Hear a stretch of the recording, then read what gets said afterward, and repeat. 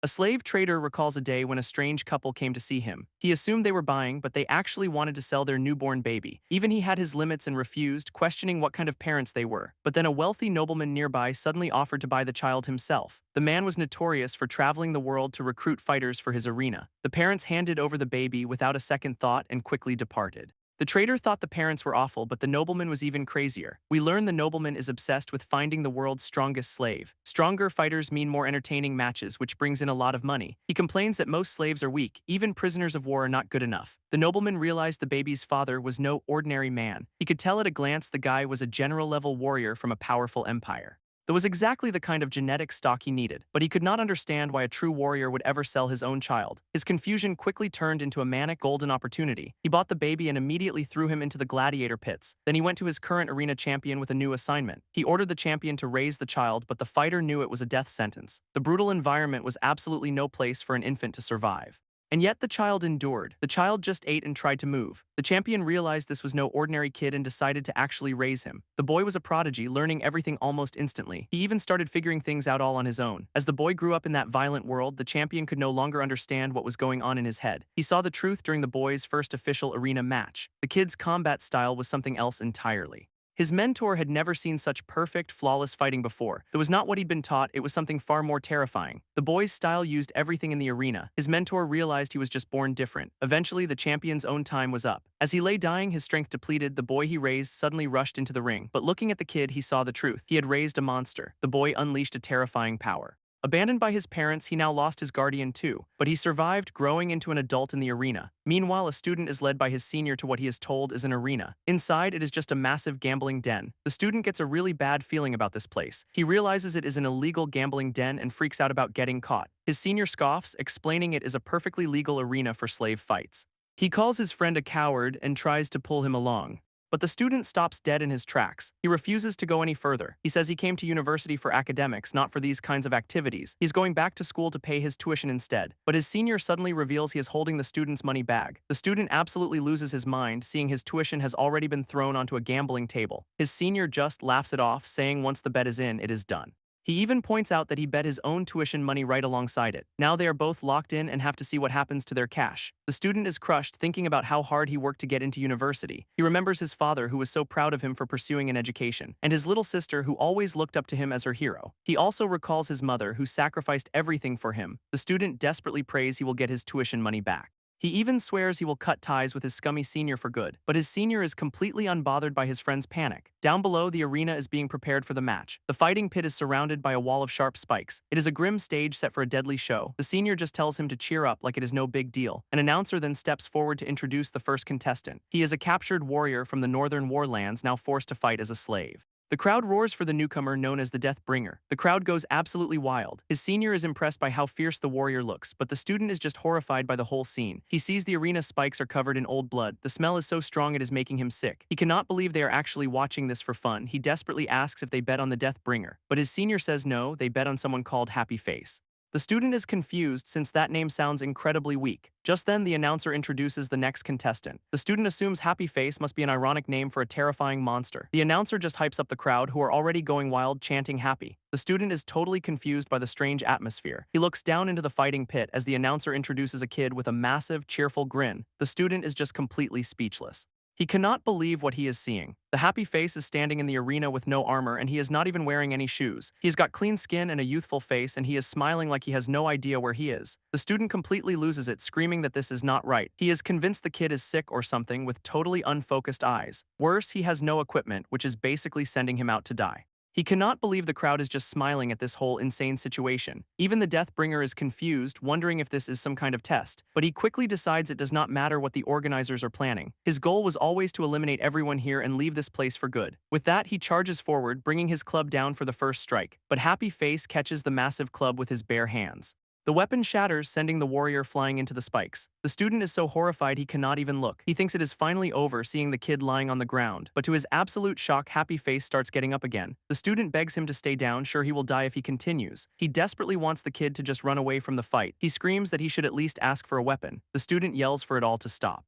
Finally, he just turns away, unable to watch another second. The student William flashes back to a harsh lesson from his father. He remembers looking down at people kept in a cage. As a child, he argued that it was unfair, that everyone deserved a chance. But his father coldly explained that some people are simply born slaves. He was told to ignore their suffering and focus on their own family's ambition. His father insisted that was the only path that mattered for them. The memory snaps him back to the present arena. His horror and disgust begin to change. William grips the railing with a new resolve. He finally looks down into the pit, forcing himself to watch. His senior scoffs, asking if he is really this upset over money. Down in the pit, the Deathbringer gets back to his feet. He tells the kid not to blame him for what is coming. Then he swings his massive club for the finishing blow. His face is set with grim determination.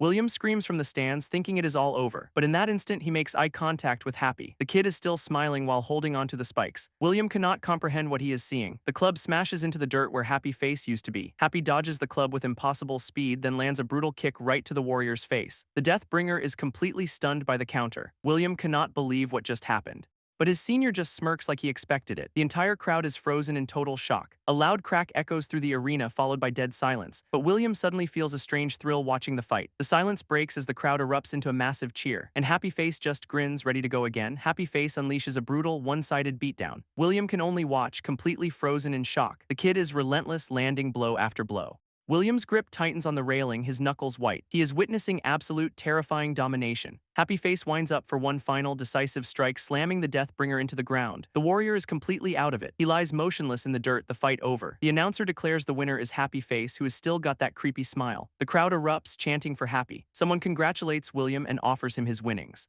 He is just relieved to get his tuition money back, but he is only handed a single copper coin. William is completely stunned by the tiny payout. He turns to his senior for an explanation. His friend explains Happy has a 99.9% win rate, so the payout is basically nothing. He just hands back their original tuition money, completely untouched. Then he smirks, asking if William wants to watch more matches. William just stares, completely at a loss for words.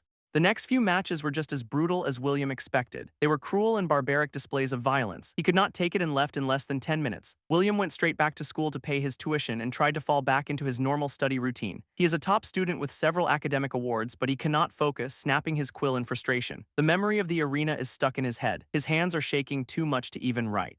That one brutal fight has completely rattled him. He keeps staring at the single copper coin he won. William tries to study late into the night, but eventually just gives up and blows out the candle. He heads to bed, hoping to forget everything. But the images from the arena keep him wide awake. Soon his room transforms into the bloody fighting pit. He is haunted by the memory of Happy Face's eyes. That terrifying, relentless smile fills his nightmare. William suddenly jolts awake with a gasp. He is covered in sweat, realizing it is already morning. The next morning begins, and William Sr. is back at school with his friends. But then William suddenly appears behind him. The senior is completely terrified by his haggard appearance. With dark, hollow eyes, William asks if they're going back to the arena today. Meanwhile, back in the gladiator holding cells, the Deathbringer finally jolts awake. Another fighter tells him he has been out cold and has another match coming up. He is still completely dazed from the brutal fight. All he can think about is Happy Face, who is already back to his intense training. The other fighter explains Happy Face adjusts his skill level for each opponent. It is how he keeps the fights entertaining without actually killing anyone. But the Deathbringer just scoffs, saying he let his guard down. He claims if he fought for real, Happy Face would be dead. The other guy just finds this hilarious. He points to the disposal area, saying that is where he'd really be. The Deathbringer gets furious and confronts him, but Happy Face suddenly interrupts, telling them to save it for the arena. The Deathbringer immediately snaps to attention, terrified. He bows his head in total submission to the kid. A new gladiator watches Happy training. He scoffs, thinking this kid cannot be the big shot. The guy's so arrogant he thinks Happy is trembling in fear of him. He dismisses Happy's last win as pure luck, calling everyone weak. He realizes this is the perfect place for him to take over. With a plan to become the new boss, he calls out to Happy. He walks right up and asks how a kid like him ended up here. Happy just smiles and says his father sold him at birth. The guy is stunned to hear he grew up in the arena, taught by the others. He then asks why his supposed teachers are all trembling before him. Happy Face suddenly corrects himself, taking off his shirt. He reveals a body absolutely covered in scars, explaining that his so-called teachers are all long dead. The arrogant newcomer starts sweating bullets. Happy complains that now there is no one left to give him a real challenge, just a constant stream of new people, and he points right at the new guy. He explains his job is to test newcomers by deliberately getting hurt to make the fight look close. The newcomer is completely stunned by this revelation. He realizes the brutal fight he just witnessed was all just an act. Happy Face just grins wider at him, and the new guy finally understands his mistake. He looks around at the other terrified gladiators. He screams, realizing Happy was just toying with him. The newcomer grabs Happy by the shoulder, but Happy just says there is no need to fight during breaks. He calmly explains they are all going to die here anyway. Then with a polite "excuse me," he throws a punch. The blow sends the arrogant newcomer flying. He smashes right through a training dummy. The other gladiators just say everyone's arrogant at first. Meanwhile, William now has his own arena pass. He is confused by the nickname on it, Iron Face. His senior cannot go today, so he gives William his pass and betting money. He even gives him exact instructions on who to bet on for him. William admits he just wanted to see Happy's match one more time, so he heads back to the arena, blending in with the crowd. The scene then cuts to a gravedigger's house. An old man tells his apprentice Sagar to come with him. Their job is to go collect the bodies from the Lucastion I arena. The gravedigger and Sagar arrive at the arena. The old man sees the aftermath, doubting one cart is enough, but Sagar confidently says he will stack them well. His boss is impressed, calling him reliable even though he is new. As Sagar starts his work, he picks up one of the bodies. He suddenly notices something strange about the wrist. His eyes widen as he takes a closer look. He examines the unusual bruises on the man's body. He realizes nearly all the bodies have the exact same kind of marks. Judging by the shape, he deduces they were all made by bare fists. Sagar realizes the wounds on these bodies are old, not from the final fight. He is confused why a weapon-based arena has so many signs of bare-handed combat. Suddenly, his boss urgently calls him over to see something. Sagar rushes over to see what the old man found. The gravedigger points to a specific corpse, identifying it as a royal family member. He explains it matches a missing person notice, identified by moles and teeth. They are horrified to realize a royal who vanished a month ago ended up here. Sagar immediately decides to report this to the Lord and church officials, but as he turns to leave, the old man stops him. He warns Sagar that reporting this could put both of them in serious danger. The old man warns him the king would just assume they are grave robbers. He thinks it is much safer to quietly bury the body and forget everything. Sagar just stands there silent, but then he turns to his master, declaring that justice must be served even if it costs him his own life. He promises he will be back and walks off. The old man cannot stop him and just mutters that he hired poorly. Meanwhile, William realizes if Sagar succeeds, everyone at the arena will be executed. He clutches his pass, determined to see the fight just one more time. William is determined to see Happy's match one last time. Just then, the sky suddenly darkens. Elsewhere, a woman notices the storm and goes to bring in her laundry, but as she opens the door, she freezes. She sees something completely unexpected. Her entire yard is filled with armored soldiers. She is shocked to realize the royal knights are here. Their commander leads the charge with a grim look. They have completely surrounded the Lucastion I arena. He roars that a royal family murderer is hiding inside. The commander orders his knights to capture everyone, using lethal force if they resist. As the soldiers storm the arena, the crowd inside begins to panic.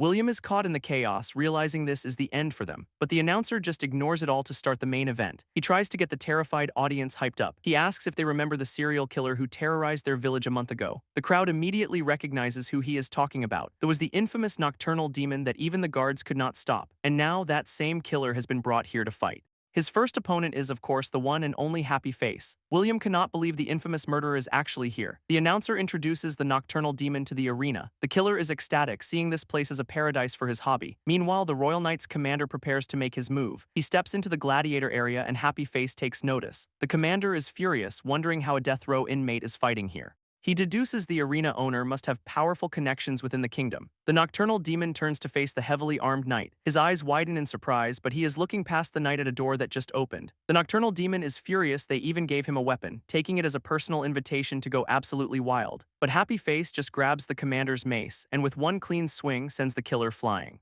Meanwhile, the announcer is still wondering where his main event fighter is. The crowd starts getting restless, thinking the whole thing was a lie, but then someone points down into the gladiator area. Everyone is stunned to see a royal knight standing there with Happy. Just then, the arena owner makes his grand entrance, roaring for attention. He commands every single person in the building to kneel. The commander announces everyone is being arrested as suspects in a royal's murder. The crowd panics and one man tries to fight his way out of the arrest. He is immediately struck down for resisting. The commander roars that the king has ordered all who resist to be killed. With no choice, everyone in the arena kneels, including William, but the commander notices the arena owner is still standing defiantly. He then sees Happy Face is also on his feet, smiling at him. The commander angrily asks if he finds this whole situation amusing. Happy's eyes just glow for a moment. Then he drops to the ground and starts doing push-ups of all things. The arena owner scoffs at the commander's constant orders. Happy Face grabs the commander's mace, digging his feet deep into the ground. He starts to swing the massive weapon, but the commander realizes he stopped mid-motion. In a flash, Happy is already behind him. He throws a punch with a terrifying grin, and the commander sees it coming too late. The blow sends the knight flying across the floor. Everyone, including the other soldiers, is completely stunned. Happy's punch sends the commander flying. The knight can only curse as he is thrown back. Another soldier immediately grips his weapon and swings down hard on Happy Face. But the commander realizes Happy anticipated the attack before it was even swung. He is standing way too close for the weapon to be effective, and it is too late for him to dodge the blow. But it is the perfect opening for Happy to throw a counterpunch.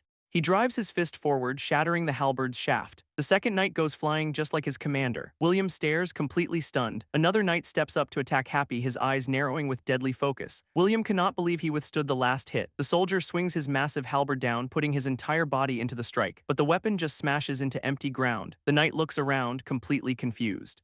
Happy has already dodged and lands a brutal kick. The soldier is completely blindsided by the attack. The arena owner smirks down at the defeated commander. Suddenly, archers fire a volley at Happy Face. He is riddled with arrows and collapses to the ground. The other knights can only watch in horror from behind the gate. The commander is completely lost, unable to process what is happening. He cannot understand who this kid could possibly be. But Happy Face is still smiling, even with an arrow in his neck. The commander looks over at the fallen gladiator, feeling like the kid is mocking him even in death. He is furious that Happy seems to be enjoying this humiliation to the very end. The knight prepares to finish Happy off for good, but the arena owner screams for him to stop. He runs down, getting the knight's attention. The owner begs Lucastion, the knight, to spare him. He explains Happy only fought because he thought it was a match. Since he has never left the arena, he sees anyone in armor as a challenger. Just then, Happy's hand twitches. His eyes suddenly snap open. The owner quickly claims that smile is just from a childhood disability. He says Happy's facial nerves are damaged, freezing his expression. The knight does not believe a word of it, but the owner insists that Happy has always been this way.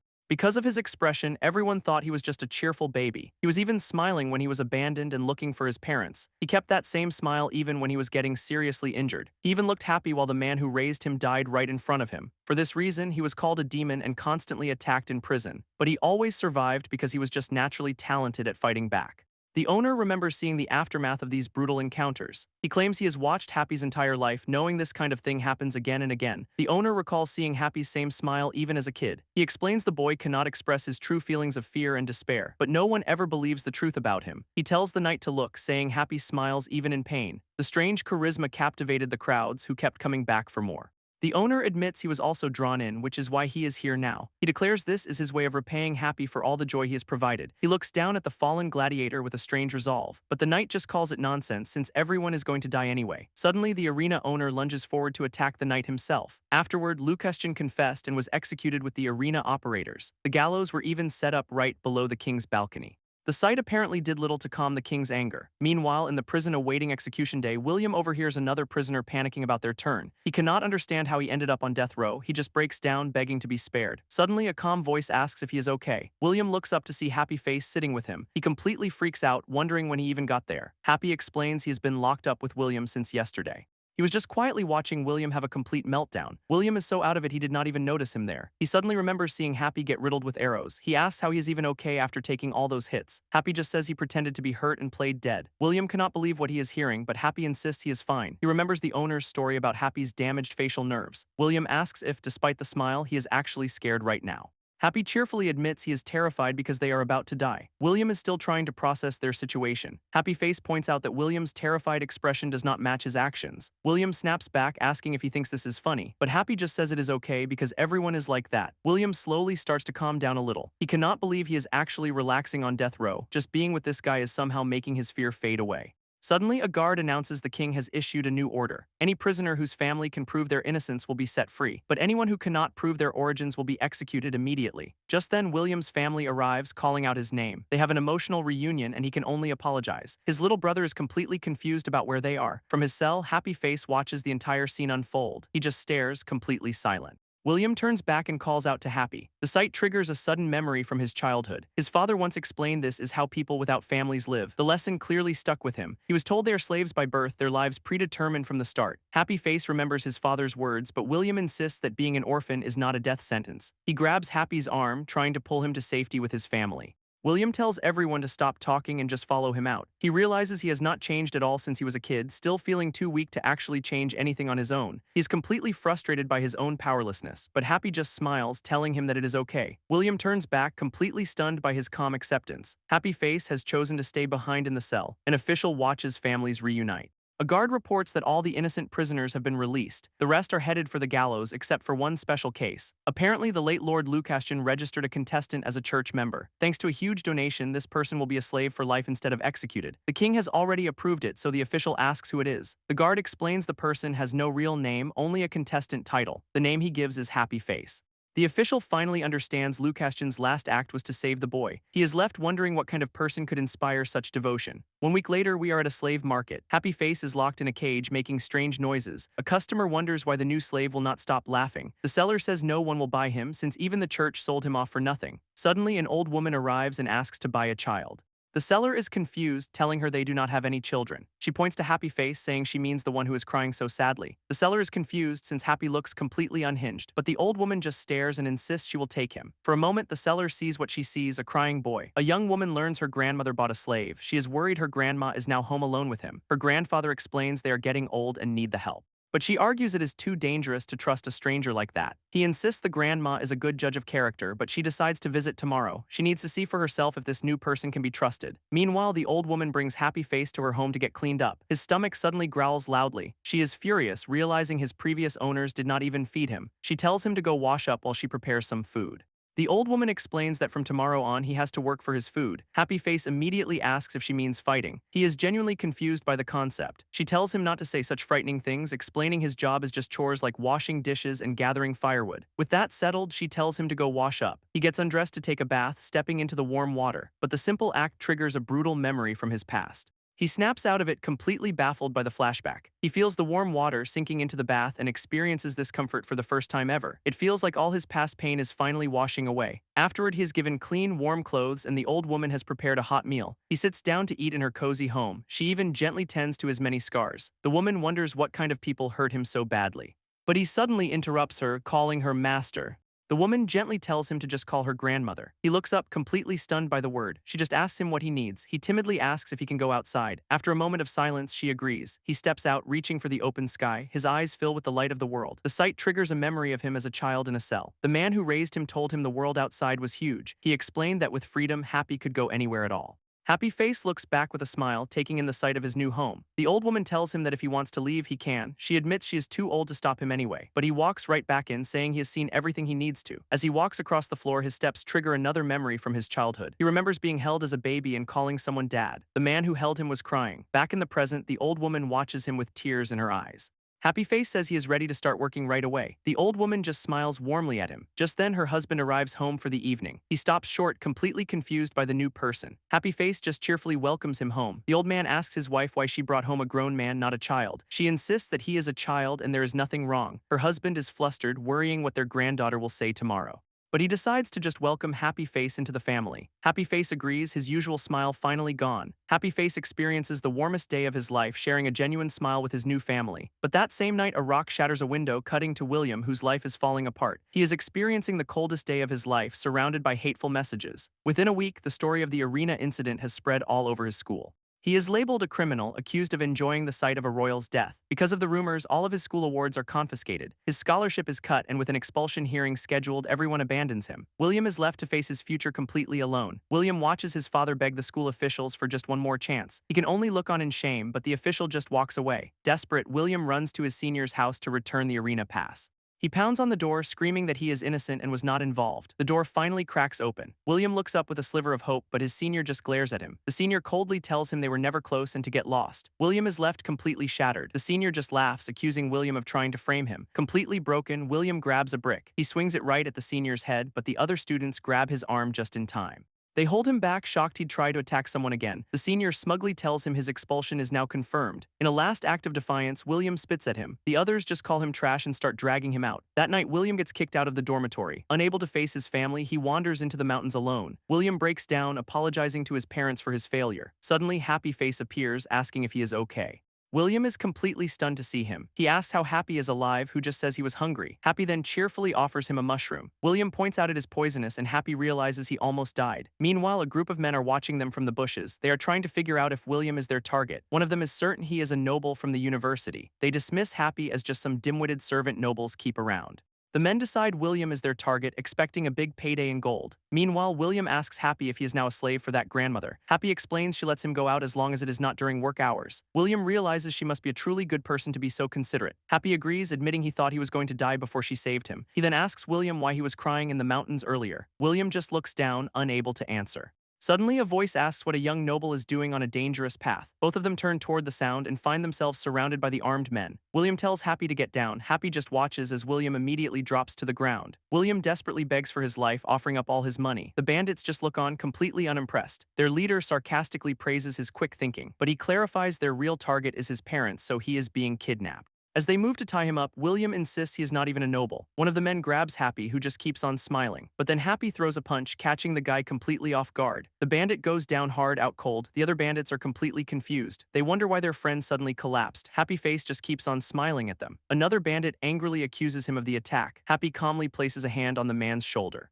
then unleashes another devastating strike. The second guy goes down just as fast. The rest of the group is just stunned. Happy's smile now looks absolutely terrifying. Their leader screams for everyone to attack him at once. The remaining bandits rush in to attack, but Happy Face easily dodges and kicks one away. He drops to the ground, avoiding another swing. A second bandit goes down hard. He follows up with another brutal kick. The leader is completely stunned by the display. Happy Face just grabs one of their axes and shatters another man's weapon with a single swing. The leader can only watch in absolute terror. In seconds, the entire group is defeated and begging for their lives. William realizes Happy's smile made him forget something crucial. He suddenly remembers that Happy was a former arena champion. The surviving bandits just scream and run for their lives. Happy just watches them go, still smiling. William cannot believe he took down all those armed men with his bare hands. He then recalls Happy doing the exact same thing to the royal knight. He looks down, completely baffled. That is when he spots a wanted poster on the ground. It is an arrest notice for the exile clowns, wanted for kidnapping and murder. But the reward listed on it leaves him absolutely stunned. William tells Happy those bandits were the infamous exile clowns. Happy has absolutely no idea what that means. William explains they are the biggest criminal organization in the entire kingdom. Their influence has grown so much the king put a bounty on all of them. He realizes the reward money is absolutely massive. An idea strikes him. They can turn the bandits in and collect the cash. He even offers to help Happy collect the bounty since he did all the work. But at the office, an official coldly informs them slaves cannot receive bounties. William insists Happy is his friend and that he will vouch for him. The official just says that does not change his status as a slave. William offers to put the bounty in his name, which the official accepts. The paperwork is processed, officially listing William as the capturer. He collects a hefty bag of cash. William gives the money to Happy, telling him to buy food at the market. Happy is grateful, but admits he has absolutely no idea how to shop. William realizes just how little Happy knows about the outside world. He offers to teach him everything he can the next time they meet. As they walk, Happy is fascinated by everything he sees. William points out his house and promises they will meet again soon. The two part ways, waving goodbye like they have known each other for years. William stands alone in the street, his expression turning serious. He lets out a heavy sigh. The next morning arrives, bringing the day of his expulsion hearing. His parents watch, confused since they were told no one was hurt. But the senior he attacked is playing up his injury for the crowd. An official calls the hearing to order, promising a fair trial before delivering the verdict. But they immediately declare William guilty of assault and deserving of punishment. But the official suddenly changes his tune, announcing William will get a medal for defeating the infamous exile clowns. William is completely floored, and his parents are just as confused. The senior who framed him cannot believe what is happening. By the king's order, William's crimes are forgiven and he is given another chance. The senior is furious, wondering how this could have possibly happened. He immediately assumes William's parents must have bribed the officials. He is convinced they paid to get their commoner son into a top university spot. His whole plan to get William expelled has just gone up in smoke. The story then flashes back to the previous night before Happy met William. That night, Happy could not sleep due to a strange, unknown pain. It felt like his entire body was being stabbed from the inside. After hours of this, he gets up to figure out the cause. He just assumes he is hungry and should go find something to eat. But it was not hunger. His body, conditioned by combat, was rejecting the peaceful environment. The fight with the bandits actually stabilized him, satisfying his body's need for conflict. Because of that, Happy wakes up feeling incredibly refreshed for the first time. He realizes it is the best he has slept since leaving the arena. Suddenly, a voice calls out, "Grandmother, I am back." The granddaughter has arrived and she is hugging the old woman tightly. The granddaughter asks her grandparents where the new kid is. Her grandma says he is inside, so the granddaughter reveals she brought a gift. She wants to make him feel welcome and calls out for the little one. And then Happy Face steps out of the house. She is so shocked she immediately drops the toy bird. It lands right there in the dirt. The granddaughter is completely speechless. She slowly realizes this grown man is the child her grandma adopted. He just waves and cheerfully introduces himself as Happy. The scene ends on their quiet little farmhouse. The granddaughter tells her grandfather she is scared of the grown man from the arena. But he just calmly suggests they watch him for a little while longer. From what he has seen so far, Happy seems like a good person. Besides, he is just glad to see his wife smiling so brightly again. Outside, Happy works cheerfully alongside the old woman. The grandfather notes he is the most vibrant person he has seen in ages. On top of that, the guy is an incredibly hard worker. Happy effortlessly carries a heavy barrel, asking where to put it. The grandfather admits he's been putting off that chore because of his bad back. The granddaughter just watches, still unsure what to think. The granddaughter starts chopping firewood, muttering that she could have done all this herself. She swings the axe, splitting a log in two. She keeps at it, working up a sweat. Just then, Happy strolls by carrying two heavy water buckets. She stops, asking if he already fetched the water. He cheerfully says yes and even prepared her bath.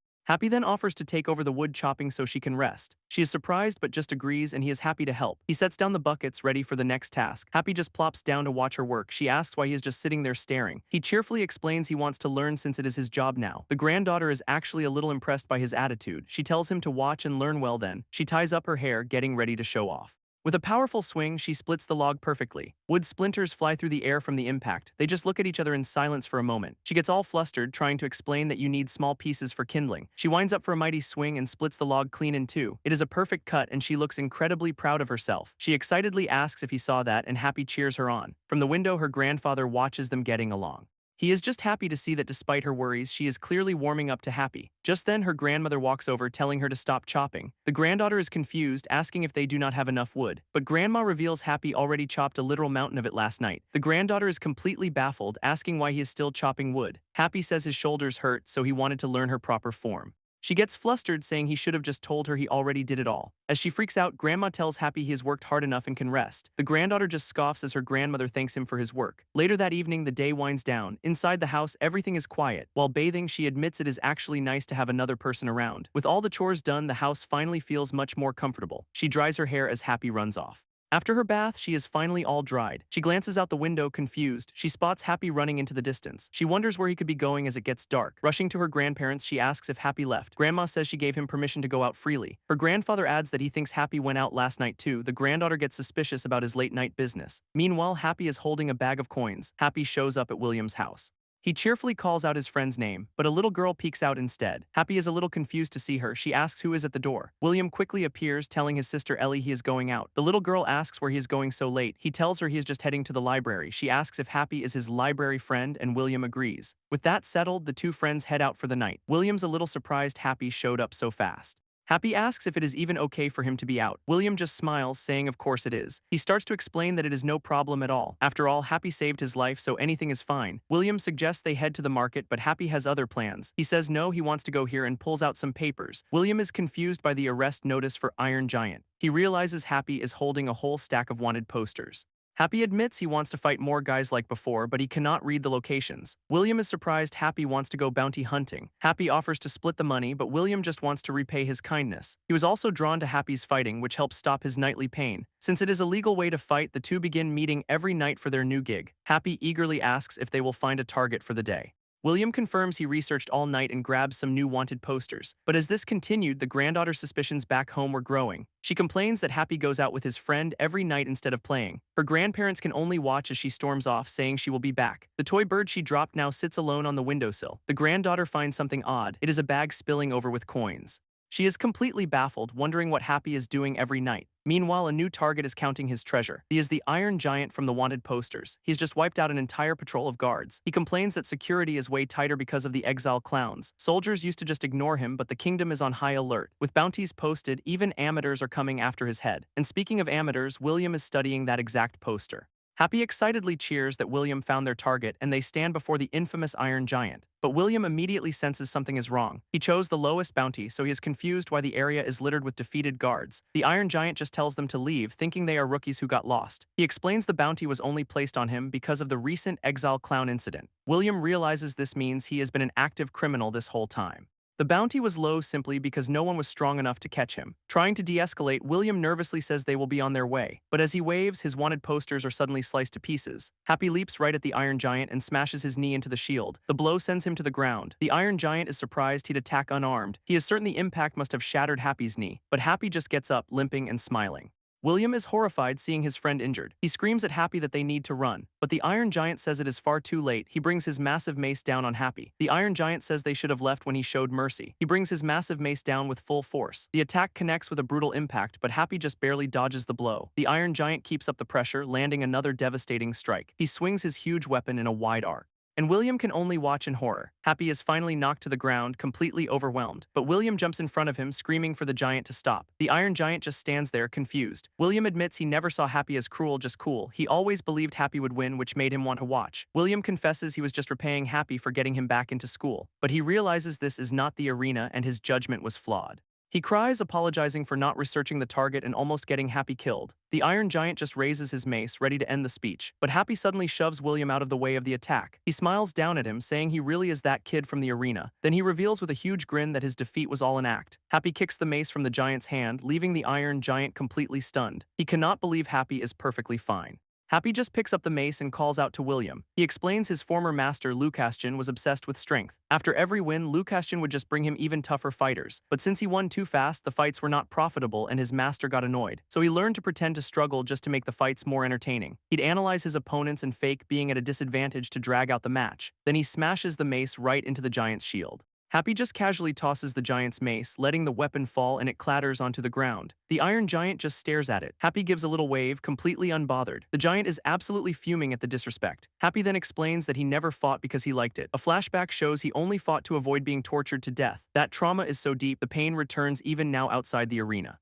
He declares that is why he fights and swings the mace with full force, but the Iron Giant easily blocks the mace with his shield. He shoves Happy back to the ground, taunting that he will not even be able to scratch him. The giant goes on the attack, swinging his massive shield, but Happy just keeps dodging every single blow. The Iron Giant starts getting winded and confused. He realizes something is seriously wrong with this fight. He cannot understand why the kid who was dying a moment ago is now looking so completely relaxed and cheerful. The giant grips his weapon, absolutely furious. Happy's smile just gets even wider and he suddenly rushes the Iron Giant. He throws a punch with everything he has, but it just slams into the shield. The force of the blow sends him flying, but he lands with a firm grip on the giant's arm. Realizing the armor will not break that way, he just screams and starts swinging the giant around. Happy smashes the Iron Giant into the ground. The giant is completely stunned by the raw strength. Happy continues to swing the giant around effortlessly. The Iron Giant is completely overwhelmed by his strength. With a terrifying grin, he smashes him into the ground. The impact is absolutely devastating. He slams him down again, cracking the earth. Before the giant can recover, Happy wins up a kick. The blow connects squarely with his helmet. The force sends the Iron Giant flying back, screaming. But Happy is instantly on him, grabbing his armor. He lifts the dazed man up by the neck. He smashes the giant's head into the ground, still holding on tight. The Iron Giant looks up in total disbelief, completely out of breath from the assault. Happy just cheerfully points out all his scratches. The giant can only gasp for air in terror. He struggles to get back up, raising his shield. With a final burst of energy, he swings it, but he is clearly running on fumes now. And Happy just casually stops it with one hand. William watches as both fighters stop. He realizes the giant's heavy armor is draining his stamina, but Happy cannot seem to do enough damage against the armor. The giant knows he just has to outlast Happy's assault. He realizes Happy is only targeting his exposed head. While William panics, Happy just keeps on smiling. He suddenly calls out to William. He thanks William for protecting him, but tells him not to do it again. He explains William is his first friend and he'd be sad if he got hurt. William is left completely speechless. Happy promises to show William exactly why he should believe in him. He then casually picks up a broken spearhead. The Iron Giant just looks confused by this. Happy grins, announcing he will show his full power now. The giant scoffs, asking if a broken spear is all he has got. He boasts that his armor already shattered every other weapon here. He cannot believe Happy thinks a broken weapon will do anything. Happy just holds the makeshift weapon steady, and with a terrifying grin, he gets into a stance. He then lunges forward, aiming the spearhead right at the giant. The Iron Giant is completely baffled. The spearhead shatters against his shield, and he scoffs at the pathetic attempt. But suddenly his eyes go wide. He never even saw the real attack. Happy used a broken shard to get past his defenses. The giant looks down in disbelief. He cannot understand how he got hit. The move was just impossibly fast. He is finally realizing the danger he is in. The Iron Giant's eye goes wide in shock and his massive sword clatters to the ground. He has been hit, clutching the shard buried in his side, but Happy just grins up at him, completely unfazed. The giant warns him that moving will only make the wound worse. He is the one struggling to breathe, clearly in a lot of pain. Happy just keeps on smiling through the pressure. Desperate, the giant just tells him to give up. Happy starts to tremble in his powerful grip, but it is definitely not from fear. Happy just tightens his grip, twisting the giant's entire arm and slams him into the ground. William realizes this strength defies all common sense, wondering if this is Happy's full power. He notices Happy's own hand is bleeding from the shard, but Happy just turns around smiling. William is absolutely terrified. His friend's eyes look totally different. Happy explains the giant is not dead, he just passed out from the pain. He then complains that it was not a proper match, surrounded by defeated guards. Happy says his old master hated one-sided fights like this, but William is totally hyped, calling it an amazing match. He is just glad they caught a criminal and says he will trust Happy's judgment now. Happy just gives him a cheerful grin. With the fight over, he asks if they can leave.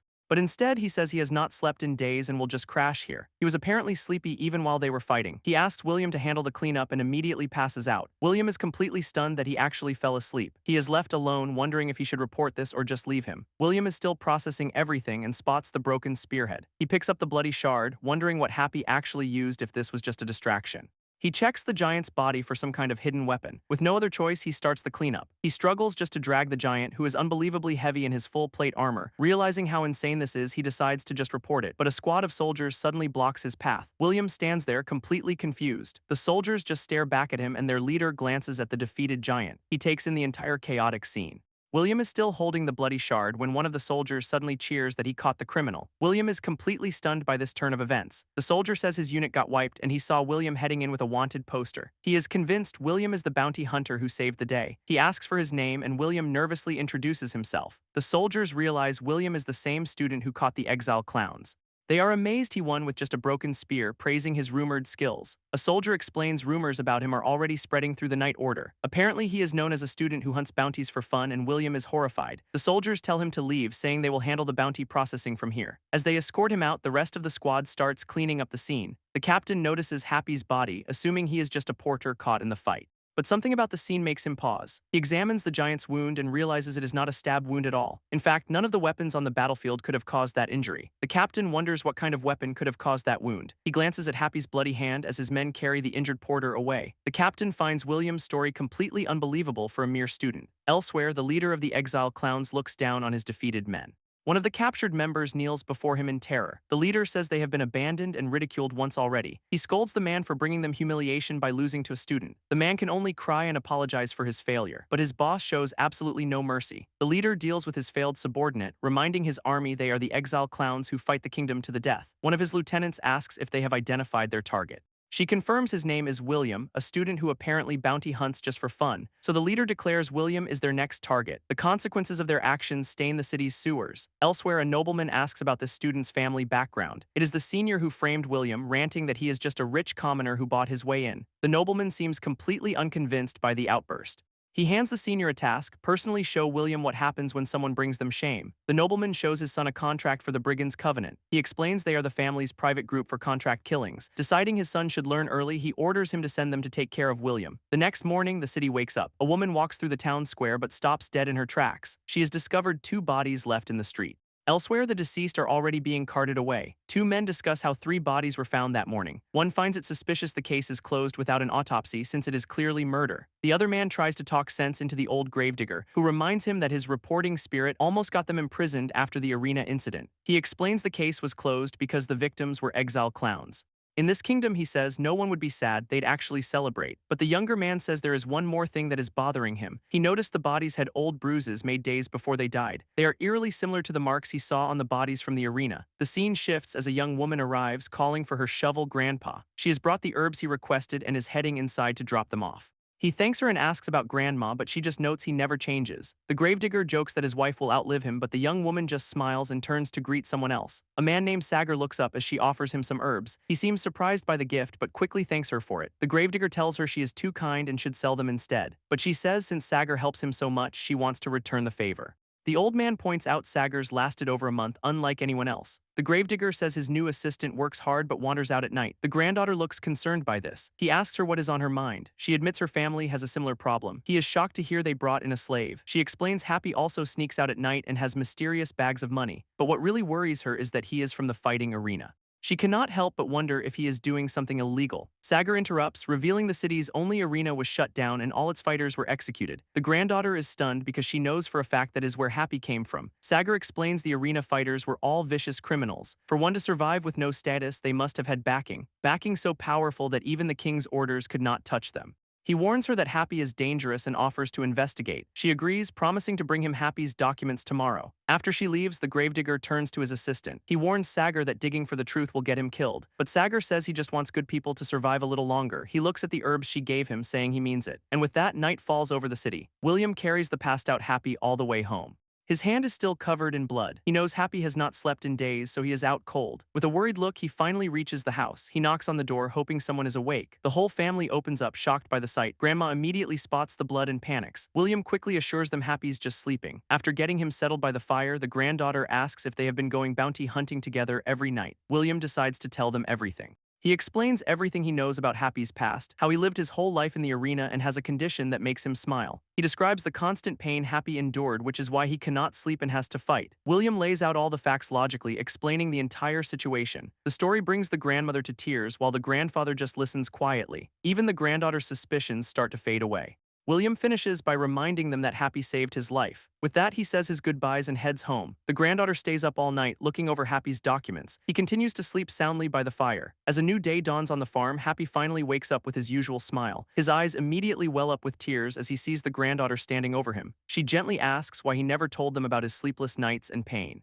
Happy just looks up, his expression unreadable. She feels terrible for misunderstanding his smile all this time. He explains that if he is useless, he will be thrown away like everyone in the arena. The granddaughter insists this is not the arena and they do not see him as a slave. She explains that grandma already considers him part of the family. She promises to cure his condition and begs him to stop fighting. Their family will help him live a normal, peaceful life. She reminds him she became an herbalist for a reason and confidently offers her hand, promising to heal him. Happy just stares at her hand, completely stunned. He finally takes it and agrees. He sits up, still holding on, then he says he bought something with his first earnings. He shows her what he bought, a ring. She immediately freaks out, yanking her hand back. Happy is genuinely confused about her reaction. She yells that it is a wedding ring, completely mortified. But Happy has literally no idea what that means. The grandfather explains William dropped off the bounty money. Happy gives them all the money since he will not be fighting anymore. The old man pulls him into a hug, calling him their grandson. He promises to use the money well for their family. The granddaughter watches them, her expression full of determination. The grandmother looks on, deeply moved. The granddaughter finally understands Happy's nature. She realizes her grandma was right to call him a child. It turns out Happy bought rings for them too. She writes a note to Sagar calling off the investigation. Sagar receives the message looking thoughtful. Elsewhere, William Sr. tries to apologize to him, but William tells him they are worse than strangers now. The senior desperately begs for just one more chance. William just stares back, completely unmoved by the display. William tells his senior to get up so they can talk. As they walk away, Sagar watches them from a nearby perch. He is not at all convinced by the senior's pathetic acting. The senior keeps up his show of remorse in front of William. He apologizes one more time, swearing he is being sincere. But Sagar suddenly drops down from above them. He grabs William and throws him without warning. William is sent flying through the air. He slams hard into the ground below. A group of thugs immediately surrounds and grabs him. William struggles as the thugs drag him away. They take him to a secluded building and immediately start beating him down. He has no idea why this is happening. The thugs just keep coming at him and he can only weakly tell them to stop. Sagar just watches as his men do their work. William is left bloody on the ground, barely conscious from the brutal assault. Sagar finally reveals he has hated him from the very beginning. William asks what he ever did wrong. Unable to understand why his senior hates him so much, the senior just kicks him, screaming that he does not know his place. He mocks William for thinking studying would ever earn him respect. Grabbing him, he says only power and family matter in this world. He taunts William, claiming everyone at school hates him too. He says no one likes a nobody trying to rise up and they will celebrate his death. The senior then spits right in his face. William just has to take the humiliation. His senior tells him to learn how to grovel in his next life and walks away. William is left completely broken on the floor. The senior tells Sagar to finish him off. Sagar calmly agrees to the order. With that, the senior leaves them to it. He is absolutely reveling in the moment. He grips the handle, thinking this is nothing. This is the natural feeling of true authority and power. As he strolls away, a mysterious figure watches from above. The Watcher identifies the thugs as the brigand mercenaries, realizing this is a real kill contract. He can only sigh at how disgusting the nobles' methods are. The Watcher sighs from the rooftop. He always wanted a chance to hunt brigands, but he really did not expect it to be today. He leaps down to make his move, but suddenly freezes in place. He looks up, completely confused, as something blurs past him at high speed. He realizes someone else just slipped into the building in an instant.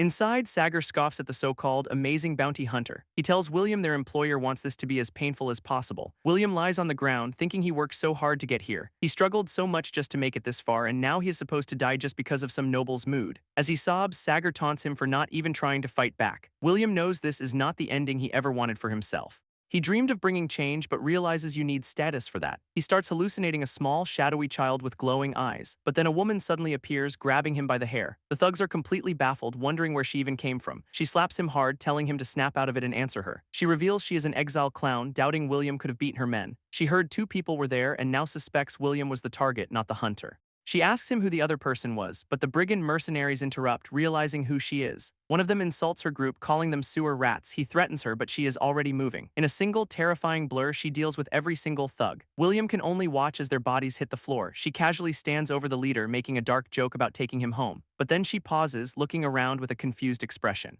The brigand hunter watches from the shadows as the exile clown woman pauses thoughtfully. She turns back to William to continue her interrogation. The hunter realizes William is wanted by both nobles and the underworld. He decides this situation is way too dangerous and plans to back off. She gets in William's face, demanding to know who was with him. She pressures him to hurry up and talk, threatening to end him right there on the spot. William's mind flashes back to Happy thanking him for his protection. Happy had said he was his first friend and he'd be sad if he got hurt. William finally breaks, apologizing to Happy. With a blade to his throat, he starts to talk. He confesses that Happy lives on a farm. Meanwhile, an oblivious Happy decides to quit bounty hunting. He is even making a little gift for his friend. Back in the warehouse, the woman mocks William's weakness. She says if she knew he was so irrelevant, she would not have bothered with his family. She explains that for revenge, they wipe out the entire bloodline. The clown reveals she moved separately from her boss, who she says has likely already arrived at William's family home. The clown says she is off to meet Happy now, calling William's betrayal good work. As her boss appears in the doorway, William begs them to wait. He desperately reaches out, pleading for them to stop. His mind flashes back to Happy, who thought he was a good person. He remembers Happy laughing even when he thought he was going to die. William then thinks of his own family, the people who saved his life. He sees his parents who always protected him when he was a child. His fist clenches in utter powerlessness. He realizes that unlike them, he could not protect anyone. Completely broken, he tells the woman to just kill him. William thinks if he had not been swayed, none of this would have happened. He pathetically survived alone, unable to protect anything. He blames his own weakness for losing his friends and family. He is left completely broken on the warehouse floor, but he realizes he needs to change. He forces himself up, deciding it is not too late. He will do anything if it means he can finally protect them. A dark power awakens from his desperate resolve. Back in the doorway, the clown boss complains about finishing this quickly, but he suddenly looks up, sensing something is wrong. William's eyes glow with a terrifying new power. The clown boss is completely stunned by this sudden change. He gets sent flying out of the building with a single blow. He tumbles hard across the ground, landing in a heap outside. The boss is completely dazed as William calmly walks out after him. Pure terror fills the boss's eyes. He immediately starts begging, wondering how William could be so strong. The boss offers to be his dog, pathetically pleading for his life. William just tells the groveling boss to get lost. He kicks the man aside without a second thought. The once feared leader can only cower on the ground, but then he looks up, confused by a new arrival. It is the senior's father, the nobleman who ordered the hit. He'd come to see how his son was handling the contract. But William walks right past the senior and tells the nobleman to get out of his way. The noble is completely shocked by this display. His expression shifts as he processes the disrespect. He is so intimidated that he actually steps back. The senior can only grovel before his father. William just watches the pathetic display. He realizes he hates that it took a sword for people to finally respect him. He accepts that in this world, only violence gets your voice heard. If he'd embraced this power sooner, he thinks this path could have saved people. Meanwhile, someone unexpected shows up at William's family home. It is just Happy, who cheerfully announces he is here to see William. They welcome him inside for a meal. His mom is relieved, saying she never actually believed the bounty hunter rumors. His dad thanks Happy, saying he knew a reliable friend must have been helping out. William's little sister complains he only hangs out with Happy now. So Happy cheerfully announces he has decided to quit bounty hunting. The sister is immediately thrilled by the news. Happy jokes that he will reconsider being friends with William. Their mom agrees, saying bounty hunting is too dangerous for students. The dad praises Happy, assuming he is a talented noble like his son. But Happy just smiles and casually says he is a slave. The entire family just freezes in confusion. His father laughs it off, saying a slave could not attend their university. Happy explains he does not and that William helps him because he cannot read. The family dinner takes a very dark turn as William's father coldly repeats the word slave. He questions why Happy is even at their table, insulting his supposed master. The entire room falls into a tense, uncomfortable silence. The father then orders Happy to leave and never get involved with William again. Happy just sits there, completely dejected by the outburst. William's mother tries to argue, reminding him that Happy helped their son, but he cuts her off, saying a person cannot be indebted to property. He declares a slave is just a slave, which clearly frightens his young daughter. Suddenly, the sister hears footsteps approaching from the hallway. As the father yells at Happy, the little sister hears the commotion. She peeks out the door, asking who is there. A shadowy man says he is here for William and asks if he is inside. She nervously lies, saying her brother just stepped out. The man's eye appears in the crack as she asks what they want. Suddenly, the family hears her scream for her mom. The exile clowns have arrived, planning to lure William to their base. Their leader orders his men to handle the parents and leave a message. He grabs the sister, saying to tell William to find her in the sewers. The little girl can only cry in terror as she is taken. The little sister screams for her mom as a clown grabs her. Her parents are absolutely horrified by the scene. They immediately rush towards the door to help. The father is completely frozen in shock while Happy just sits there at the table. Another clown intercepts the mother before she can reach her daughter. He threatens to deal with the parents quickly. The father can only watch in absolute terror, but in the background, Happy finally starts to move. He gets up with that signature, terrifying smile. William's father explodes at Happy, blaming his smile for all this. Happy just holds his bowl of soup and throws it right at a clown's face. He takes out one of the intruders instantly. The shocked father tells Happy to protect his wife. The clown leader is baffled, wondering if this is William. He remembers the sister said William was not even home. His lieutenant's warning about a second person comes to mind. He recalls the father telling this guy to protect his wife. The leader realizes this cannot be William, but someone else entirely. The clown leader realizes Happy is the variable in his plan. He asks if Happy is the one who hunted his men before. Happy just smiles as he dodges a sword to the neck. The leader lunges again, trying to keep him from escaping, but Happy completely vanishes from sight. He reappears and lands a devastating kick to the leader's face. The clown boss is completely stunned by the sheer force.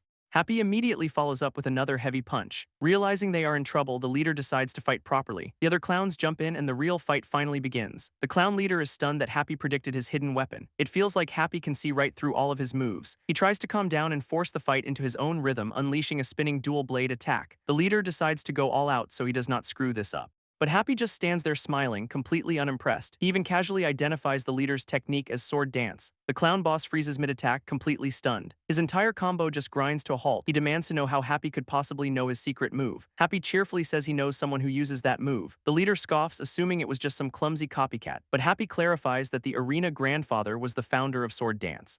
The clown leader is completely baffled by this. Happy explains the old man's technique was legendary, the pinnacle of swordsmanship. The arena master could not stand it and dragged the legend there by force. The leader still does not get it, asking what the arena has to do with anything. But he cannot shake the feeling that this crazy story is actually true. Happy just asks him when he is going to attack again. The leader loses it, screaming he was asterisk attacking until Happy started talking nonsense. The leader keeps up his spinning attack, promising to tighten the noose on Happy. He gloats that Happy will die painfully, completely surrounded by his blades, but Happy just smiles, telling him he learned the technique incompletely. The leader freezes, seeing Happy mirror his exact hand movements. It is like he is fighting a perfect reflection of himself. Happy is matching every single move just without holding a sword. The clown is completely thrown off by the perfect copy. Happy explains the point of sword dance is making curves at high speed, but he reveals those curves are just a defensive setup for one big attack. Then he drops the final bomb. The grandfather who created it was blind. Happy explains the blind master used curves to create a perfect defense, then focused all his power into one strike the moment he found his target. The defensive curve becomes a single piercing line. He tells the clown that this is the real sword dance.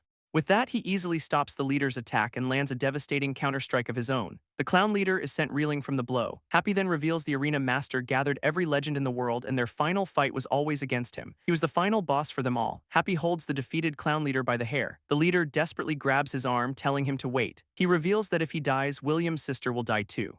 The parents are horrified to learn their daughter Ellie was taken. Happy just smiles and asks where they took her. The clown confesses she is in the central sewers, so Happy hoists him up, ordering the man to guide him. He drags the terrified clown out of the house to find her. William's parents are left completely stunned by the turn of events. The father finally apologizes, realizing how badly he misunderstood Happy. Happy drags the clown leader out of the house.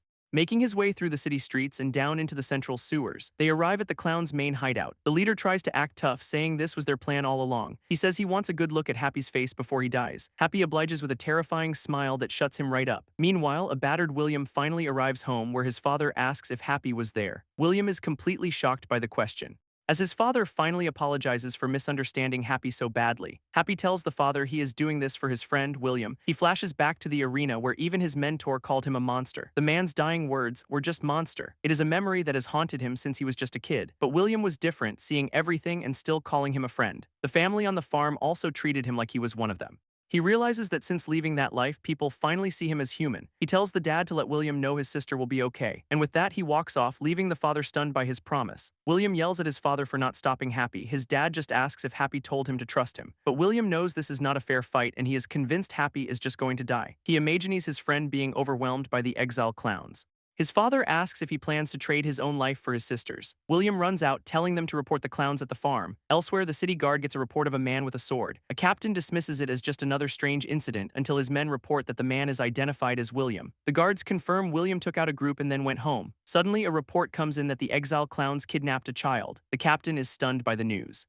learning the child is William's sister and he is now headed for the sewers. He cannot believe the clowns are being this bold and connects it to William's recent fame for hunting them. He realizes they failed to kill William and took his family instead. The captain curses himself for not anticipating this move. With nearly 100 clowns down there, William is walking into a death trap. Just then, another guard reports clowns at the farm, falling for the diversion.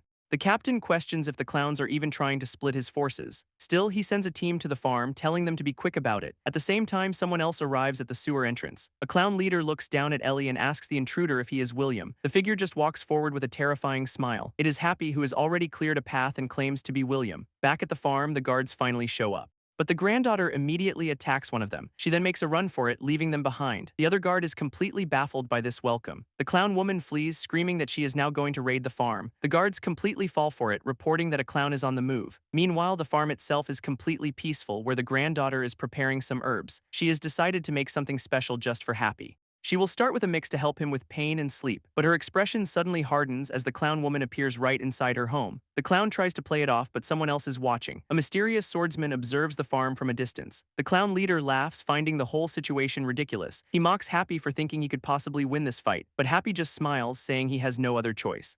He declares he will fight until he dies, charging right in. The clowns are confident no one could survive against these numbers. Happy instantly lands the first heavy blow on a clown. He moves with incredible speed and follows up with another punch before they can even react. Those first two hits are the signal for the real battle to start. The entire mob of clowns draws their weapons to swarm him. The entire mob of clowns charges forward. Happy grabs a sword, knowing this is not a competition.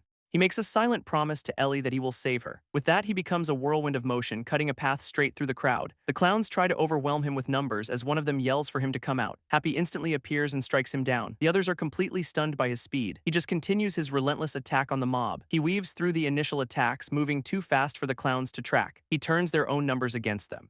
Clearing a path through the mob, the leader swings wildly at empty air, completely enraged by Happy's speed. Despite taking hits, Happy keeps fighting. He uses one clown to block another's blade. The remaining clowns are starting to look terrified. Even battered and bloody, he refuses to go down. The clown leader realizes Happy is intentionally avoiding fatal blows and using their fallen comrades as human shields. That makes the other clowns hesitate, afraid to hit their own men. Happy just focuses on Ellie, believing he can still save her. The leader screams at his men to stop worrying and just attack, but Happy just keeps methodically taking them down. The remaining clowns are starting to look horrified. The leader cannot believe it, they had every single advantage. Yet somehow Happy is controlling the entire flow of the battle. All Ellie can do is cry as she watches the chaos unfold. The clown leader grabs a crossbow and takes aim directly at Ellie. Happy's eyes go absolutely cold. The leader taunts him, promising to show him some real blood. But Happy just keeps fighting through the mob. The leader realizes it is already too late. The crossbow bolt flies through the air, but someone else dives in to block it. Ellie stares in complete shock. William has arrived, taking the bolt meant for his sister. Happy uses the clown leader as a springboard, grabbing his leg midair and completely throws him off balance. The leader gets slammed into the ground as Happy sprints past him without stopping. He yells at William to stay back, which just leaves the clown leader confused. It is revealed William arrived while Happy was fighting everyone. He used the chaos as a perfect distraction to reach his sister. Now wounded, William apologizes to Happy as he collapses. Happy tells William to keep his sister safe and to trust him now. He then turns back to the fight.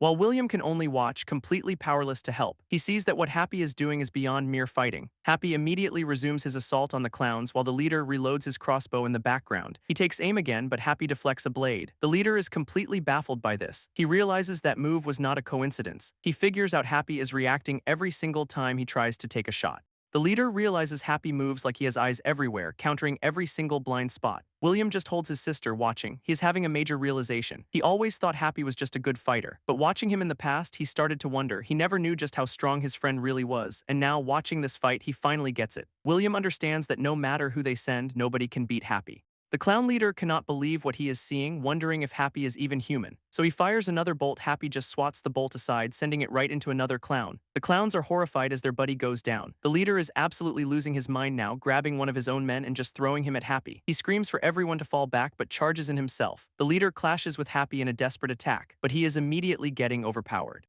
Happy breaks his guard and lands a solid hit. Happy easily parries the leader's desperate attack as the man comes at him with two blades. Their swords clash in a flurry of strikes, but Happy just flips right over his attack. The leader screams that he cannot possibly lose in a place like this. He roars that his revenge against the kingdom has only just started. He rants about being used as a meat shield and mocked as worthless. He regrets playing the fool and finally unleashes his full hatred. But to Happy, this is just a familiar sight from the arena. These fighters are fueled by a deep hatred for the world that created them. In a flashback, a man asks a young Happy if he resents his parents. He gently tells the boy not to go down that path, begging him to never let himself be consumed by hatred. He warns that path turns you into something worse than what you hate, just like this clown. The leader's eye shows pure terror. Happy knows all arena fighters meet the exact same fate. The clown leader can only scream as their stories always end violently, and he is finally taken down. The reminds Happy of another time when a boy realized they'd won. The boy cries out in relief, protecting a small child behind him. With the clowns defeated, the survivors flee, warning that the kingdom's knights are coming. The victory triggers another memory of the boy calling his name. He looks on with deep concern. His worry turns into a desperate scream.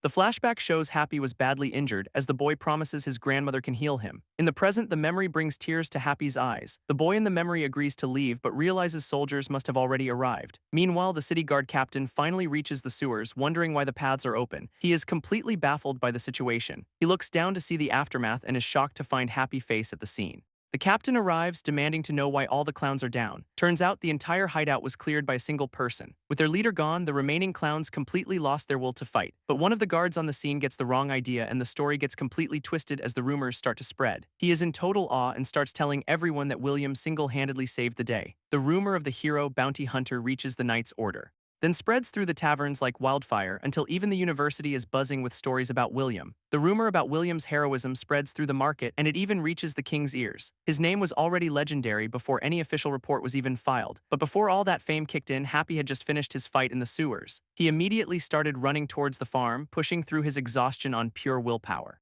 Elsewhere, a prisoner mocks the new commander of the kingdom's knights. The commander just stands there, completely unimpressed. He tells the man he once respected him before he was exiled for rebellion. The prisoner explains how a celebrated war hero became the exiled king of a rebel faction, and he blames his entire downfall on one single person. He is talking about the man who wiped out an entire company returning from war 20 years ago. The prisoner was the only one who miraculously survived that day. He remembers it all so clearly. It was a man holding a newborn baby while taking down all of his soldiers. The reason was just that their march blocked his path, and the furious king exiled the survivor. After that, he became the shame of the knights, a constant mockery at parties. Everyone laughed and cursed him as a traitor, and he lost everything.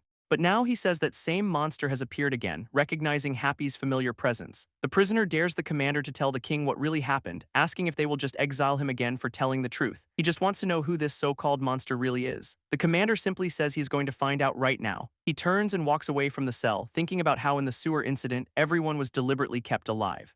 He realizes a true monster would not have cared about sparing lives. The commander decides the only monster is someone willing to harm a child. Meanwhile, Happy is still running desperately through the woods. He is pushing past his limits in absolute agony. A flashback shows his mentor begging a younger Happy to breathe as he tends to the boy's deep wounds after a brutal fight. He told the kid the opponent was too strong, but Happy just smiled, knowing he had to get stronger to survive the arena. His mentor warns that obsessing over strength will only attract the arena master's attention. The boy just listens in silence because he is haunted by the fear of his father figure disappearing. He constantly imagines his mentor being struck down and falling into darkness, lost forever. So a young Happy grabs his hand, vowing to never let that happen. Young Happy vowed to face everything himself so his mentor would not suffer. His mentor could only look on with deep sorrow as the boy begged him not to leave, saying he was the only one he had. But despite his efforts, his mentor was eventually struck down in the arena. With his father figure gone, Happy's world completely collapsed. That memory brings him back to the present, still smiling through the pain. He finally reaches the farm, where guards immediately tell him to stop. He just grabs a wooden plank and instantly smacks one of the guards down. The others yell to catch him as he sprints right past them. Happy stumbles right into the farmhouse, shocking the granddaughter and her family. He screams for them to get away as the guards rush in. He immediately shoves the granddaughter behind him, taking a sword strike that was meant for her. She holds him, telling him everything is okay. Just then, the commander arrives and stops his men. Happy just stares down at his own trembling hand as a single drop of blood falls to the floor. He remembers a voice telling him not to be sad, that his world will return. A single tear falls as Happy remembers a peaceful life, a time when he could just hold someone close. That memory was like a candle, one that was brutally snuffed out. In the present, the farm family watches over him, telling him to rest. The commander reports to the granddaughter that there are no clowns, but he will leave a patrol. From the woods, the mysterious swordsman is watching them all. He thinks it would have been safer for the farm if Happy had died, but he immediately admits that watching that happen would have been too hard. The swordsman is surprised by how much the family cares for Happy. He figures the injured clown woman will not be coming back anytime soon. Wounded himself, he decides to wait for the patrol to leave. As night falls, something stirs in the dark. A sudden sound breaks the silence. His eyes snap open. A knight appears, calling him Sagar for acting out of line. He reminds Sagar their goal is assassinating royalty, not saving people. One more screw-up, the knight warns, and he will be purged. Sagar just walks away, defeated. He is left alone with that heavy threat. The next day, a royal command arrives with a ton of fanfare. A herald publicly summons William in the city, while another one calls for Happy out at the farm. Turns out, they are both being commanded to appear before the king. The whole town is buzzing that even the porter is getting recognized. At the castle, William is getting prepped for his big moment. They get him fitted in some seriously fancy new clothes. An official then reveals the king is about to grant him knighthood. The official tells William to just kneel and accept the honor, but William immediately refuses, saying he is not qualified. The officials are completely baffled by his response. William confesses that he did not defeat the clowns or do any of the bounty hunting. He gives all the credit to Happy, admitting he just ran and hid the whole time. He apologizes again, insisting he cannot accept the title. The official looks surprised for a moment, then reveals that the king already knows the entire truth. He explains that making an illiterate slave a knight would cause a massive backlash from the nobles. So they are using William's perfect reputation as a top student to create a more heroic story for the public. The official tells William this whole plan is top secret and to come out when he is ready for the ceremony. So William goes through with it, kneeling as the king praises him. The king declares that no one doubts his worthiness to be a knight. He is officially appointed a knight of the kingdom as the crowd goes wild. Then the king announces that Happy will join the knights as William's apprentice. Happy is brought forward to kneel as well, accepting his new role. Later, the two are getting settled in the castle. William apologizes, feeling guilty that his actions put everyone in danger, but Happy just smiles, saying everyone was safe because William was there. William admits he still does not know much about the world, recalling how he naively walked right into a group of bandits. He even confesses that when his sister was taken, he just ran away in a panic. Happy replies that he is the opposite, someone who only knows how to fight. But William insists that without Happy's strength, he would have lost everyone. He praises Happy's decisiveness, remembering how he never hesitates in a crisis. He calls that a kind of strength beyond just fighting, one he is learning from. William then suggests they should keep living this way, true to who they are. He is certain they will become true friends who can always trust each other. Happy makes a silent vow to never run away or hide in front of William again. William tells Happy he wants to become strong so this never happens again. Happy agrees to teach him everything he knows about life from now on. So William asks if that also includes teaching him how to fight. Happy gives him a huge smile. They agree to train together and head off to meet the other knights.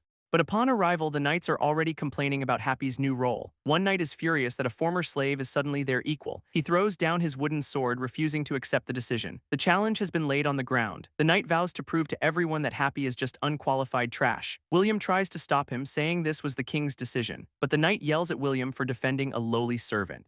He rants that William is the real hero who just fought the clowns. The knight insists that William is worthy of respect and praise. Then he turns on Happy, calling him an untrained, lowborn piece of trash. William starts to panic, thinking this backlash is way too much. The knight sees William's reaction and confirms his own suspicions. He vows to prove how unqualified Happy is and make him step down. But Happy just smiles, telling William not to worry and that he will finish this quickly. The two now face off in the training yard, ready for a duel. Happy just smiles, ready to begin. The other knights immediately mock his stance, calling him an amateur. His opponent warns him this is not just some friendly sparring match and goes for a huge overhead swing to teach him a lesson. But it is a feint and he smacks Happy right in the jaw instead. He gloats that a slave should be honored to be struck by a knight's sword. Happy gets knocked back by another strike. As the knight calls him slow and lands another hit, he accuses Happy of just faking it as he keeps wailing on him. The knight screams at him to beg for forgiveness, calling him trash. After taking the hits, Happy finally dodges a swing and counters with a single, brutal punch. The other knights are completely stunned by the sudden turn. The challenger immediately drops to his knees from the one hit. They start screaming that he is fighting dirty like a common brawler.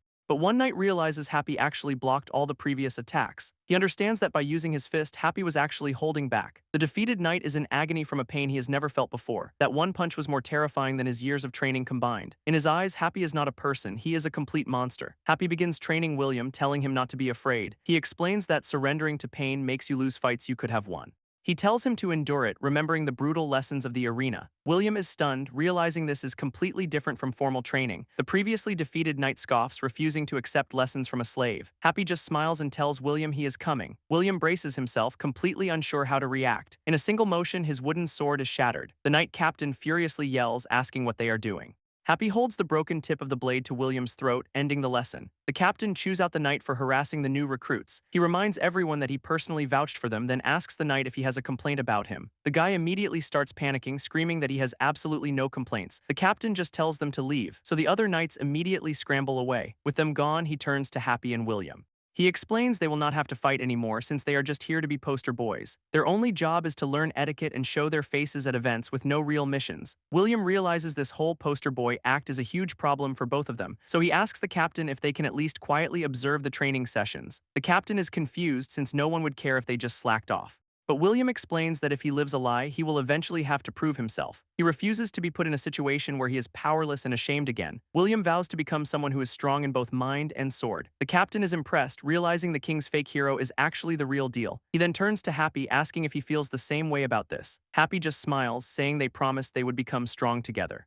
Elsewhere, officials review Happy's file, noting he was raised by arena contestants. An official reports that Happy was raised in the arena, which used to be filled with war prisoners and elite soldiers. That means Happy had to be the best just to survive there. The commander wishes a man named Lucastian was still around to ask, because Happy's official record is completely blank, just marked unknown. The official suggests tracing Lucastian's old territories for clues. But the commander shuts that down, saying it is not their job. He suspects Happy is connected to an old incident he remembers. For now, he decides to just watch them from a distance, but he has a bad feeling they are about to cause trouble again. The commander is impressed by their resolve. He sees one has potential for growth while the other already has immense skill. Their dedication reignites a fire in him, awakening a resolve he thought was long gone. So he agrees to let them observe the training sessions for the time being. Meanwhile, back at the farm, Happy proudly announces he has become an apprentice knight. The grandparents are completely stunned by the news. He asks where Winnie is as the grandmother realizes the certificate also grants his freedom. He then presents them with a huge bag of money, saying it is his reward for them. The grandfather is ecstatic, but the grandmother is just overwhelmed by all the sudden changes. Happy asks if he can finally go train with William. He promises to still do housework even though he is a free man now. The grandparents watch him go, calling him their lucky charm. From day one, both Happy and William were completely focused on getting stronger. They head straight to the knight's training grounds to observe. Happy tells William to start by just watching one of the fighters. He points out the best knight in the yard for William to study. He explains that fighting starts with footwork, not just swinging a sword. It is a feeling you can only learn by actually doing it yourself. William immediately says he understands the lesson. William breaks down the knight's form, noting the center is established first. He realizes the stance and timing are faster, giving the knight a huge advantage. Happy praises his analytical skills, telling him to keep observing for now. As William goes full analysis mode, the knight he is watching is seriously impressed. Later in the library, their roles are completely reversed. William patiently starts teaching Happy how to read one letter at a time. Once he gets the hang of it, William challenges him to read a full sentence. He reads a line about true courage being in the heart, not just the sword. Happy somehow gets the meaning right, which completely stuns William. He just smiles, saying he figured it out from the flow of the words he'd learned. Happy is even figuring out how to tell time by the sun's position. He then casually calculates the exact rations for a 400-man army on a 20-day march. William is completely floored, realizing Happy is a natural academic who is learning at an insane speed. Happy snaps him out of it, wondering why he is so quiet. William just says that is enough for one day, telling him they will meet tomorrow. Happy looks up at the sky, a little confused. He is shocked to realize they have been studying until nightfall. He happily runs off, yelling that he had a great time and will see him tomorrow. William watches him go, making a quiet vow to himself. He promises he will not fall too far behind Happy's insane progress either. Meanwhile, Winnie realizes it has gotten dark outside the herb shop and considers just staying the night again to avoid the dangerous roads. She has been wondering what happened to Happy since he was summoned by the king. It has been 3 days and she is just exhausted from work and wants to leave. Just then a knock sounds at the shop door. She calls out that they are already closed for the night. A familiar voice answers from the other side. It is Happy, smiling and ready to take her home. As they walk through the town, he explains her grandpa sent him. He was told to definitely bring her back for a celebration dinner. Winnie is confused when he mentions a celebration but gets excited, asking what happened that day. Happy explains the king made him a free citizen and an apprentice knight. She's completely stunned by his unbelievable rise in status. Winnie is so happy she wants to do something for him in return, but he just says he prefers seeing her happy. She agrees, saying her grandma must have been thrilled. He confirms she was and that she believes only good things will happen now. Happy just smiles at the thought, then promises Winnie he will always protect her from now on. As they walk, Winnie looks over at Happy, who just keeps moving forward. She suddenly reaches out to touch his shoulder, making him turn back in surprise. She thanks him, admitting this is the first time she has ever had hope for her life. Happy is a little stunned by her heartfelt words. He quickly asks if she has been taking her medicine. She happily confirms she is sleeping well and feeling much better now. When they arrive home, her grandfather calls out to her from a huge bonfire party. Winnie just stares, completely confused by the celebration. Winnie is completely confused by the massive feast at her farm. A guest points out that her grandfather might be overdoing it. People are already congratulating Happy on joining the Knights. Winnie thought this was just supposed to be a small family meal. But her grandpa went and invited the entire town to celebrate. She is worried, asking where he even got the money for all this. He cheerfully admits he spent all the reward money he was given. Happy explains it was the reward he received for becoming an apprentice. The grandfather goes wild, celebrating with Happy's hard-earned cash. The crowd then asks the elder to give a toast for the occasion. The grandfather starts his toast with a hearty laugh, officially celebrating Happy's new role as an apprentice knight. Happy is just enjoying the moment, clapping along with everyone. The townsfolk all congratulate him, but Winnie seems worried. Her grandfather calls her over for a serious talk. He explains that even though Happy is free, his past as a slave will not just disappear. That stigma will follow him, and many in the kingdom will never accept him. So this party is a public statement. Happy is their family, and anyone who messes with him messes with them. Since Happy showed them his heart, this grand gesture is how they are showing theirs back. Winnie finally understands, telling him he should have just said that from the beginning. Winnie's grandfather says their goal is to show Happy what it means to truly live with others, and Happy is absolutely beaming, surrounded by the townsfolk. Winnie watches him with a gentle smile. Suddenly, William arrives and calls out to Happy. Happy is completely surprised to see him there. He invites William to eat, but William stops him, bringing along the knight who challenged him. Happy looks confused by the serious mood. The knight then sincerely apologizes for his rude and harsh words. He admits it took his family being saved to realize how foolish he'd been, but Happy just smiles, saying it is okay and that he never hated him.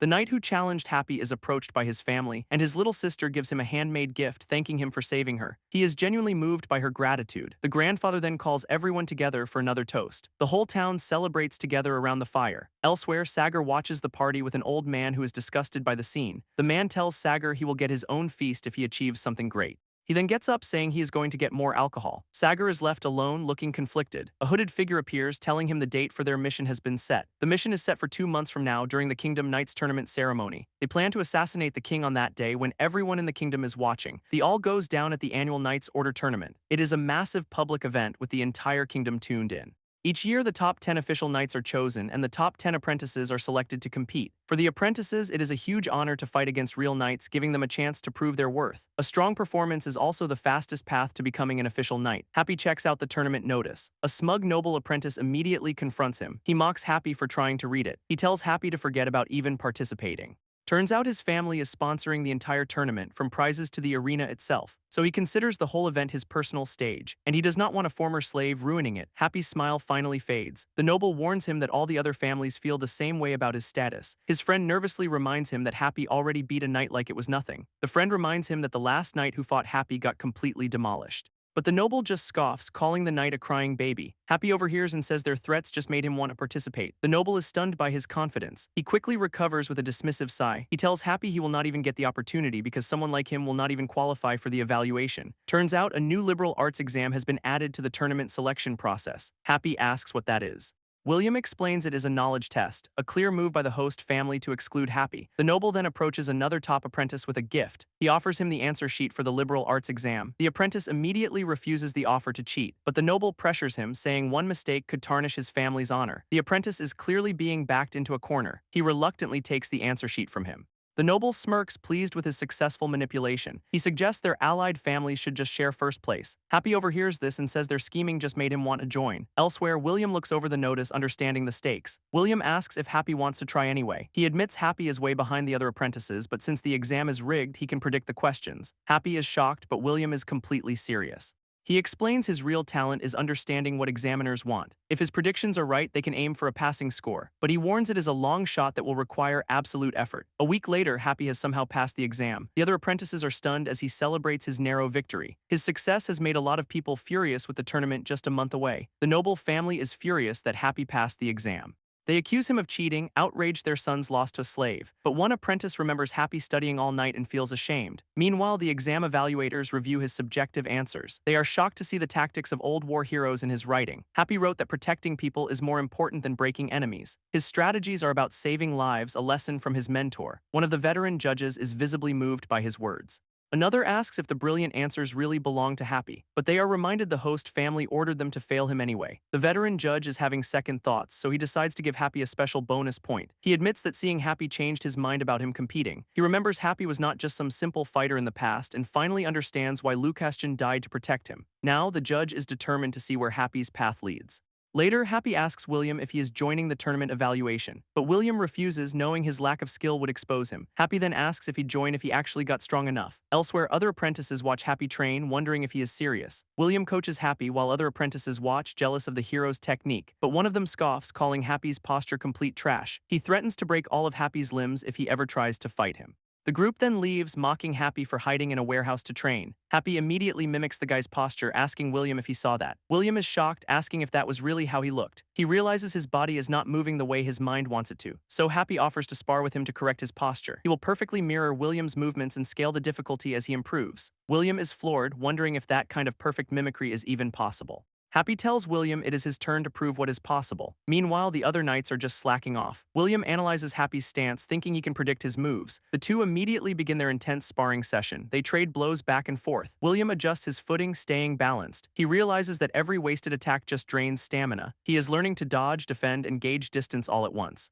And through this direct experience, it finally clicks for him. He understands fighting is not just strength, it is a game of predicting every single move. William finally understands the brutal, complex world Happy had to fight in. For the first time, he is finally starting to see the battle clearly. Happy immediately presses his attack, knocking William back on his heels. Happy sees an opening, and William's first instinct is to block the strike. But he realizes that blocking this specific attack is just a trap. So instead of defending, he adjusts his stance and decides a counterattack is the only right answer. But Happy's blade stops just shy of his neck. Happy seems confused by the sudden halt. William laughs, finally understanding Happy's feint. Happy just lets out a satisfied breath. He gives William a genuinely impressed smile. Suddenly, William's face seems to shift and change. It is like he is becoming a reflection of Happy himself. He sees a vision of Happy's 313th victory in the arena. Back in reality, Happy congratulates him on his progress. William is on the floor, completely exhausted from the spar, but he knows he only won that final exchange by a hair. After a month of this training, the tournament is just one day away. William is floored by Happy's skill, who perfectly copied his every mistake and habit.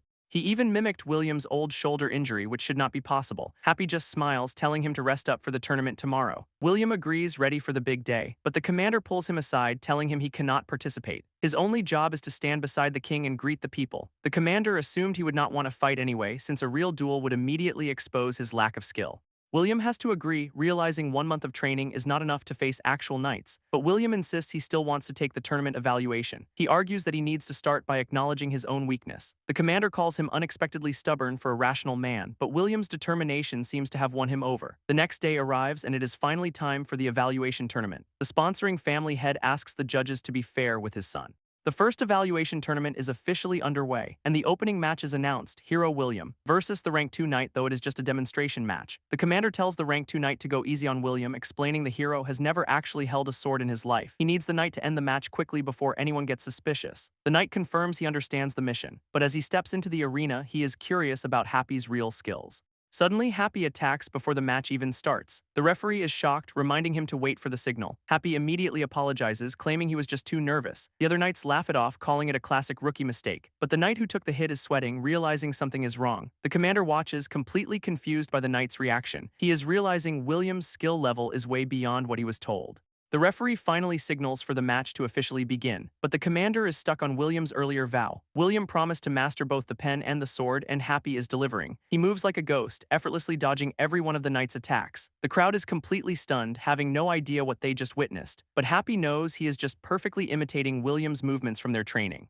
By copying William's every move, he is actually creating a perfected version of his style. It is a unique swordsmanship that is now truly William's own. Happy admits to himself that keeping up with the knight was tough. The knight analyzes his opponent, noting he is not particularly fast, nor is he overwhelmingly strong, which is confusing him. But his technique and grip are absolutely perfect. He realizes William has outstanding judgment and precise finishing moves.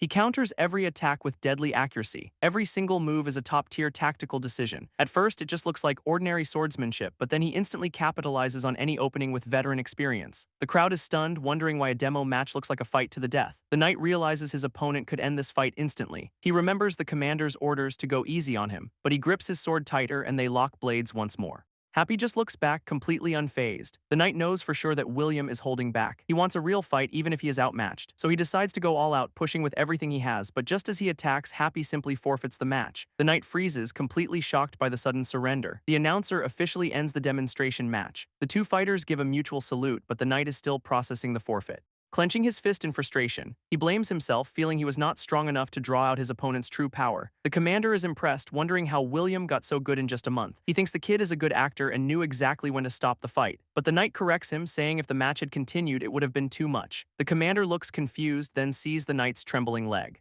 The knight reveals William targeted his ankle from the start, forcing a battle of movement. The knight explains that Happy kept forcing him to plant his left foot, putting so much strain on his ankle that he knew he had already lost. Elsewhere, the smug noble scoffs, saying the knight had plenty of chances to win. He thinks the knight only lost because he went easy on William, who was likely just baiting a big attack to create an opening for a counter. His friend suddenly notices Happy smiling nearby, having overheard everything. He immediately blows up, getting in Happy's face for eavesdropping, but Happy's calm expression just makes him even more furious. The main noble watches, admitting to himself he has felt a weird fondness for William since the match. He finds him incredibly annoying, but his harmless face makes it impossible to stay mad. The smug noble scoffs, annoyed that Happy is acting like William's special student. His friend points out that William is a rare teacher who actually trains his apprentices, but the noble just blames Happy for his own failure to pass the exam. Happy overhears and cheerfully asks if he wants to join since William needs sparring partners. The guy is completely stunned by the offer from Sir William. His friend smacks him for his outburst and he quickly tries to play it cool. He still looks down on Happy, saying his presence lowers the standards. But another apprentice immediately jumps at the chance to train with them. Then another one eagerly volunteers to join in on the session. Suddenly, it seems like every apprentice in the area wants to train with them. The smug noble is furious that he has to go through Happy to get William's training. A huge crowd of apprentices has gathered, all eager for the session. One guy smirks, pointing out how they were all just bad-mouthing him. After 33 evaluations, the tournament is in full swing. A trumpet fanfare sounds, announcing the next match. The smug noble steps forward, clearly enjoying his dramatic entrance. The commander is not impressed by the personal trumpet solo. Other knights comment that his family's money is the only reason he is here. The noble announces he is here to get rid of anyone who does not fit in. He then calls Happy into the ring, referring to him as livestock. The commander is clearly disgusted by the noble's rude comment. But the noble's father just praises his son for not tolerating filth. In the ring, the two apprentices prepare for their match. The noble is already fantasizing about how he is going to take Happy apart. Elsewhere in the crowd, one apprentice calls out to his friend Finn. He asks if it is true that Happy completely demolished him in a previous fight. Finn immediately panics, demanding to know why he is bringing that up. His friend calmly explains that he actually witnessed that match himself. Finn just storms off, refusing to admit he lost to a piece of trash. But his friend recalls how strange Happy was, remembering his brutal fighting style. His friend recalls feeling like Happy was holding back. He asks Finn if he noticed anything weird when they fought. Finn gets defensive, so his friend asks if he could win a rematch. Finn's terrified silence says it all. He flashes back to the brutal fight. His friend admits Happy feels completely out of place, like he is from another world. But Finn just scoffs, saying Happy looks dumb. His friend says this next match will reveal the truth. In a flashback, William advises Happy to only use proper swordsmanship in the tournament. He warns that if it is not proper, the judges will never acknowledge his real skill. In a flashback, William recalls the other apprentices' fury, telling Happy to show them something they cannot deny and dominate from the start. He says the rigged exam was actually the perfect opportunity for this.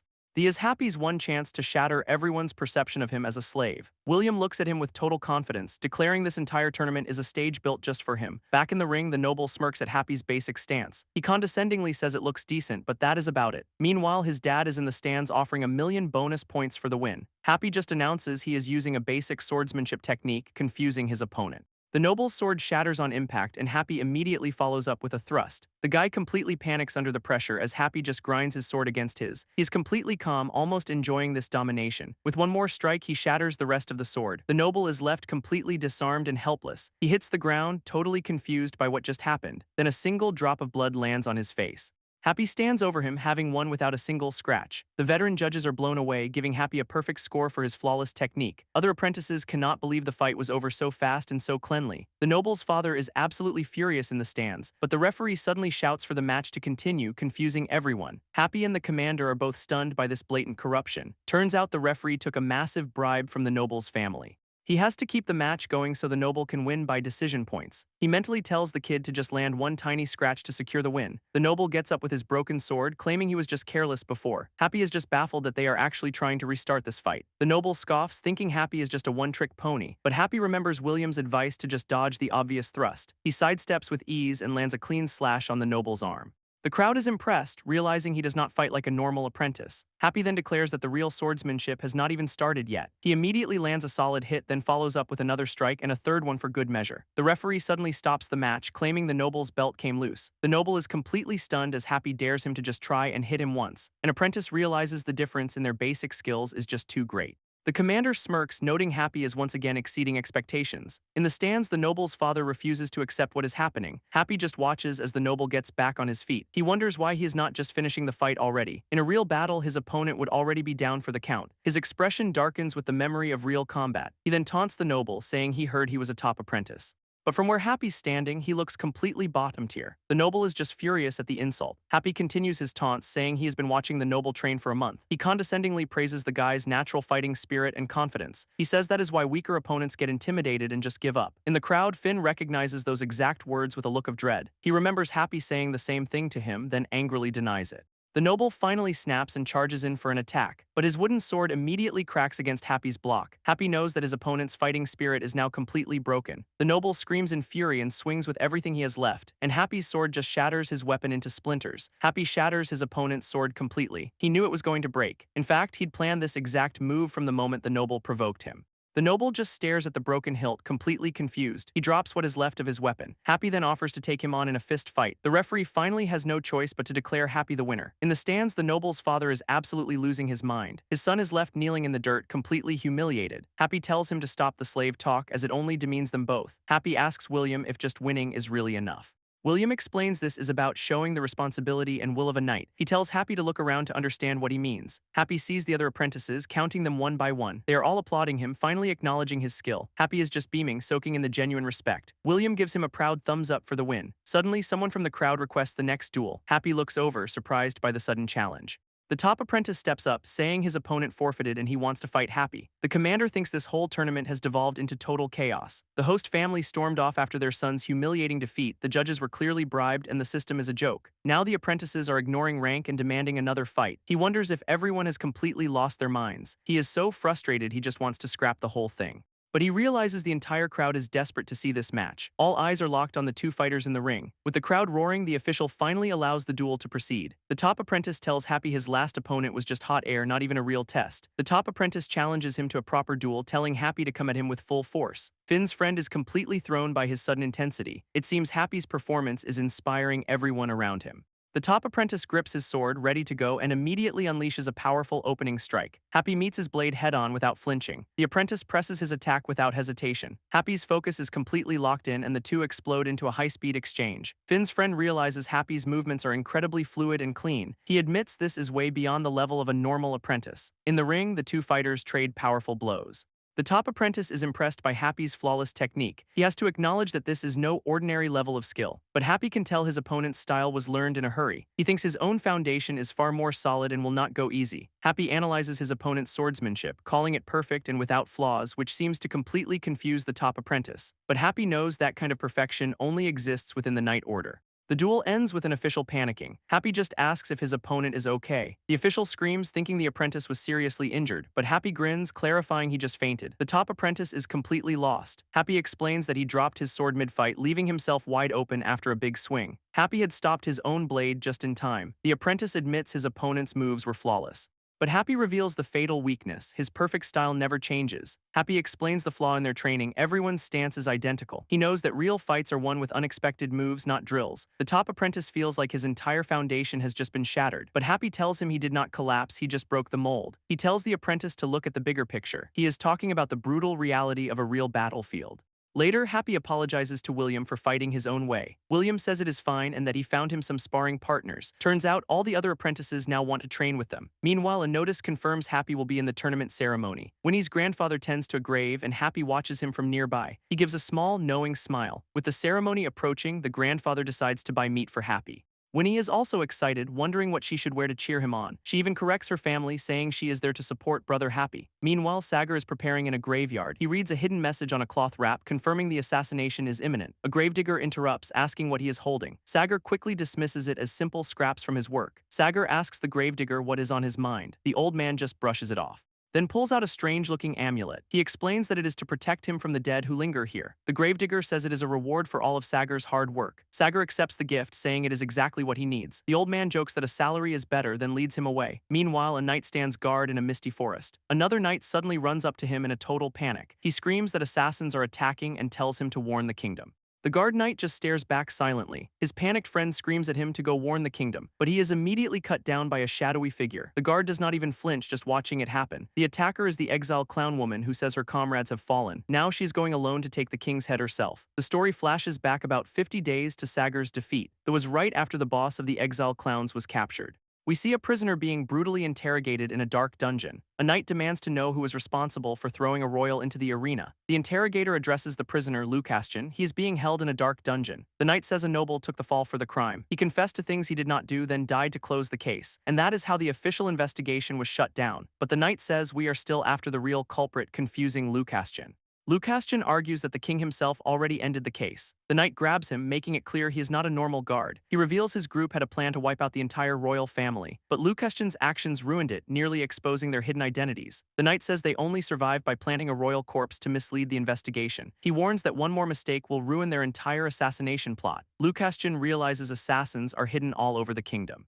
He says the kingdom was already rotting from the inside. The knight demands to know who hunted the royal, offering glory in return. Lucastian hesitates for a moment, hanging his head. He finally breaks, revealing a woman named Kylina was responsible. He explains she was not a real exile clown, just an outsider. She just showed up one day asking to join their cause. They gave her castle intel and she immediately captured a royal. Lucastian says Kylina dragged the royal through the sewers and sold him to the arena. He tried to tell everyone his status, but the crowd just mocked him. Kylina simply watched from the stands, enjoying the show. The interrogator demands to know her motive for attacking the royal family, but Lucastian explains she never gave them any reason for her actions. He only remembers her saying you do not need a reason to kill when you are hungry.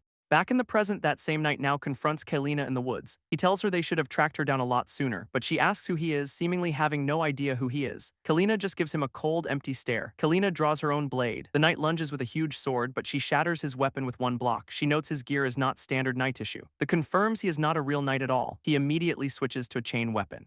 He manages to wrap her up in the chains, but Kylina is completely unfazed, deciding to unmask him. The knight looks genuinely surprised. She blitzes past, slicing through trees and chains to knock his helmet clean off. Kylina taunts the knight about his strange, scarred face, asking if hurting himself is some kind of hobby. She holds a blade to his throat, knowing he is not a real knight. He reveals he is from a different group that also hunts down royals. But he warns that her chaotic methods are making their own plans impossible. Kylina just smirks, doubting his group has what it takes to succeed. He insists the king's assassination is already planned and imminent, so she better not interfere. She admits she finds it hard to trust his word, so she proposes joining their plot to ensure she stays quiet. After all, her old ship is sinking, so it is time to find a new one. The scarred knight says her joining is up to their cult leader. He leads her into a dark, torchlit chamber where a robed man appears, accepting her into their organization. He places his hand on her neck, then simply tells her to go. Her new mission is to find his son and become his servant. Kylina is completely confused by this, and that son is apparently Sagar. Kylina finds him in the graveyard, and Sagar is completely shocked. She tells the baffled Sagar she will be staying until the tournament. Only 3 days remain. A group of nobles meets in secret. Furious about the upcoming ceremony, one is outraged that commoners and slaves are participating, but another points out that William is different with his church-sponsored talent. They also credit him for defeating the exile clowns, saying he is practically a noble now. But one man asks what if it is all fake. He suggests they have been tricked and proposes a plan to crush William at the ceremony. The other nobles are stunned by this accusation. They cannot believe his achievements are fake. The noble is furious, claiming an arena slave was behind William's achievements. The others warn him to be certain before making such a bold claim. His father backs him up, saying his son knows the truth about both of them. They identify the slave as Happy, the champion of the arena. The noble lays out his case, flashing back to when Happy was just a punching bag. He asks how a weakling could suddenly take out mercenaries and the exile clowns. According to witnesses, William only put his name on the bounty hunt. Another noble adds that his son overheard something important. He reveals that William is actually a total beginner who has never held a sword. The room erupts, realizing the duel they saw must have been completely staged. The nobles begin to finalize their plan. One points out that Happy was actually quite famous in the arena, but after the royal death incident, everyone who knew him went quiet. They decide their real target should be the fake hero, William. The others worry since he is already an official knight of the order. But the lead noble has a plan. They will stage a kidnapping on tournament day. He will hire fake exile clowns to take nobles hostage and demand a duel. The crowd will then pressure William to step up and be the hero again. That puts him in a no-win situation, branding him a coward or a fraud. With noble lives on the line, the Knight Order has to agree and the plan is set. Happy and Winnie are super excited, so he just headbutts a nearby tree, then knocks a whole bunch of chestnuts down, and the two of them happily gather them all up. He tosses them right into a small fire, letting them roast until they are ready. Then they stomp on the hot shells to crack them open. It is a surprisingly effective technique. Soon they are both happily munching away. A woman thanks Happy for helping her gather herbs. Winnie admits she was just here to play with her brother Happy. His friend smiles, thinking they find joy in the simplest things. The two of them have a blast playing in the falling leaves. Soon after, Winnie's mom calls for her to come home. The blonde friend decides she should probably head back too. Winnie promises she will come cheer for him at the tournament tomorrow. With them gone, the mood shifts. She asks how he is feeling and he says he is just happy for the support. But her expression shows she is still worried. She asks if this is what he really wants since he was forced into the Night Order. Kalina points out he has spent his entire life fighting unwanted battles. She says the Night Order is just more fighting, but now his reasons are gone. Happy just smiles, saying things are very different here than in the arena. He recalls how in the arena, people died even when he did not want them to. He flashes back to the grim, meaningless ends his opponents met. But here he explains with a smile, everyone gets to stay. He likes that there is a future where they can all grow and change together. Kalina seems relieved, admitting she was worried about his state of mind. She reassures him that the Great Wars ended 20 years ago with their parents' generation. Then she breaks the tension, announcing her grandma bought meat and Happy is thrilled. The next day, the tournament begins. A mysterious man arrives at a house claiming he is delivering a letter from the late Lord Lucastian. The messenger is specifically looking for a slave named Happy. They recognize the name as the old arena owner Happy's master. He explains he has traveled a long way, tracking Happy's path from the slave market. His friend clarifies Happy is a knight apprentice now and offers to take the letter, but the man insists he was ordered to deliver it to Happy personally. He then just turns and leaves. Meanwhile, the tournament crowd is already gathering to see the hero, William. At the tournament, the king asks where the princes have gone. The commander tells William to just keep his composure. Knights stand guard as the ceremony prepares to begin. All the apprentices, including Happy, are lined up and ready. Winnie excitedly cheers for brother Happy from the crowd. His entire found family is there to support him. The plotting nobles watch from their seats looking grim. Nearby, the fake kidnappers get ready to make their move. They confirm the other nobles are being held at a fake hideout. Their leader notes their targets are at the tournament grounds. Meanwhile, in a separate castle, a servant tries to wake one of the missing princes, but he is already awake and staring down a scarred man in a bloody room. The assassin quickly finishes his work, leaving another body behind as he departs. Elsewhere, Sagar tells Kailina he knows she's been following him for a while. He finally understands why she attacked him back at the farm. She asks if the pathetic William actually became a knight. Sagar confirms he did, using fake achievements, which is why the nobles are acting out. Kalina says of course the nobles would act out since William is not that kind of person. She admits she was actually planning to kill him, but he just left her alone. Sagar asks why she is so certain about all this. She just smirks, remembering his ruthless past actions. He recalls her brutality and how William was tied to the bounty, but she just calls it her style. Sagar is just quiet, processing her words. Kalina adds that it is her personal preference. She calls someone a scared puppy and grabs Sagar's arm. Then she announces it is time to work and starts climbing a tree. Sagar is shocked, reminding her they are supposed to be guarding the escape route. Kalina suddenly attacks one of the mercenaries. Sagar immediately confronts her about it. She explains they are hired by the nobles and must be eliminated. He reminds her their only goal is the royal assassination. She calls him out for trying to kill her before. Kalina then says he is the one who does not get the objective. She asks if he really thinks it is just about killing the royals. She points out their agents are hidden in every part of the kingdom. She asks why they'd stage an assassination in broad daylight. Kalina smirks, revealing their true mission is total slaughter. She says their real mission is to kill as many people as possible. Sagar tells her not to jump to conclusions. Kalina mocks him for being a naive kid just following his dad's will. She then reveals an order she took from one of his colleagues. She asks if his orders also mentioned a day of slaughter. Sagar is just silent as he reads it. Kalina smirks, knowing his orders were different. She reveals his father is deceiving him and plans to take the entire kingdom. After dropping that bomb, she just turns to leave. Sagar grips his sword, clearly shaken. The hired mercenaries get their final orders to move. One of them confirms their only target is William. The noble assures them they will be safe since noble lives are on the line. Their job is to deal with William and then disappear. The noble smugly sends his fake kidnappers on their way. At the tournament, one of the plotting nobles suddenly clutches his stomach. He complains about the pain, saying he needs to use the bathroom. He is not the only one, as several nobles are escorted from their seats. A knight offers to take the sick noble away from the crowd. The noble genuinely thinks he ate bad food, playing his part perfectly. The plotting noble walks with his knight to the fake hideout, agreeing they should have picked a more secluded spot. But then a real attacker appears from the shadows. The noble is immediately taken down hard. He gets dragged away into the bushes. Back at the tournament, the hired mercenaries begin their act, shouting for William to come down and face them. They hold the other nobles hostage, claiming to be the exile clowns. A messenger runs in, yelling that he barely escaped their hideout. The lead noble then publicly pressures William to step up and be the hero. William and the commander watch the chaos unfold. One of the nobles starts dramatically begging for his life. Another one cheers William on, telling the hero not to be scared. The mastermind noble is not impressed with their acting. Even the hired mercenaries think their performance is terrible. The commander sees right through the noble's scheme but worries about the real swords. The crowd is just confused, thinking it is part of the show. The commander tells William to stay put and let the king handle this. From his throne, the king demands to know who is behind this stunt. The plotting nobles are suddenly terrified. Suddenly, Kalina appears among the mercenaries. and pulls a knife on one of the actors. Before he can even react, she attacks. The king is completely baffled by this. The mercenary screams as she restrains him. She asks the nobles if this still feels like a joke. Her demand is simple: send William down or die. Happy and the other apprentices are stunned. Kalina smirks, saying the slaughter is starting early today. Elsewhere, Sagar orders his men to kill anyone who flees as the day of slaughter begins.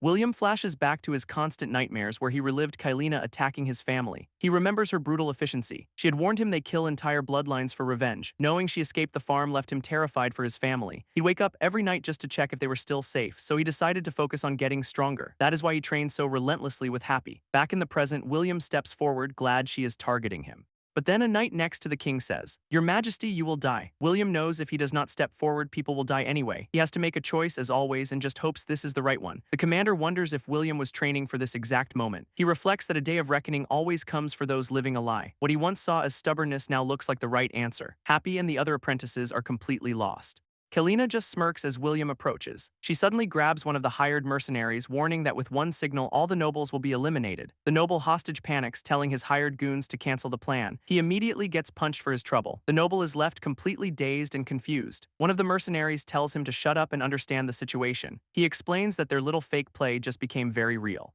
Their lives are now actually on the line because this is a real kidnapping. The other nobles in the crowd are totally lost. They realize things are going sideways and that hostage could actually die. One of them confronts the mastermind, asking why he brought real exile clowns. But the mastermind has no idea what is going on. His plan has been hijacked. One of the plotting nobles gathers a squad to rescue the hostages. He leads the knights away, still playing his part in the fake plan. Meanwhile, Happy tries to stop William from stepping forward. He warns that if the nobles die, the fallout will be catastrophic. But William is resolved, telling Happy he is going to win. Happy just gives him a small, knowing smile. He knows William's skills have improved dramatically, but he worries he will not be able to use even half his power here. This is William's first deathmatch, and he is already frozen with fear. Kalina taunts him, saying she missed the puppy that used to tremble. Kalina mocks William for enjoying his hero act. He just tells her to shut up, vowing to finish her. She is surprisingly impressed the knight orders training actually worked. Kalina draws her sword and immediately lunges forward. William barely dodges her rapid strikes. She uses a nearby tree to launch another attack. He manages to block but gets knocked to the ground. Kalina gives him no time to recover, rushing in again. William's mind races, trying to think of his next move. But she knows he will not have time to think at all. Elsewhere, the other knights are fighting for their lives while Kalina suddenly tells William to look down. Before he can even process it, she slices his face. She taunts him, saying he'd be dead if she had not warned him. She then clarifies that she has no intention of killing him. From the sidelines, Happy can only watch the beatdown. William tries to fight back but gets completely outclassed. Kalina effortlessly parries his every desperate swing. He realizes none of his moves are working and he's going to die. She just mocks him for becoming a scared puppy all over again. Kalina turns her back on William, promising she will not kill him, which is not reassuring. He sees an opening and goes for a counterattack, but she was just baiting him the entire time. From the sidelines, Happy just smiles. William lunges forward with everything he has left. Kalina effortlessly sidesteps and brings him down hard. He gets completely disarmed and thrown to the ground. William finally realizes her fear was just a calculated move to break him. All the while, the crowd just keeps chanting for their hero, William. Kalina looks down at William, wondering how this is happening. The kid who was trembling in fear is now attacking with genuine killing intent. Happy flashes back to the arena, recalling how he learned to exploit overconfident fighters. He knows exactly what openings appear when someone underestimates their opponent. Kalina is actually thrown off balance, feeling dizzy from the sudden shift. The hired mercenaries panic, screaming they are not real exile clowns and were just following noble orders. The mastermind noble demands their immediate execution, trying to paint them as dishonorable cowards. His hired goons are shocked, yelling back that they were just told to mess with William, not fight a real duel. The noble just screams that it is all a frame-up, desperately trying to discredit them before they expose his entire plan. The hired noble completely breaks, confessing it was all just an act. He begs for his life as the crowd murmurs, totally confused. The king watches the chaos, demanding to know what is happening. But the traitor knight beside him leans in, warning that something is wrong. He reports that all the royals and high-ranking nobles have disappeared. The king leaps to his feet, demanding to know when they all vanished. He then realizes the troops guarding the rear are also missing. A guard explains the commander took them to rescue the kidnapped nobles. The traitor knight orders the guard to recall the commander immediately, sensing trouble. A bird takes flight as the situation spirals out of control. A messenger bird takes flight, carrying a desperate warning. It finds the location of the lured-away knights. One of the soldiers spots it, calling for his commander. He finds him standing alone at the entrance to a cave. Inside, the knight is horrified to find the entire squad has been wiped out. He rushes to the commander, who is the sole survivor of the ambush. The commander realizes this was not the exile clowns, but a different hidden force. The knight cannot believe an enemy force that strong could just disappear. With no time to waste, they have to get back to the tournament and warn everyone. As the ambush rages on, another night falls. Kalina looks up from the ground, addressing William. She warns him the real danger is much closer than he thinks. In fact, she says everyone at the tournament is about to die. She admits she only tried to get him out of this because she actually liked him. He asks if more exile clown remnants are behind this attack, but she confirms the exile clowns are completely finished. She starts listing his supposed achievements like taking down the arena. She also credits him for driving out the exile clowns, but his actions cast a shadow so massive that this chaos is nothing. Happy struggles to understand as assassins hide in the crowd. In the royal box, the traitor knight announces the day of slaughter has begun. He asks a guard if the commander was called, keeping up his act. Then he suddenly attacks the loyal knight standing beside him. The guard is taken down before he can even react. Kalina explains that the king will be the first to fall. The traitor knight swings his weapon right at the defenseless king. He strikes the monarch down in a single, brutal blow. Kalina finishes her warning, then everyone else will die, and just like that, the assassins in the stands begin their massacre. The nobles scream for weapons as chaos erupts, but the assassins are already among them. People are cut down before they can even react. A woman can only watch as her friend falls. She screams that traitors are mixed in with the crowd. A knight offers to help a terrified woman evacuate, but he turns out to be another assassin. The killer declares that a new world has arrived. The royal guards are being systematically eliminated. Happy's friends are trapped in the panicked crowd. Happy's friend tries to escape the chaos, telling the injured knight to get up and run. Nearby, an assassin targets a small child but gets taken out by a brutal punch. The blonde friend tries to stop another attacker,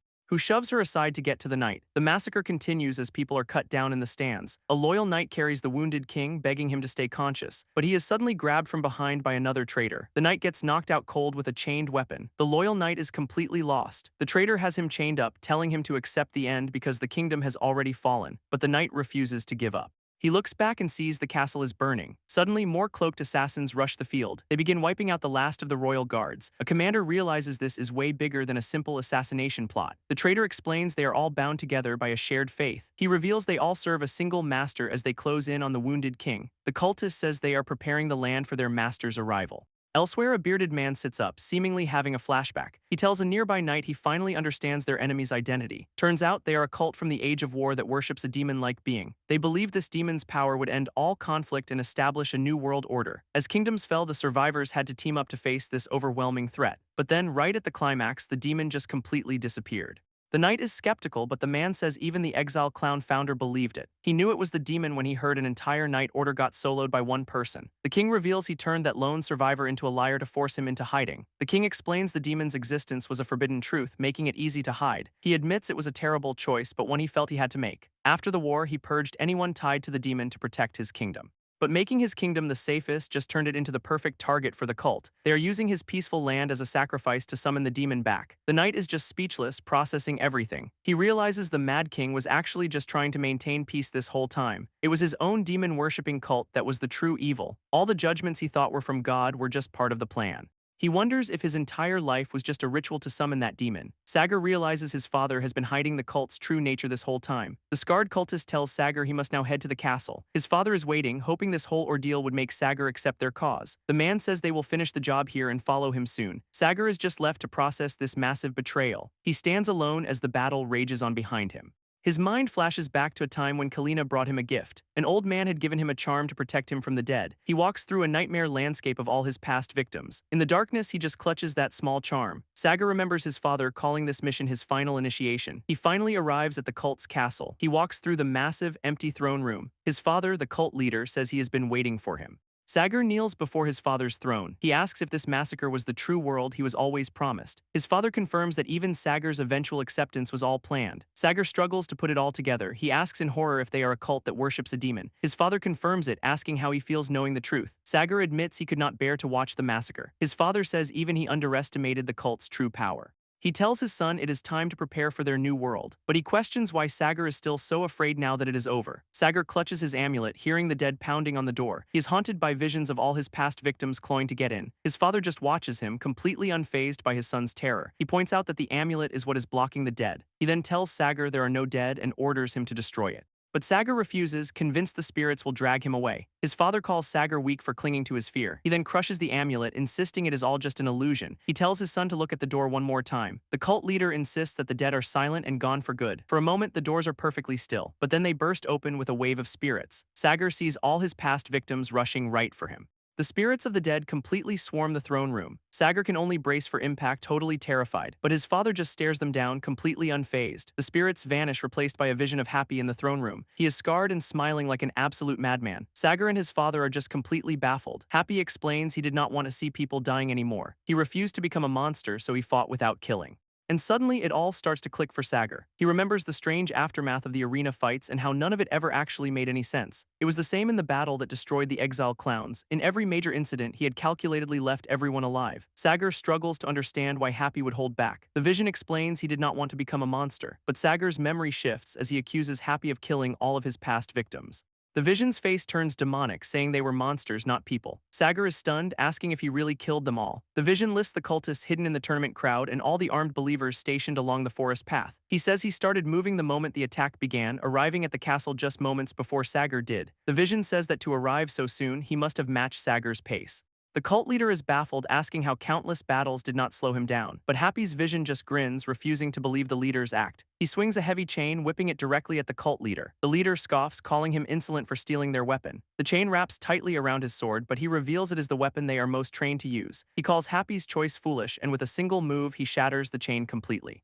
The cult leader throws his sword at Happy's vision, but Happy just catches it with the chain. The leader is genuinely surprised by this move. Happy then starts swinging the sword like a flail, whipping it around with incredible speed and power. The leader barely manages to block the incoming strike, but Happy just yanks the sword back for another attack. He swings it again, aiming right for the leader's head. The leader dodges, and the sword shatters on impact. But he still gets a cut on his face, looking genuinely shocked. Happy's vision grabs another chain weapon and whips it around with a wild grin. The cult leader is stunned by his skill, demanding to know how he mastered their signature weapon. The vision just says the answer will not change anything. He is only here to fight. Suddenly, the leader's eyes go wide in realization. He is thrown into a vision of him bowing to a demonic figure. The memory of that terrifying smile flashes in his mind. Back in reality, the leader is visibly shaken. The cult leader realizes this is the same overwhelming awe he felt when first meeting his lord. He cannot understand why he is feeling this sensation he has worshipped for so long. He decides he has just grown weak from the lack of a worthy opponent. With renewed conviction, he declares he will worship with blood. But Happy's vision interrupts, whipping the chain weapon forward. The chain wraps tightly around the leader's arm and torso. The leader is suddenly yanked off balance by the pull. Happy's vision digs in, using his own body as an anchor. The leader is completely baffled by this strange tactic. He scoffs that the smaller fighter will just get dragged around. The vision digs in its heels, and the cult leader gets dragged forward, completely off balance. He is forced into a chaotic, close-range fight, desperately parrying the relentless attacks, but the vision's blade breaks through his guard. He is left with another cut, genuinely shocked. He notices the vision use the chaos to wrap the chain again, closing the gap. But something about this opponent feels deeply wrong. He realizes that every time the situation or weapon changes, it feels like he is fighting a completely different being. The leader analyzes every aspect of the vision's fighting style. He realizes the forms cannot be from one person, and Sagar screams it is the dead. His father shouts back that there are no dead, but Sagar is terrified. He explains that just like a god, some things only exist if you believe. The dead, he says, only appear for those who believe in them. The cult leader waits for his point to sink in, but Happy's vision explains he remembers people through fighting. Back in the arena, that was the only way he could know someone. He says even those he defeated visit him every night in his dreams. It feels like all their battles are now writhing across his entire body. The vision says he has never forgotten a single opponent, and now the cult leader is one of them, forever bound to him just like all the others. Back at the arena, the apprentices struggle to survive the chaos. The real Happy carries an injured knight on his back, looking out at the smoke rising from the distant castle. But something about his fighting style was completely different now. The time he was making sure his enemies did not get back up. During the massacre, he fought with a new purpose, finding allies in the crowd and throwing them weapons to fight back. Happy kicks a sword over to his friends, telling them to just hold the line. With weapons in hand, they actually start pushing the cultists back. Happy himself cuts a path through the chaos, moving to save anyone who gets cornered. A loyal knight watches the battle unfold grimly. Elsewhere, a massive man in chains takes down a guard. He asks a cultist if their leader is in the nearby castle. He figures out they are just guards blocking the way, so he charges in with a wild grin. The exiled prisoner faces a lone knight. The knight is too exhausted to stop him. The prisoner just blows right past him and starts tearing through the cultists. A commander arrives, asking where the other troops are. The knight reports they were all taken out by the believers. Just then, reinforcements are spotted in the distance. A voice roars for everyone to assemble. A new captain steps up to take command. He orders the regrouped army to advance on the castle, following Happy. The city burns in the distance. When he helps gather the few remaining survivors, the exiled prisoner arrives, declaring the kingdom has already fallen. But Happy's vision says they will keep fighting for who is left. He tells the cult leader he has to finish what he started. And if their demon god shows up, he will take him down too. The exiled prisoner finally confronts the cult leader. The leader notes he is unarmored and has no weapon, feeling confident. He charges forward to attack the prisoner, but the prisoner blocks the strike with his chains. The prisoner digs his heels in, and with a sharp tug, the cult leader realizes the chain just got shorter. Before he can react, he gets a fist to the face. Sagar can only watch, completely stunned by this turn of events. The leader is furious, but his sword is still tangled. The prisoner yanks him in close and just starts wailing on him with brutal punches. He uses the chain to swing the leader around, throwing him to the ground and disarming him completely. The prisoner slams the cult leader down hard. Sagar can only watch, completely confused. But then a new fighter attacks the prisoner from behind. The man in red wins up for another strike. He accuses the prisoner of betraying Winnie and her family. He asks if their friendship was just a lie to set up this massacre. The man says he fought to protect the farm from the exile clowns. He never wanted to see any of them die like this. But Happy's voice cuts in, telling him the farm people are still alive. He explains that he saved who he could and now they are saving others. The man in red refuses to believe it, yelling that everyone died. The cult leader cuts in, accusing Happy's vision of disrupting Sagar's initiation with lies. He dismisses Happy as just a pathetically weak human. Then he turns to his son, calling out to Sagar. He explains their cult is bound by faith and even his death will not stop them. He tells Sagar that he will be the one to lead the cult after him, but before he can finish his villain speech, the exiled prisoner grabs him. Sagar can only watch in complete shock. The prisoner just smashes the leader's face into the floor. Even Happy's vision seems completely baffled by this turn of events.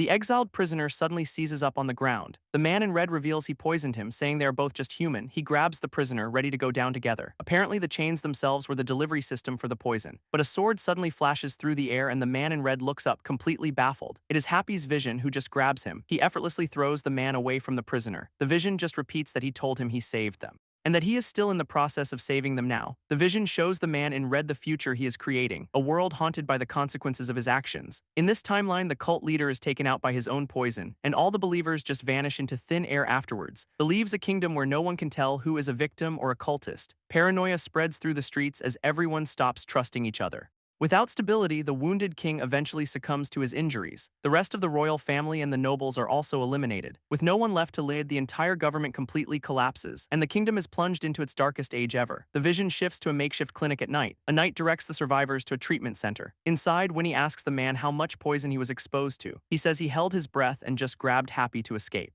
Another survivor asks if it is really that dangerous after such short contact. Winnie confirms it is a lethal poison that even the cult leader died from. The man is stunned, asking how she knows so much about it. She explains that her grandparents know the cult's history all too well. An old man reveals Winnie's parents were killed by the same religious group. They had accidentally opened a poisoned well the cult left behind. The vision shows Winnie's family grieving her parents' deaths. Her grandfather explains this is why they know so much about poison, which makes Happy's survival after being exposed even more confusing. The man in red cannot understand how Happy is completely fine. Happy just drinks the medicine his friend brings over. But Winnie noticed his body was fighting the poison on its own. It was like he'd already experienced something similar before. Her grandfather asks if he was poisoned back in the arena. Happy just smiles, saying he does not know and it just hurt a lot. The man in red watches from the back, processing everything. The vision shifts, showing the man in red pulling his captain aside. He quietly leads him away from the main house. The captain asks him what is going on. The man shows him items recovered from a dead messenger. Looking over the body, the captain asks what he found. It is a will left by Lucastion specifically for Happy. The man confirms the captain's hunch was right all along. The will details the story of the lone knight who became an exile clown. It also exposes the fanatical religious group that stained the kingdom with blood, and it speaks of the monstrous demon god they all witnessed. The captain explains the will confirmed the demon god's existence, and that Lucastion's letter revealed even more. It turns out Happy was a child abandoned by that very demon. In the will, Lucastion confesses his twisted desire, which was to witness the strongest beings in the world. He believed Happy's parents were his ideal of that strength, so he became obsessed with finding them, tracking them down after they sold Happy at a slave market. After a long search, he finally found their location, but every soldier he sent to that snowy wasteland went missing. Lucastion's will explains he spent years researching that mysterious wasteland. He found a place that all kings have tried to hide from history. It is known as the place where the demon sleeps. The ancient kings themselves gave it that name after witnessing the entity. Lucastion says he does not know why Happy's demon parents abandoned him. He admits he forced Happy to fight, hoping it would forge the strength he'd need. A flashback shows a young Happy absolutely terrified. Lucastion's goal was to ensure Happy would not die at the hands of the demon. He declares that Happy has finally become his ideal of strength. The will concludes by revealing the hidden location of Happy's parents. The captain asks who else knows about this, and the man confirms the messenger told no one. It is just the two of them who know the truth. He is stunned, admitting he never imagined Happy had this kind of past. Now he is not sure if Happy's existence will bring salvation or disaster, but he decides what is certain is that Happy is on their side. and the cult is still intact, planning to continue summoning the demon. His first instinct is to inform the allied kings and plan for the future, but the other kings hid the demon's existence and might not help a demon's child. So the new plan is to hide Happy's identity and just request help to eliminate the cult. The captain's voiceover says it will be a long journey. The scene shifts to a memory of villagers celebrating new knights. A young Happy humbly says he is just an apprentice, not a knight, but the villagers do not care, congratulating him all the same. He leads a toast, telling everyone to cheer his name. The whole village raises their mugs, shouting to Happy. For a moment, he looks genuinely joyful, but the memory dissolves into a massive graveyard. An old man approaches, noting 2 weeks have passed. He tells Happy he has been digging graves without a single day of rest.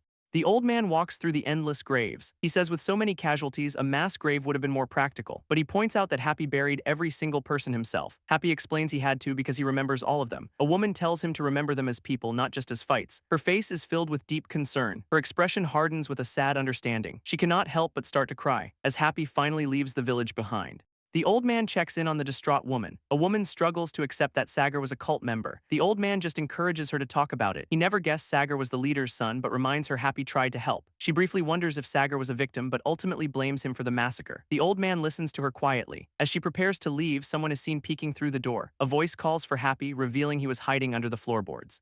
He just sits there silently in the dark. Happy does not seem ready to move. The man in red looks back, questioning the delay. In a vision, the dying cult leader tells Sagar the organization is his now. He asks why Sagar is not taking charge and issuing orders, but Sagar admits he cannot live with the weight of it all. His father just calls him weak. Back in the present, the floorboards suddenly burst open. Kalina climbs out, gasping that she almost died down there. She complains about the smell, but the old man tells her to be quiet. He then reveals he only saved them because he has faith in Sagar. Kalina looks over, clearly feeling left out of the sentiment. The old man just tells her she is only alive because of Sagar. Winnie's grandfather tells them to hurry up and run away, but Kalina scoffs that the whole kingdom is a disaster zone. She says their alliances are gone and they will be branded fanatics wherever they go.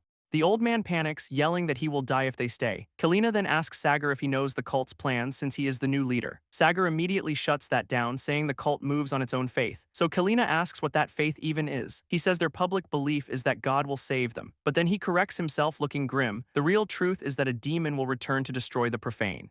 Kalina argues that if a world-ending demon exists, they should just join its side. She figures their 20 years of worship means they will at least get a hearing. The old man calls her crazy, but she just calls it her survival method. Sagar just listens to her plan. Elsewhere, the man in red's family is packing up to flee the chaos. His father says he can get them set up in another kingdom through his merchant guild, but his son looks conflicted. He tells his father that he is staying behind. He argues that even though the kingdom is ruined, he saw people trying to rebuild. He has decided to join the expedition as a knight, shocking his father. His father is left to process his son's decision. The man in red asks about the expedition he is joining. The captain explains they are going to ask allied nations for help. The plan is to split into 2 groups and head in different directions. Since they cannot trust many soldiers, only the most proven fighters will go.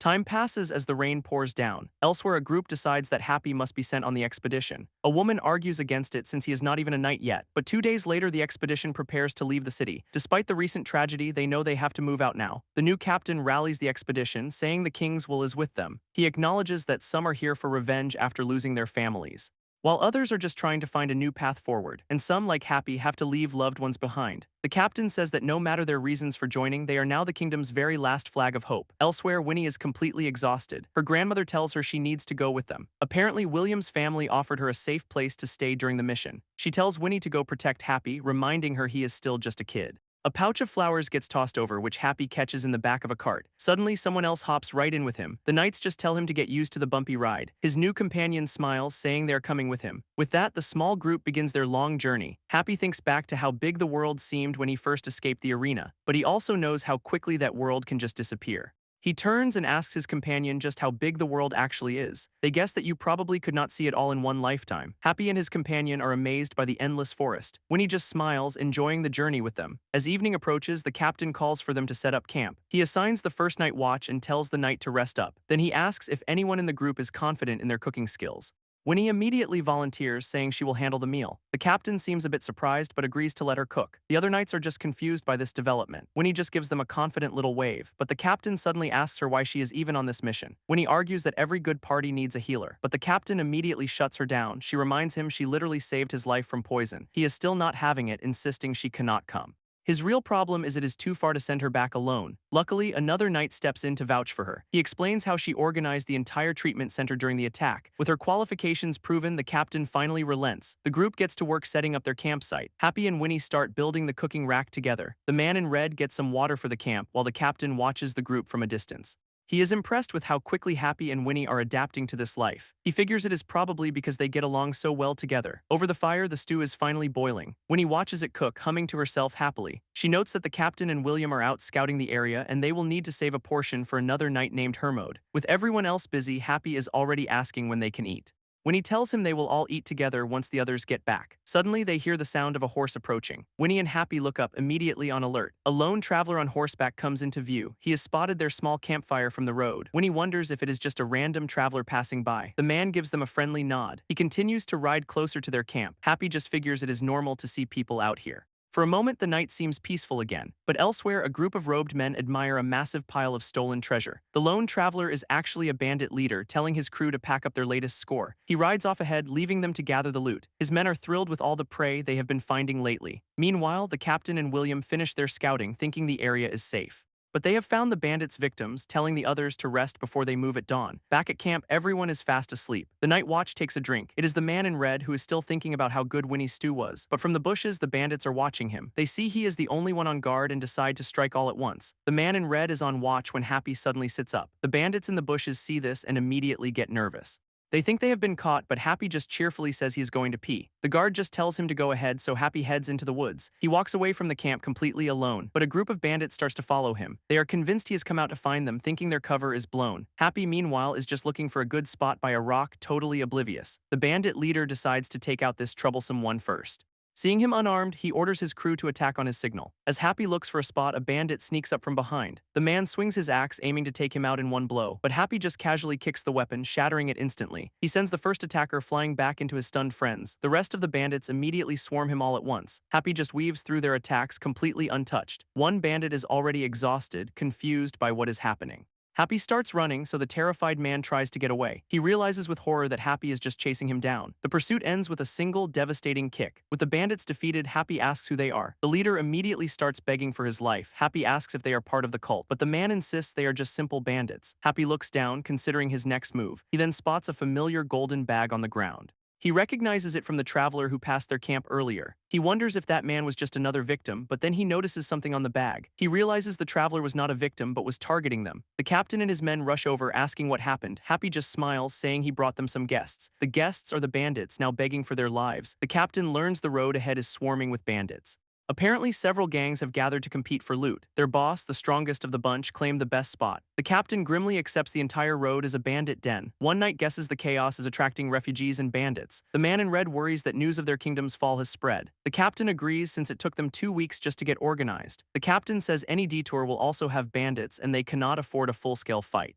Winnie asks what they are supposed to do, seeing no way forward. The man in red suggests a wild plan. They should disguise themselves as bandits. He figures they can use the power balance between the gangs to their advantage. They will just pretend to be a rival crew returning from a successful raid. By moving along the territorial borders, other gangs will assume they are rivals and leave them alone. And since they'd be coming from where the strongest gangs operate, others would be too scared to bother them. But the captain shoots it down, saying their disguise would be exposed the moment they had to talk. The man in red agrees, admitting only real bandits would know the necessary information. And suddenly, everyone looks at their captured bandits. The captured bandits look completely lost. Their leader starts mapping out the road, naming the different bandit crews in the area.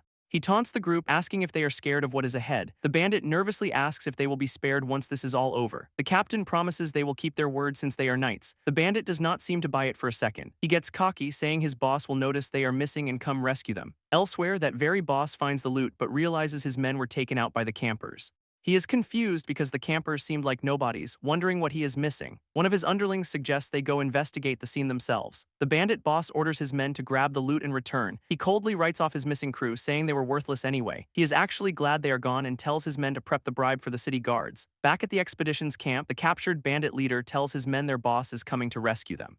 But then Happy just offers him a bowl of stew. The bandits are completely baffled by this. The food just smells way too good, so the leader reluctantly takes the bowl. He tells his crew to enjoy it since it is probably their last meal. William looks over at the captured bandits, saying they seem pitiful, not like bad guys. Happy immediately reminds him they tried to attack him with an axe. William snaps out of it, realizing his mistake. With their new guides, the expedition departs. 3 days into the journey, the mood is grim. The bandits realize their boss must have taken a different path. Their leader says they will guide the group quickly so they can find him. He begs the captain to keep his promise and let them live for their help. Hours later, the group continues down the road. Happy asks the bandit why his boss was not with them during the attack. The man explains their boss promised them citizenship if they looted enough. Happy just listens, processing this sketchy deal. But then they hear running from the bushes ahead. He immediately looks over, sensing trouble. The sound gets closer and faster. The captain and William also hear the commotion. It is the sound of a full-on charge. A horn blows as another bandit crew attacks some travelers. They have ambushed a merchant who is holding a small, bearded man. The expedition is suddenly stopped on the road. They have been completely surrounded by another bandit crew.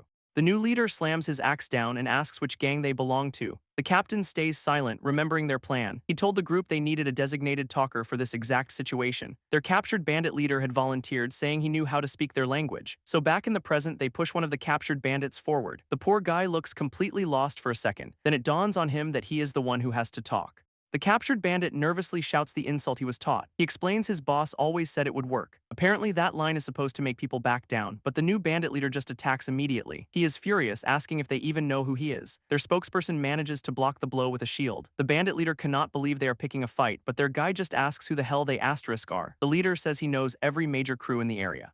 So the other bandit quickly claims they are a new gang. The new bandit leader is not buying their story. Their spokesperson just confirms they are a new crew. The leader finds it suspicious that a newbie gang is acting so tough. He insists they just want to pass through quietly, not start a war. The just confuses the bandit, who asks if they know whose territory this is. He reveals their main camp is right up ahead, making this a direct challenge.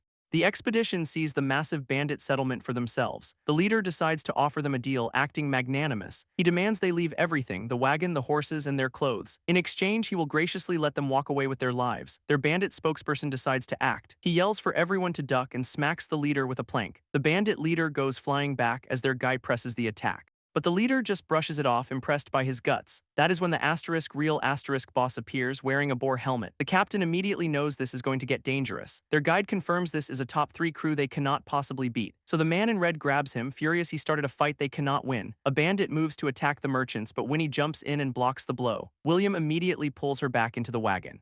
The captain stops the horses as the bandits close in. He orders everyone to use the wagons as a defensive wall. The boar helmet boss is just happy he gets to take their loot. He gives the order for his entire crew to sweep them up. The knights brace themselves for the massive charge. The captain starts fending off attackers from the wagon while Happy joins the fight, ready to strike down the bandits. Happy immediately starts clearing out bandits, cutting through their ranks with absolute ease. Meanwhile, their bandit spokesperson tries to hold his own, but his shield is completely shattered by a heavy blow. He is left wide open, and another bandit quickly takes him down. The boar helmet boss is stunned, wondering why this small group is so skilled. Suddenly, one of his men starts screaming in terror. The boss turns, confused by the new commotion. The bandit is pointing frantically, yelling that there is something inside the wagon.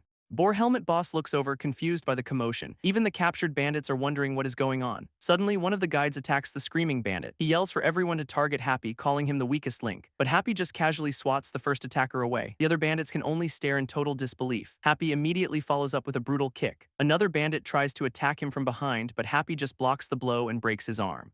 He finishes the guy off with a single heavy punch. The battle rages, but Happy is clearing a path. A knight reports that Happy's side is already wiped out. The bandit leader is furious, yelling at his men to push harder. Meanwhile, Happy and William lead the rescued merchants away from the fight. They tell the merchants they will hold the line here to cover them, but then they just run right past the confused merchants. William panics, shouting that the merchants and Happy were running away. The captain just tells him to ignore it and focus on the fight. The boar helmet boss scoffs, reminding them this is his camp. He roars for all of his forces to get out and finish this. The boar helmet boss taunts them, asking which side is going to die today. The expedition braces for impact, but Happy looks absolutely thrilled. Meanwhile, the merchants they just saved are running away to find their own boss. But one of them stops, looking back. He is clearly having second thoughts about this. He remembers how the expedition treated him with kindness, even offering him food. The memory makes him hesitate. He sees his friends are also thinking about the meal they were given. It is a stark contrast to their old boss, who told them to earn their food with violence. The man clutches his head, completely torn. The merchant remembers their kindness. He sees the expedition standing firm, looking like absolute heroes. As his friends run, he trips and falls. Another merchant urges him to flee with them, but he declares they have to prove they deserve to live. He turns back towards the battle, confusing everyone. He says it is time for them to earn their keep. The other merchants look at him, completely shocked. Then they all grab rocks and sticks, ready to fight. The merchants charge in, ready for a fight. They yell that they have arrived to help. The first rock connects, confusing a bandit. Meanwhile, Happy just catches an axe with his bare hand. He sends the attacker flying with a kick. Then he dodges another swing and takes out a second guy happy as just tearing through the bandits like they are nothing. He winds up for another heavy punch, and just like that, he is clearing a path through the enemy lines. The merchants who came to help can only stare, completely baffled. Happy decides to end this. He immediately takes out the boss. The boar helmet is furious, boasting about his toughness as their spokesperson attacks him.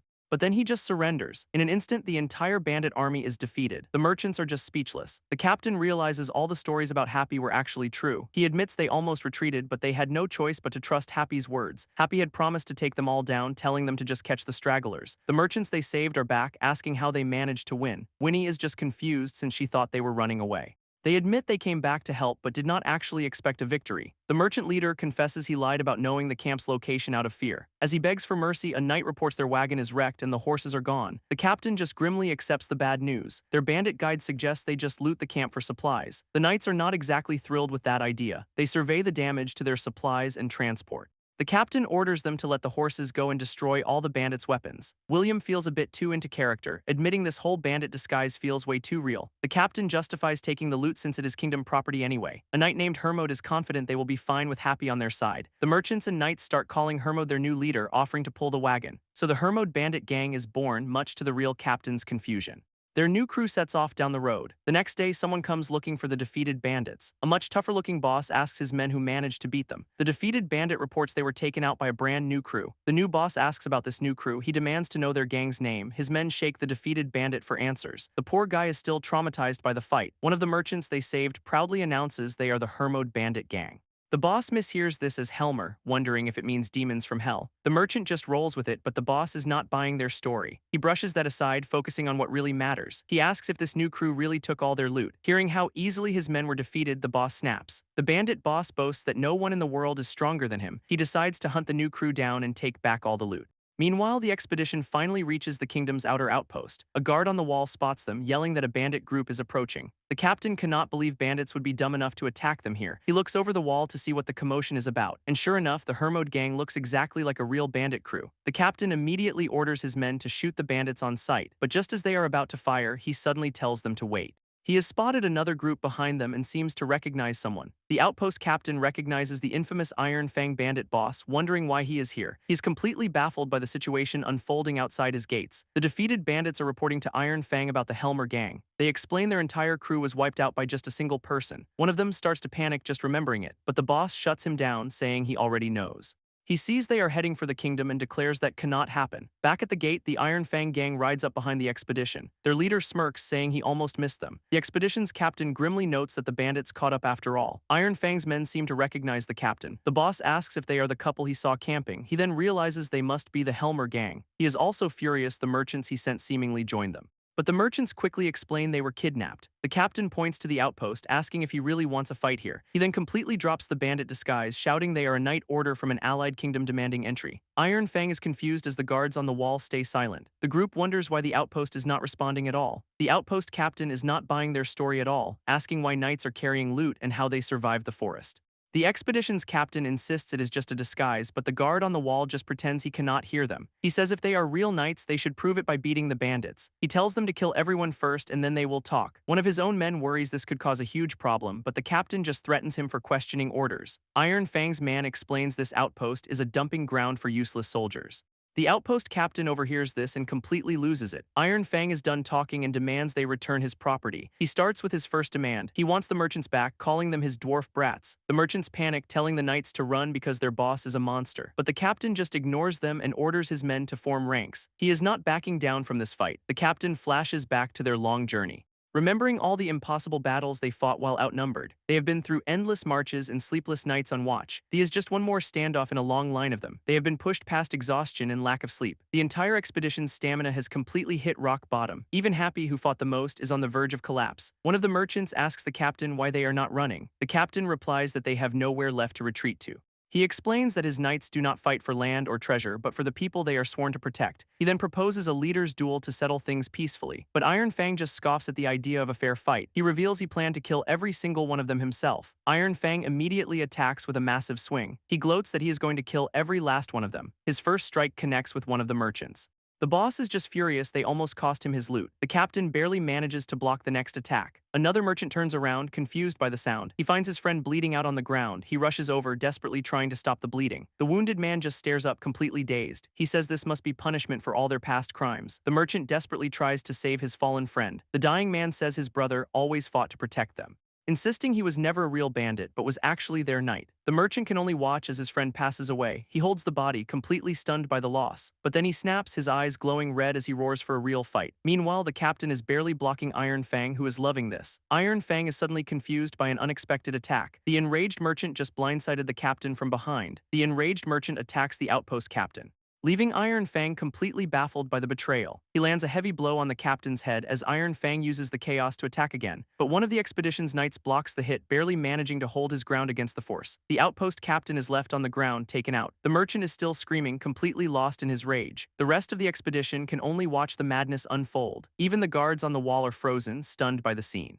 The outpost guards are just frozen, watching this all go down. The merchant is absolutely seething with rage. The captain asks Iron Fang how he could attack his own comrades, but Iron Fang just calls them livestock he got from a slave market. He says he just uses them up and then disposes of them. The defeated boar helmet boss watches from the side. The expedition's knight parries another massive swing. Iron Fang taunts him for protecting people he considers worthless.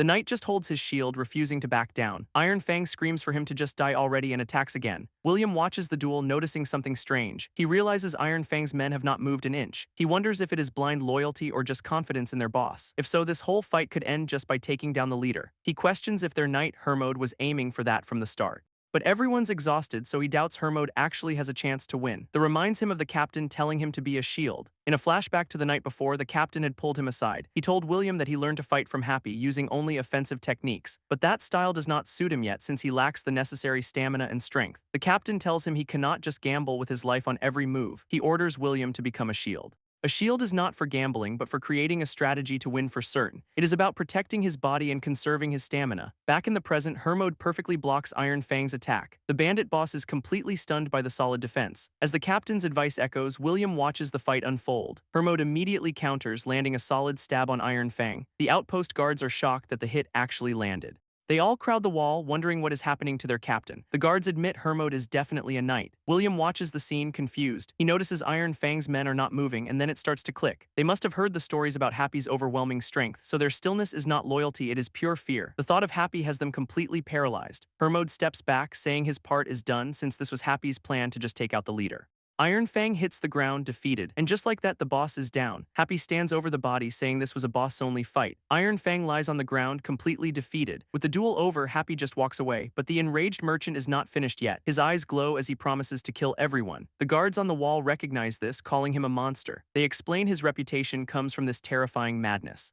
Now that he is unleashed, they believe no one can stop him. The merchant charges into the crowd of bandits. He immediately starts taking them out himself. He lands a brutal punch on a bandit, sending a shockwave through the crowd. His fist is completely covered in the aftermath. He takes down another bandit from behind, and the man hits the ground hard. A survivor can only ask what is happening. The merchant is just wiping out his entire crew. The expedition can only watch this betrayal unfold. Up on the wall, the outpost guards are stunned. They are frozen in absolute disbelief. The outpost captain orders his men to shoot the monster. He screams at a crossbowman that they are all just bandits. With one last yell, he commands them to fire. The soldier takes aim and lets the bolt fly, but he immediately cries out in shock. The captain furiously smacks him across the head. He looks down to see the bolt embedded in their own crossbow. The rampaging merchant just stands there, smiling at them. The captain sees the smile, now doubting if a shot would even kill him. The outpost captain wonders if the merchant is daring him to shoot. He looks at the defeated Iron Fang, realizing this is a serious threat. Completely intimidated, he gives up on the standoff. He orders his men to let the group in for interrogation. The massive outpost gate finally begins to open. The expedition watches in relief, finally granted entry. With the other bandits having fled, the knights escort them inside. From the watchtower, the guards look down at the new arrivals. The outpost captain is still visibly shaken by the whole ordeal. Meanwhile, the story cuts to a quiet village far from the kingdom. In a quiet tavern far from the kingdom, Kalina complains she followed Sagar to find the demon, but she is not sure what they will find in a place like this. She is just completely bored with the whole situation. Suddenly, the door bursts open with a crash. A group of bandits announces that the Iron Fang gang is finished. They are looting everything before the Helmer gang comes back for them. The men start getting rough with the villagers. A woman is knocked to the ground in the chaos. She begs for mercy, but Kalina just looks down unfazed. The bandit shoves a woman to the floor, but Kalina just tells her to crawl to survive. She claims she is too busy surviving herself. Another villager helps the woman to her feet as the bandit leader tells them to drop their things and leave. Kalina just ignores him, trying to continue her story. The bandit is furious she's not taking him seriously. A villager then explains they came to meet believers. That word finally gets Kalina's full attention, and in an instant the bandits are all down. The bandit leader asks why the doors are being shut. Kalina just gives him a chilling look. Before he can react, she takes him out. The other bandits scramble in a panic, but their pleas for mercy are ignored. The floor is left completely stained. A villager stares at the absolute carnage. Outside, Sagar just sighs at the mess. Kalina tells him he should have mentioned the bandits were also believers. He claims he was about to, but she is just disgusted by his cult's methods. Kalina reflects on how the cultists lived quietly for decades before snapping, but Sagar corrects her, saying it is not insanity, it is their faith.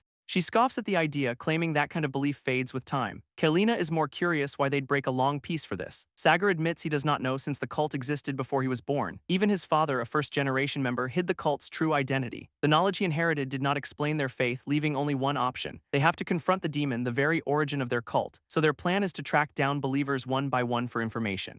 He believes following this trail will eventually lead them to the demon's true form. Kalina asks Sagar what he will do when they find the demon since she plans to join it. Sagar just stays silent for a moment. He says he does not care about sides, he just wants to minimize casualties. Kalina scoffs, saying survival means picking the stronger side, period. She then asks where they are headed next. Sagar reveals their next target is the king of an allied nation. Meanwhile, an official reports to that same king that the expedition has arrived. The king himself looks incredibly unsettling. Kalina is shocked to learn a king is actually a cult member. Sagar admits he only learned the cult's true scale after his father passed away. Sagar realizes it is already too late to stop the cult. Meanwhile, another expedition finds an entire city burning. Their commander halts the mission, knowing the cult's attack was just the start. Back at the outpost, our main crew is being questioned. The captain is in an interrogation room with his whole team. One of the knights is getting seriously impatient. The outpost captain looks extremely nervous. The expedition's captain just silently waits. The outpost captain nervously clears his throat. Finally, the interrogator says the situation is clear and ends the questioning. The outpost captain apologizes, admitting the whole standoff was a misunderstanding.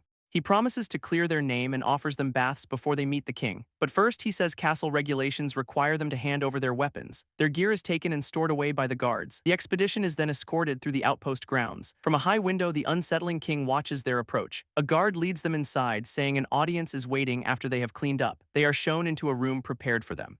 The captain quietly orders his men to check their bodies for any suspicious marks. With new clothes left for them, the expedition is finally left alone. A guard reports back to his captain. He confirms no one has any suspicious marks, but then he sees Happy's body, completely shocked. He runs back, stammering about all the scars. The outpost captain tells him to calm down. The guard explains the apprentice is covered in them, saying his body looks like a battlefield. He is also the one who beat the Iron Fang boss. The captain wonders if the stories were actually true, but another knight scoffs, saying real skill prevents scars. Winnie is led down a fancy hallway. She has no idea where she is being taken. The maid explains she is going to the VIP quarters since the knight's building is men only. She is completely stunned by the luxurious room. The maid leaves her some fresh clothes and departs. Winnie gets into the bath to relax. She is enjoying the luxury, feeling like a princess. She is really getting into the whole princess vibe. She starts role-playing, jokingly calling for a servant to bring her some tea. The maid suddenly appears, asking what kind of tea she wants, and Winnie completely freaks out. Winnie is completely startled by the maid's sudden appearance. The maid just smiles, offering to bring her fresh clothes later. Still flustered, Winnie just thanks her. She sinks into the water, absolutely mortified. After they have all cleaned up, the group is led to their quarters. The men are shown into a surprisingly comfortable room. One of the knights is a little suspicious of the VIP treatment. He then notices Happy is already completely passed out in bed. The captain confirms he is out cold from pushing himself too hard. When he agrees, saying it makes sense since Happy had the hardest time. Turns out Happy actually passed out the second he hit the bathwater.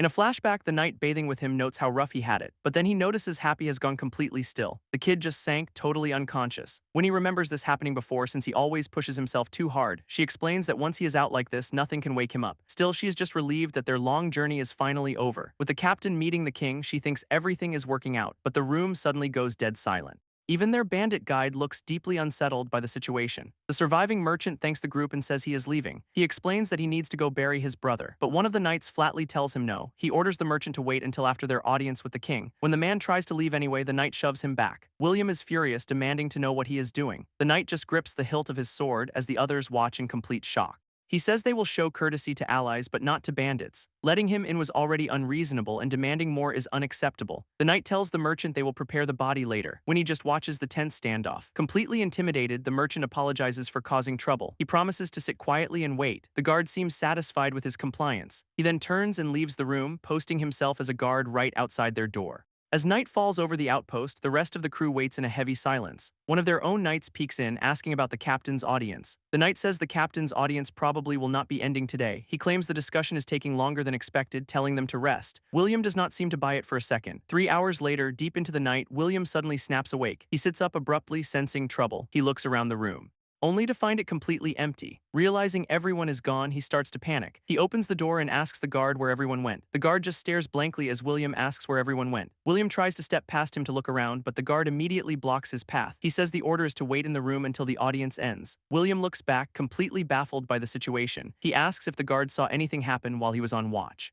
The guard just dismisses him for asking too many questions, but William ignores the warning and tries to push past again. The guard draws his sword, giving him one final warning. Instead of fear, William just flashes a completely unhinged grin. The guard is completely thrown by William's reaction, but he is interrupted before he can make a move. Happy appears, explaining everyone was just in the next room. The audience with the king is over and they have received permission for the burial. William silently wonders if the guard was just testing him. Happy apologizes for the misunderstanding, thinking something bad had happened. The guard just glares and tells them to go. As they walk away, Happy asks William what that was all about. The guard internally fumes, wondering if William is gutsy or just plain stupid. He just scoffs, annoyed by the whole confrontation. William asks if they are heading back now, but Happy says they will be staying for a few days. In a flashback, the allied king confirms their kingdom is now rulerless. The captain explains they discussed the cult scale and their own king's death, so the king offered them a place to rest while he investigates the situation. The captain respectfully accepts the offer, but then the merchant makes one final request. He asks for permission to properly bury his fallen comrade. The captain agrees, saying it is the right thing to do despite their status. The king just stares back with those unsettling eyes. The king grants permission for the burial, offering a spot in the outer cemetery. Later that night, the group gathers among the tombstones. The merchant reflects that they finally reached the kingdom they longed for, but realizes that arriving was not true happiness. He remembers that the real happiness was just being together with his friends. The expedition's captain quietly listens to his grief. He then says that he too has recently lost all of his family. The captain claims this entire kingdom is now filled with people who share that pain. He then offers the grieving merchant a chance to join them. The captain promises to teach him how to rise up even when the world collapses. The merchant remembers his friend, wishing he had someone to protect him. He even wished the merchant had an older brother of his own. Overcome with emotion, he grabs onto the captain. Happy watches this, remembering his own time in chains. The captain's words of comfort are revealed as a lie as he plots to take over the allied land. The vision shows Happy's chains were broken. Back in the present, Winnie comforts Happy. Elsewhere, the allied king is told he will now rule the fallen kingdom, but Sagar warns him that this moment will be the true test of his faith. The king just stares back, completely stunned. The allied king's daughter is stunned by news about her father. Unable to sleep, she decides to take a walk through the castle. She wanders silently down the empty, moonlit corridors. The servants she passes immediately bow, calling her princess. One of them suddenly drops to her knees, begging for forgiveness. The princess just asks what she is even apologizing for. The terrified servant says just looking at her was a grave sin. She just stares down at the woman, completely silent. The princess seems totally unfazed by the extreme reaction. She simply turns and continues on her lonely walk. The princess recalls her father saying it is natural for subjects to fear her, and that one day the entire world would look at her with that same terror. Her lonely walk is suddenly interrupted as she comes face to face with the expedition crew. The captain and his men immediately bow their heads. She thinks to herself that these are the people who will soon be her subjects, but then she notices something strange in the group. One person is not bowing at all, and she is completely thrown by his reaction. It is just Happy smiling back at her. The captain's men tell Happy to bow down to the princess, but she just walks past them only to stop, completely shocked. Her eyes are wide with disbelief. Happy is just smiling back at her. One of the knights tells him to let it go and move on. The princess stands there, completely silent. She can only whisper his name, totally stunned. Later that night, she cannot sleep at all, realizing that in her entire life, no one has ever looked at her without fear. The princess thought everyone was the same, but Happy was different, and she wonders what he thinks of her. She is now completely curious and just wants to see him again. She cannot sleep, clutching her blanket tightly. The next day, the expedition is at the knights' training grounds. Two of the local knights watch them, wondering what is going on.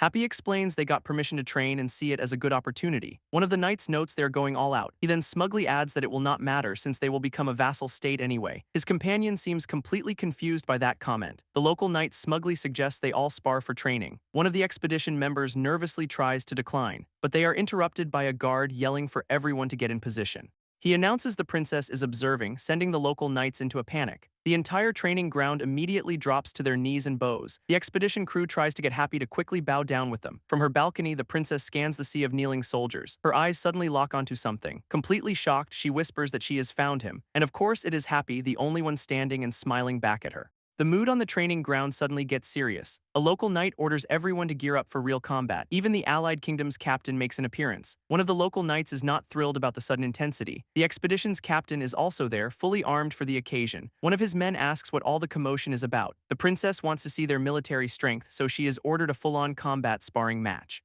They are told to choose their weapons and fight in their own style. The expedition realizes their hosts have no intention of letting them rest. Their captain agrees, saying they have no choice but to show their true abilities. The captain says they have to show everything to prove their kingdom's worth. The local knights are pretty smug, thinking this will be interesting. Their captain is surprised the princess arranged a formal match just to see Happy. He wonders if she is also taking an interest in their now rulerless kingdom. The scene then flashes back to a different king watching a battle unfold. He looks absolutely stunned by what he is witnessing. A mysterious man explains that Happy is the one who killed the cult leader. Because of that, this king's plan to conquer their kingdom completely failed, so the man will disguise himself as an apprentice to assess Happy's capabilities. The king just agrees, saying he will be watching the whole thing. The princess admits she is not interested in the sparring match itself. She is only here to watch Happy and figure out who he really is. She is trying to understand the strange, trembling feeling she gets from him. A local knight notices her attention, seeing this as a huge opportunity. He is even more hyped when he sees the king watching from the window. Another knight smirks, thinking this is his one shot to secure a position.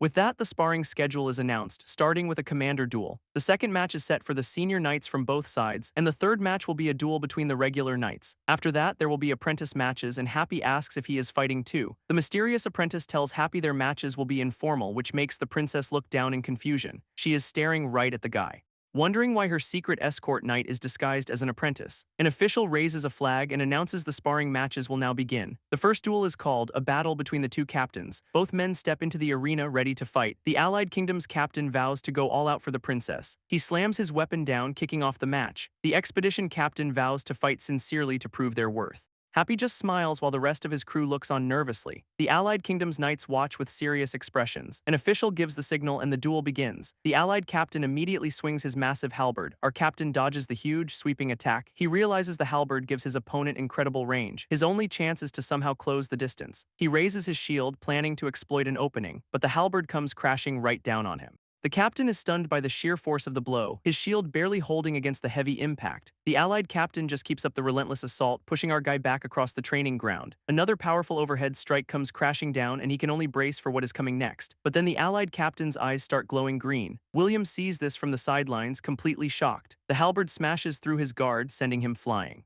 But the expedition captain grits his teeth and gets right back up. The expedition captain barely blocks another heavy blow, but the allied captain's halberd glows with power. The expedition captain's sword completely shatters on impact. He is immediately hit with a powerful shield bash, sending him stumbling back across the arena. His broken sword finally falls from his hand. An official steps in, declaring the match is over. The expedition captain looks up, clearly defeated. Rumors had been spreading that his kingdom fell because they were weak, but this duel proved to everyone that those rumors were completely false. The Conquest King watches the next match with great interest. An official announces the next fighter is Sir Hermod. The duel begins, and Hermod immediately charges forward. His opponent is completely caught off guard by the rush. Hermod unleashes a surprisingly aggressive shield-bashing assault. The disguised escort knight notes this is not his usual defensive style. He is shocked to see Hermod attacking so fiercely with his shield. A heavy blow sends the allied knight stumbling back. Hermod does not let up, closing in for another strike. He looks ready to end this match decisively. Hermod keeps up the relentless shield bashing, and his opponent's shield is barely holding up. An official calls the match before Hermod can land the final blow. Happy watches intently, realizing his turn is coming up fast. The disguised knight turns to William, who seems a bit lost. He tells William not to be nervous and just show them what he is capable of. He is confident they will win every duel because they have a unique advantage. Their secret weapon is real battle experience, something the peaceful kingdom lacks. He reminds William that he has already survived countless battles and grown stronger. A flashback shows William fighting for his life against overwhelming odds. The disguised knight tells William to just fight with confidence. William looks down, clearly lost in thought. He flashes back to his early training, remembering how he was told to use a shield. The advice was to build a safe foundation since he lacks strength. He recalls that Happy gave him the exact same advice. But for William, a shield only triggers the instinct to hide, not fight. It feels less like protection and more like a cage holding him back. So Happy offered a different path, learning to fight sword to sword. William was completely stunned by the suggestion. Happy offers to teach William his foster father's sword technique. He believes William might actually be able to follow the moves. His foster father was the best swordsman he'd ever seen, a man who never lost a one-on-one duel. William's mind flashes back to the horrific day of slaughter.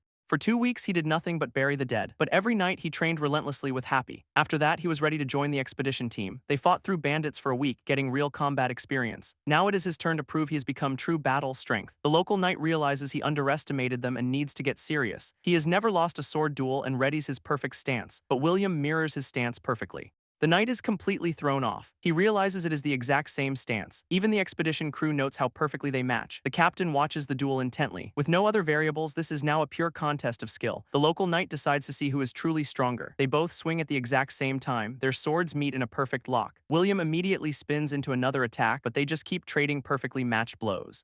The local knight is clearly feeling the pressure. The duel becomes a blur of steel with neither fighter gaining an advantage. He realizes William is so fast that one mistake means he loses. The knight decides to risk everything on a single, precise strike, but as he looks for an opening, he gets confused. William has suddenly gone completely still in front of him. William realizes this duel is just boring compared to what he has already survived. The local knight takes the opening and attacks.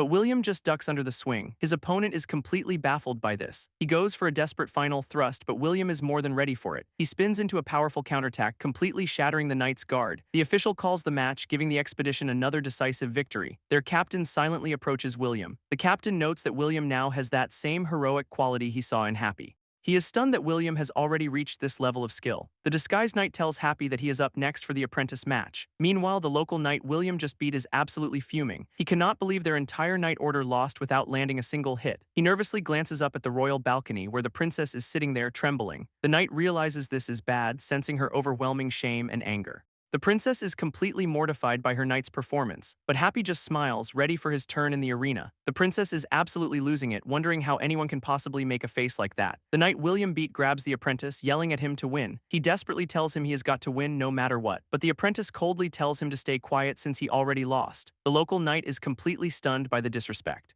and can only watch as the mysterious apprentice walks away. The other local knights admit they have never seen this guy before either. Still, they are all eager to finally see what he can do in a fight, and Happy just smiles, ready for his match. The local knights recall the expedition's brutal history and overwhelming power. One of them is already sweating, worried they are about to lose again. His friend tries to calm him, but he is clearly terrified of another humiliation. With the signal given, the apprentice match begins. The mysterious apprentice steps into the arena looking serious, and Happy just smiles back at him, ready to go. The apprentice immediately lunges forward with his staff, but Happy does not even flinch as the attack whips past his face. The crowd is stunned, wondering if he just failed to dodge, but the apprentice realizes Happy knew the attack would miss all along. Happy calmly watches the attack come in. He blocks the heavy staff blow with a tiny shield. It is literally just a piece of wood tied to his arm, but he holds his ground completely unfazed. The impact sends him sliding back across the arena. William is confused, thinking it was not a very good block, but the captain notes that for an apprentice, his skill is impressive. Happy then casually drops his makeshift shield. He now stands before the apprentice completely defenseless. The apprentice realizes Happy is no ordinary kid, wondering who he truly is. Happy just grins, ready to fight. He easily ducks under another swing, letting the apprentice's staff whip past. The apprentice spins into another attack, but Happy is already inside his guard. Their weapons meet in a single clash. The apprentice is sent flying backwards, hitting the ground hard, totally stunned. He cannot believe what just happened. An official suddenly steps in, calling for a pause in the match. The official asks the apprentice if he can even continue, but Happy pops right up, bleeding and smiling, insisting he is fine. William and the princess are both completely shocked by this. The local knights think Happy is fighting worse than they expected. One of them wonders if he is just some reckless idiot, but the apprentice knows that is not it at all. He remembers Happy pulling the same act in a past arena fight. He is intentionally fooling everyone, both his opponent and the crowd. The apprentice just cannot figure out why he is faking it. He realizes Happy is sizing him up and slowly turning up the heat. The apprentice is convinced Happy has some kind of plan, so he charges in to figure out his real motive. Their weapons meet in another heavy clash, and the force sends Happy skidding backwards. He uses the momentum to kick off the ground and just grins, yelling that he can keep going. He plants his feet, ready for another round. Happy declares he will show them true apprentice spirit and that his kingdom will not fall. A local knight is moved, realizing Happy's scars come from his incredible fighting spirit. But the expedition's captain is confused, wondering how this kid beat the bandits. The apprentice realizes Happy is not the real threat. He thinks the other knights are actually way stronger than anyone expected. He looks over at the expedition's main crew. His focus lands squarely on William.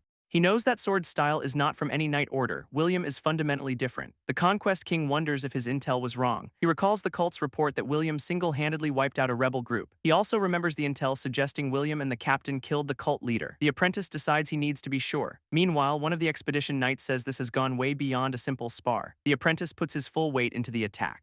deciding he will break Happy's arm to test his limits. The princess flinches as she watches from her seat. She suddenly screams for them to stop the match. Down in the arena, Happy is on his knees. The scene triggers a flashback of her father punishing people for her. She remembers a young girl trying to offer her a flower, but a guard immediately beat the girl for getting too close. Her whole life, anyone who approached her was punished. She now fears Happy is being beaten for the exact same reason. She remembers Happy smiling while everyone else bowed. She is terrified this will be the last time she ever sees that face. Back in the arena, Happy forfeits the match, still smiling through the pain. The princess can only watch in absolute horror. William immediately rushes to Happy's side to help him up. Leaning on him, Happy says that William was right all along.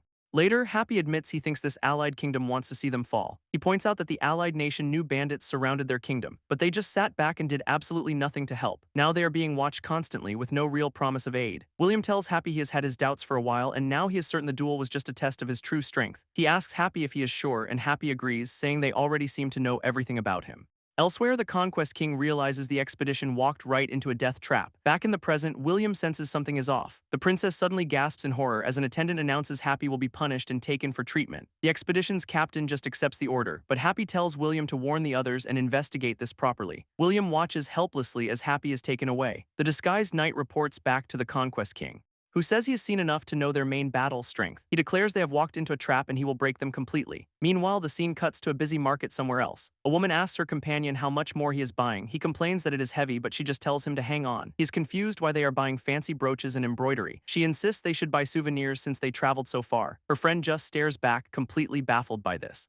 The woman from the market is excited about their reward for catching bandits and wants to buy gifts for her grandparents who are waiting for them. She even surprises her companion with a new hat. He is completely stunned by the sudden gift, but he happily accepts it with a blush. They go on a shopping spree and he insists he can carry everything, but then she suddenly freezes, looking confused. She spots two familiar faces in the crowd, Sagar and Kalina. She wonders if she was just seeing things in the busy market. Shaking it off, she decides it is time to head back as two knights watch them leave. Elsewhere, another king stands on his balcony. An attendant announces he has visitors, and it is Sagar and Kalina. The king's advisor identifies Sagar as the cult leader's son, shocking the king. Kalina smirks, confirming the rumors that a cult member sits on the throne. Sagar says they are here to learn about the origins of the cult. The king is completely stunned by this. He nervously tells them that asking such questions proves they have not gained faith yet. Kalina is already tired of his faith talk, but Sagar just stares him down unimpressed. The king's advisor accuses Kalina of interfering with Sagar's path, but the king admits both he and the cult leader failed to guide their children. The cult leader failed from an attack, but he failed by showing his daughter despair too soon.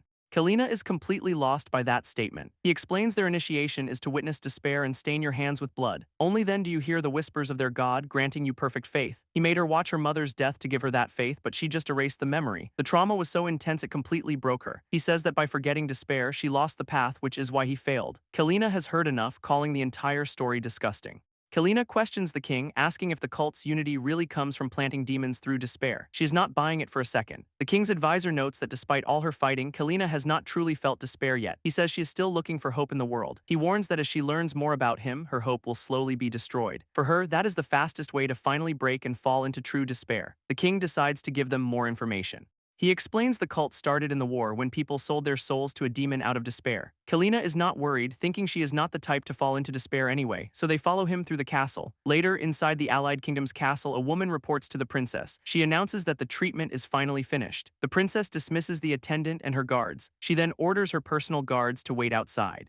Her intense glare makes it clear that is not a request. The guards reluctantly leave them alone together. The princess then turns to face Happy. He is all patched up, wondering what she is plotting now. She suddenly gets right in his face. And Happy sweats, thinking this is some kind of interrogation. The princess just stares at him with a dead serious expression. She reveals the apprentice was actually her personal escort knight.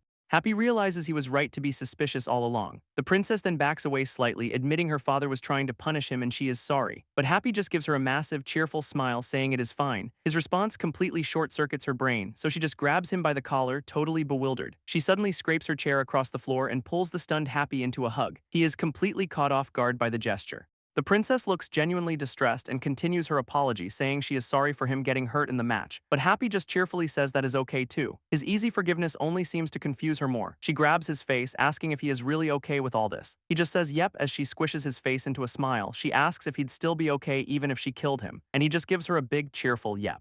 The princess suddenly says she understands why she is so drawn to him. He reminds her of someone she has forgotten her entire life, someone who kept a bright face even through horrible pain. The triggers a flashback to a deeply traumatic event. She sees her younger self confused and covered in blood. Her mother was on the floor, smiling despite her condition. The young princess asks why she collapsed after drinking the tea she made. She realizes with horror that she might have been responsible for her mother's death. The young princess is paralyzed with horror. A voice in her memory accuses her, saying she killed her mother. A monstrous hand reaches out as the voice blames her for everything. It whispers that there is only despair and that she has become a monster. The shadowy figure grabs her head, trying to corrupt the memory, but another memory fights back against the darkness. She remembers a young boy there looking just like Happy. The conflicting memories cause her immense pain in the present. In the flashback, her mother's voice cuts through the despair. She smiles through the pain, telling her daughter it was not her fault. Back in the memory, she hugs her dying mother, but in the present, she is clinging to a very confused Happy. She looks up at him, her eyes filled with tears. Then she finally admits the horrible truth: her father killed her mother. Happy is completely floored by the sudden confession. The memory of her mother's final moments returns, recalling her warning that the king had poisoned the tea. And that was not all. He brought in strange soldiers to slaughter his own citizens. The princess says he's been quietly soaking the entire kingdom in blood. Suddenly, the door to the room slams wide open. The king's guards burst in, demanding to know what happened. Happy plays it cool, but the princess is clinging to him for dear life. She is looking at them with pure terror, because in her eyes they are not guards, they are monsters. She begs Happy not to let them take her back to her father. The guards just yell at him to get away from the princess. Happy tries to shield her, but they are quickly closing in. They grab the princess, ripping her away from his protection. He knows that fighting here would be a death sentence for everyone. All he can do is watch as she screams for help.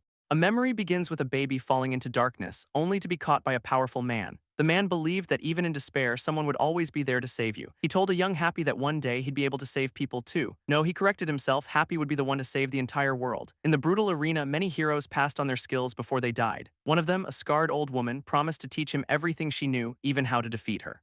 And just like all the others, she is gone. He was forced to survive, inheriting their strength. The path of survival meant he even had to defeat his own arena father. His father's last words were a warning, begging him not to become a monster. Instead, he told him to bring salvation. A young Happy witnessed his final moments. Snapping back to reality, Happy drops a guard. He pulls the princess close as a memory returns. He made a promise to save others just as he was saved. She asks if he is sure these are the soldiers who hurt the citizens. She is positive, saying she can see the monsters writhing under their skin. Happy is floored, asking if she can actually see monsters. The princess explains what she has seen. At first, she did not understand, so she just stayed quiet. She was too terrified to speak because she could not tell anyone that all her guards looked like monsters. But now all the repressed memories are flooding back to her. She realizes they were all demons wearing human masks, slaughtering people. They either killed citizens or turned them into more demons, spreading like a plague. She remembers them saying they'd soak the ground in blood for someone's arrival and that a new world was coming. Their entire plan was to worship their god in blood. The guards scream about offering up every drop of life. Happy grabs the princess and dives out the window, landing safely on a balcony below. They keep dropping down the castle wall and land right in front of more guards. He just grins, ready for a fight. The guards are completely stunned. He confirms what she said, calling them cult scum. He realizes this entire kingdom has been eaten away by the cult. A commander orders his army to arrest every last one of the allied kingdom dogs. Meanwhile, William and the crew get ambushed. A commander accuses them of scheming and orders them all thrown in the dungeon. The captain realizes they were set up the moment they voiced their suspicions. His men look to him for orders, but he is just as cornered. Looking outside, he sees the entire building is completely surrounded by soldiers. There is absolutely no way out. With no other choice, the entire expedition crew is locked in a cell. The commander then demands to know where the apprentice who kidnapped the princess is. William is completely floored by the accusation against Happy. He instantly realizes something must have gone terribly wrong on Happy's side. The commander accuses William of playing dumb, then orders his men to hunt down the apprentice. Elsewhere, another king is walking through the city when he hears someone screaming for help. He sees a young noble being dragged away by guards. The king is completely confused by the scene. A guard explains the allied kingdom just kidnapped the princess. He is absolutely floored by the accusation. Wondering why their allies would ever do that, the guard reports they have caught everyone except for one apprentice knight. The young noble is absolutely livid. The king looks back surprised. The noble accuses him of being behind it all. The king asks if he knows the people they are discussing. He screams that the king turned their kingdom into a bandit haven after a massacre. A guard immediately silences him with a punch. The king just watches it happen, completely unfazed. His advisor seems a bit startled by the violence. The noble is quickly bound and gagged. The advisor realizes this is not just knowledge, it is pure unfiltered hatred. The king plans to finish what the cult leader started. He leads Sagar and Kalina away to get their information. Their first stop is a public execution. Sagar just watches the grim scene unfold. The noble who accused the king is now in the cage. The Conquest King arrives, asking if Happy has been caught yet. William sees them together and realizes the entire kingdom is a cult operation. Kalina looks over, completely confused by the alliance. The king asks if she also sees someone she knows. From his cell, William recognizes the woman in the crowd. The woman William recognized casually waves hello. He is completely shocked to see her at his cell. The kings are just as confused. She gets right up to the bars, saying she came for him. He demands to know why, but she just teases him. William asks if she was a cult member all along. She explains she is just a survivor who always picks the winning team, but it turns out the cult has some surprisingly strict entry requirements. So now she is thinking about switching sides again, and she wants to join his. She says this is the perfect opportunity to switch over to his side. William is completely lost, asking what she is talking about. She explains most of the troops are gone, searching for the princess. So if she gets him out, he should be able to escape. She just wants to know if he will accept her as an ally. The Conquest King has had enough and orders his guards to remove her. She pulls back slightly, still waiting for William's decision. But William actually tells the approaching guard to step back. The guard grabs her anyway and she just smirks, saying, "Great." In a flash, she pulls a hidden blade and deals with him instantly. She immediately takes down the guard, who did not even see it coming. With a quick twist of her blade, she sends him flying across the room. The Conquest King is completely stunned. She just smiles, saying she is sorry, but she has officially switched sides. He cannot even process what is happening. William realizes she meant she was joining him right now, asterisk. She says sneaking out was never the plan, then dangles the cell keys. The king is just left wondering when she even stole them. She smirks, saying this is just her life motto.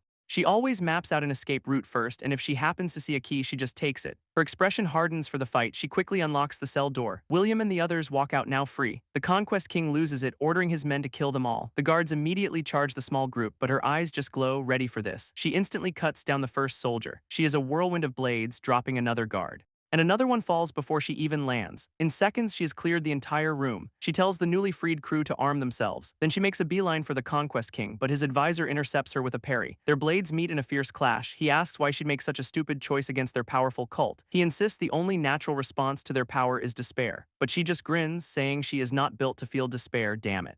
The advisor just stares her down, but she scoffs at his despair talk, saying she wanted to be a demon's equal, not its slave. Their blades lock once again, and he tells her he will give her a real taste of it. He puts all his strength into the push, catching her off guard with his power. He starts to overpower her completely, promising to grant her that despair himself. But she just tells him to keep talking. She easily breaks his hold and they clash again. She sends the advisor flying back with a powerful strike. Even she has to admit he has monstrous strength. She realizes that even blocking his hits causes damage to stack up. But before the advisor can press his advantage, William steps in. He easily blocks the next attack meant for her. William's block is so solid it stops the advisor cold. In fact, the force sends the advisor stumbling backward. William just stares him down, completely focused. The advisor's sword is even chipping from the impact. She teases him for helping her and he just stares back, ready to fight. William warns her that the advisor is hiding his true strength. He says Happy could feel it and so can he. Apparently, strong fighters can size each other up at a glance. The advisor agrees, saying he felt a legendary sword aura from William's blade. William just looks confused by the compliment. She tells him to focus because they need to finish this fast and get out.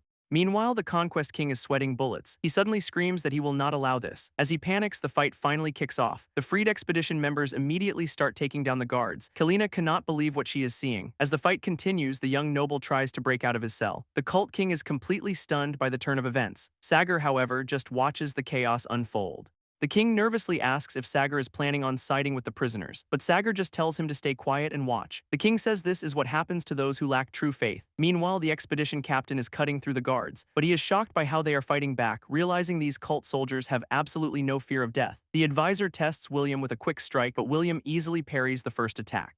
He manages to block the second blow as well, while his new ally handles her own opponent. William realizes the advisor's blade never even wavered. He knows the power gap is huge and a direct fight is dangerous. The advisor tells him to stop playing around and show his true power. William just stares back, his expression hardening. He takes his stance, ready to go all out. Then he charges in, meeting the advisor's blade head-on. The advisor comes in with a powerful swing, but he is surprised by William's sudden change in angle. William ducks under the attack to get behind him, and their new ally lands a kick right to the advisor's face. She winces, grabbing her blade through the pain, but William yells at her not to stop the assault. The advisor manages to block William's next strike, glaring down as their swords lock together. William just grins, telling him to come on faster. Their blades clash again in a shower of sparks.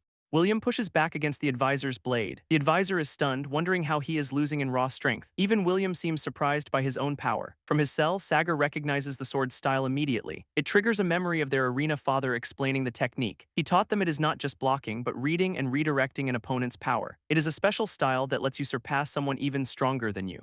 He knew it was a technique that only Happy could master, and surprisingly William as well. He believed both of them were capable of handling it, as William proves right now. The advisor puts everything into his next attack, but William is completely focused. Sagar recalls their father's lesson: you take their power and spin it right back at them, and William perfectly redirects the advisor's strike, channeling all that borrowed power into his own swing. The counterattack lands, sending the advisor flying. He is completely stunned by the hit. Even his new ally is shocked. She is wondering when William got this strong. The advisor struggles to his feet, seriously wounded. The advisor gets back to his feet, wondering if William's strike was too shallow. He immediately roars and charges in again. William struggles to block the heavy blow as the advisor realizes he was using his own strength against him. Their blades clash in a rapid exchange, locking them in a test of pure power. William knows he cannot win by trading brute force with this guy. The advisor presses his advantage hard and lands a blow that disarms William. The expedition captain tells his men to cover the rear. He then charges straight at the advisor, leaping into the air with a dual-wielding strike. The advisor easily meets his blades head-on. They are locked in a fierce power struggle. The advisor puts all his weight into the push,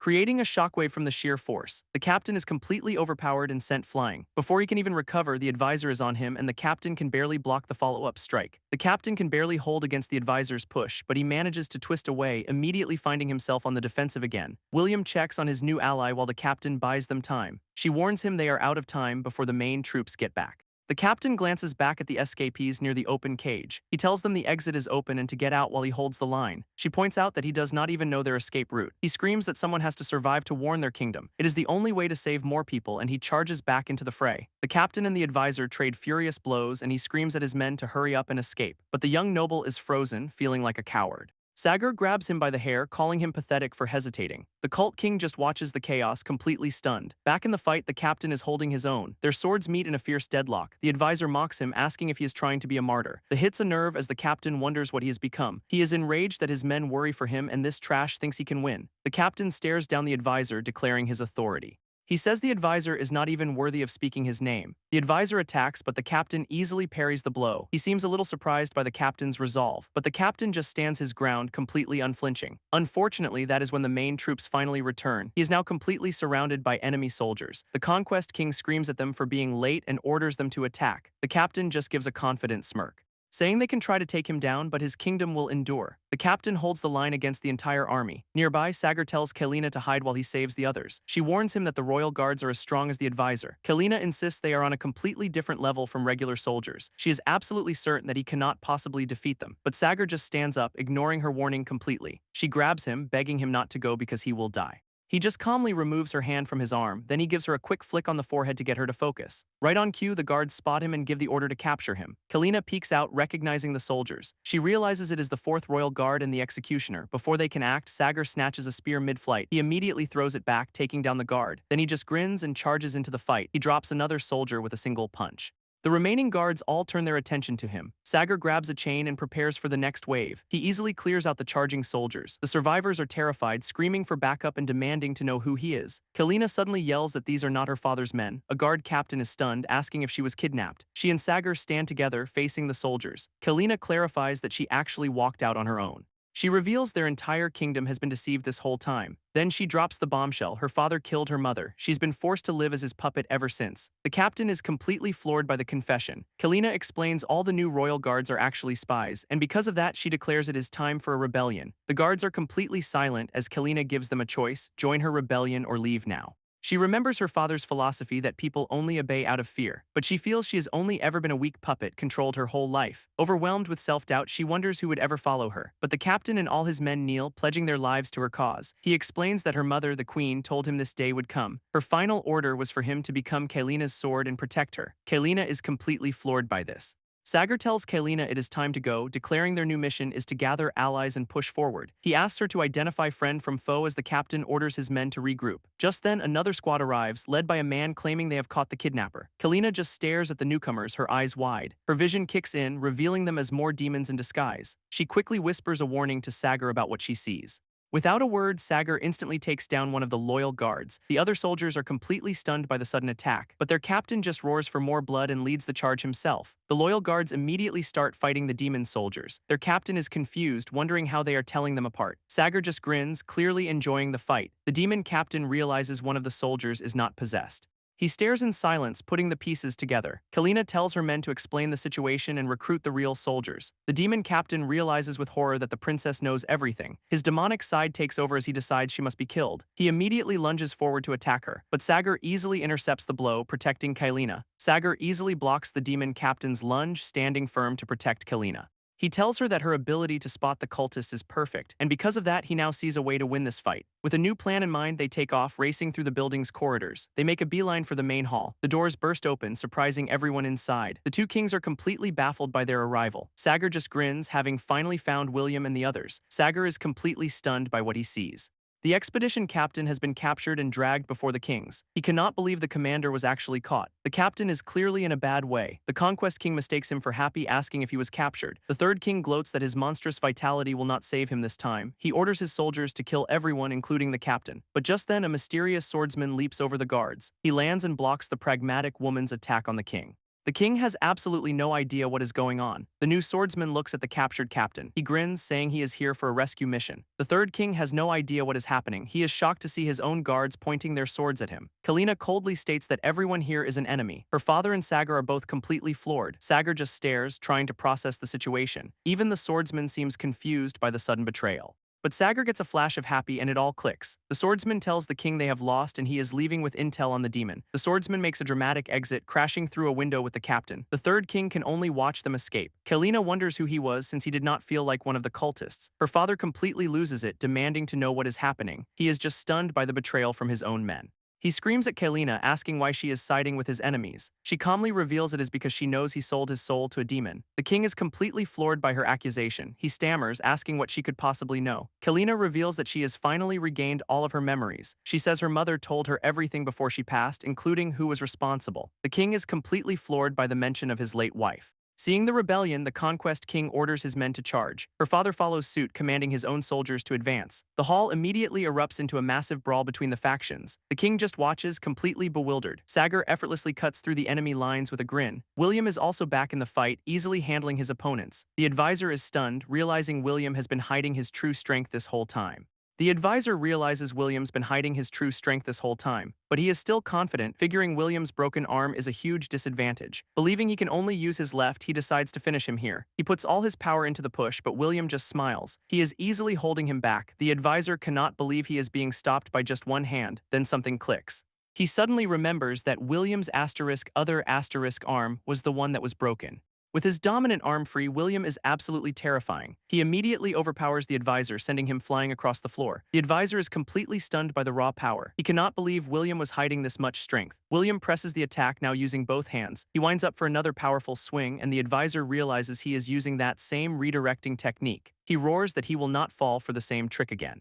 Their swords lock together in a shower of sparks. The advisor roars, trying to overpower William, but William uses the momentum to throw him. He spins with the advisor's own force and lands a heavy blow on his opponent. William thinks that people who only chase strength share the same delusion. They always believe they will be the strongest one in any fight, so even when their own power is turned against them or when they finally face an equal opponent, they just fall back on trying to win with brute force. Then a watery aura manifests behind William, shocking the advisor. The advisor stares down William's watery aura, but he just grins and charges in anyway. William is completely taken by surprise. The advisor's strike sends him stumbling back. William realizes something is very different now, thinking the advisor's sword style has completely changed. And now the advisor has that same watery aura. He blocks the next blow, feeling the new power. The advisor's hand glows with the copied energy. He unleashes a powerful new attack of his own. The advisor is confused, thinking William is letting go of his strength. He pushes back hard, using William's own power against him. Their blades lock as the advisor pours on the pressure, but William just spins away from the attack. He dodges through the air, completely changing his stance. The advisor has no idea what this strange new style is supposed to be. In a wild move, William lets go of his sword's hilt. He catches the blade with his other hand, reversing his grip. Then he swings it around to block the advisor's next attack. William stares him down, completely locked in the fight. The advisor thinks William's new style is like fighting the wind itself. At the same time, Sagar grins as soldiers charge him. He drops to the ground, taking one out with a precise stab. Then he is back up, flowing through the rest of the squad. The advisor is completely stunned by this fighting style. It reminds him of an unforgettable fighter from his arena days. He remembers a man called the One-Armed Hunchback who stood against pure strength. Attacking the Hunchback with raw power was like trying to slash water. But the style was not just about dodging, and Sagar is using that exact same technique to cut down the guards. The advisor recalls the Hunchback had immense strength. and the perfect skill to control it. He remembers watching the man fight relentlessly in the arena. It was a power that only appeared when you refused to submit. He is stunned to see Sagar using that exact same style. Sagar immediately proves him right, running a soldier through. The guard looks down, shocked by the fatal blow. He hits the ground hard, taken out in a single move. Even the Conquest King is floored by the display. The soldier can only gasp as his life fades away. The advisor realizes strength was not the only answer. He never even thought to stand against true despair. He remembers a war where everyone who stood against them was completely wiped out. It was a brutal, one-sided slaughter, but he sees now they were fighting for a future, leaving their will behind. They believe someone like Sagar would eventually appear to carry that will. Sagar just walks on, completely unfazed. Elsewhere, the hall is pure chaos. Kalina's loyal guards hold the line.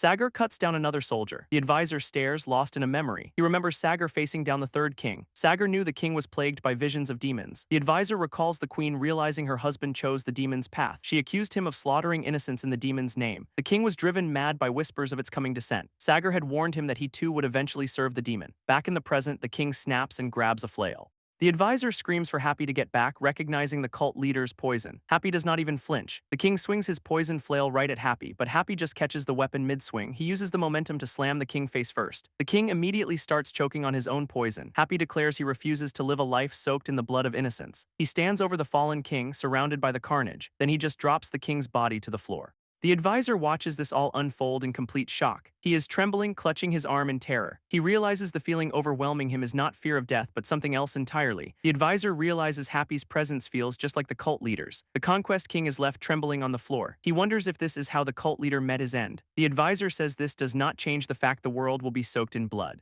He explains the cult's roots are too deep and the slaughter continues, but Kalina steps forward, declaring she will not let that happen. The king just looks up at her, completely confused. He asks how someone like her could possibly stop them. Kalina reveals she inherited her mother's ability to see demons. She knew from the start her father had sold his soul and planned to kill her. Kalina explains her mother knew she could not escape the king's plan. The kingdom was already filled with his demonic soldiers, and her father wanted to break either her or her mother into despair, forcing one of them to become a follower of the demon. So in a quiet moment, her mother made a difficult choice. As Kalina served her, the queen prepared for the worst. She decided she would be the one to be sacrificed first, using her own end to save her daughter and reveal the truth. The Conquest King is stunned, realizing Kalina knew all along. He is completely terrified by this turn of events. The Conquest King hears the queen's voice calling him a coward. She remembers him returning from the Great War, watching him walk away from his duty. While countless others chose to stand against the demon and die for the future, he chose a different path and now he is paying the price. Happy forces the king to drink the same poison the queen took. Her spirit appears, repeating that he was always just a coward. She says she never hated him for it because he was just afraid. It is the same poison she calmly drank to set her plan in motion, and Happy makes sure he finishes every last drop. The guard tells Kalina she should not have to watch this, but she insists, saying she will watch. She realizes this could have easily been her own fate. She vows to burn this image into her memory to avoid her father's sins. As the Conquest King's life fades, he finally collapses from the poison. The advisor immediately goes to check on Happy. He is worried that Happy might have been exposed. Happy says it is the same as last time and tells him to rescue their people. He grins, admitting he probably looks like a demon right now. The advisor looks over the remaining allies as outside the escapees prepare to move. One of the soldiers warns that a pursuit squad is definitely after them. The princess grabs Happy, telling him they have to hurry. She says the pursuit captain is the cruelest and strongest person in the kingdom, her father's first soldier. She remembers her father bringing the man into their lives. Even back then, she thought he looked like a demon himself, and he has taken more innocent lives than anyone else. Right on cue, a massive knight on an armored horse blocks their path. The escapees can only stare up in shock. The pursuit captain corners the escapees. Back in the hall, William hears the commotion. His ally knows it is the signal that their friends have been found. Meanwhile, a guard at an outpost sighs. He came here to avoid trouble, but now it is on his doorstep. The city guards realize the escapees have reached the outpost. They immediately give chase. A flashback reveals the demon left personal henchmen behind. These agents have been preparing for a day of slaughter, and the pursuit captain is one of them, a direct servant of the demon.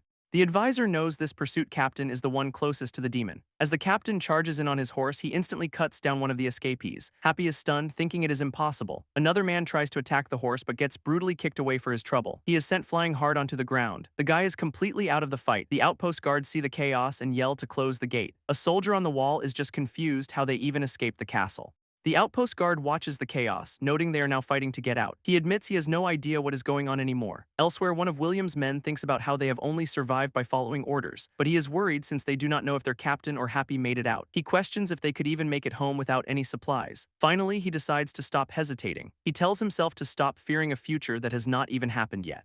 Back outside, the pursuit captain bears down on the escapees. One of the men shouts for them to get to the stables for cover. The captain immediately cuts them off with a powerful slash. The captain's slash barely misses one of the women, but the pragmatic survivor is not even phased. Up on the wall, the outpost guards watch, yelling in confusion about why they are attacking their own. The pragmatic woman just declares she is taking over this post. Then she charges straight at the mounted captain. She leaps into the air, parrying his strike. He just rides past her, completely unfazed. She immediately gives chase on foot as he starts cutting through the other escapees. The escapees desperately try to fight the mounted captain, but one of them realizes there is no move that can possibly win. They cannot even reach the guy on his horse. The captain just effortlessly swats their blades aside. It is not a fight, it is just them being hunted.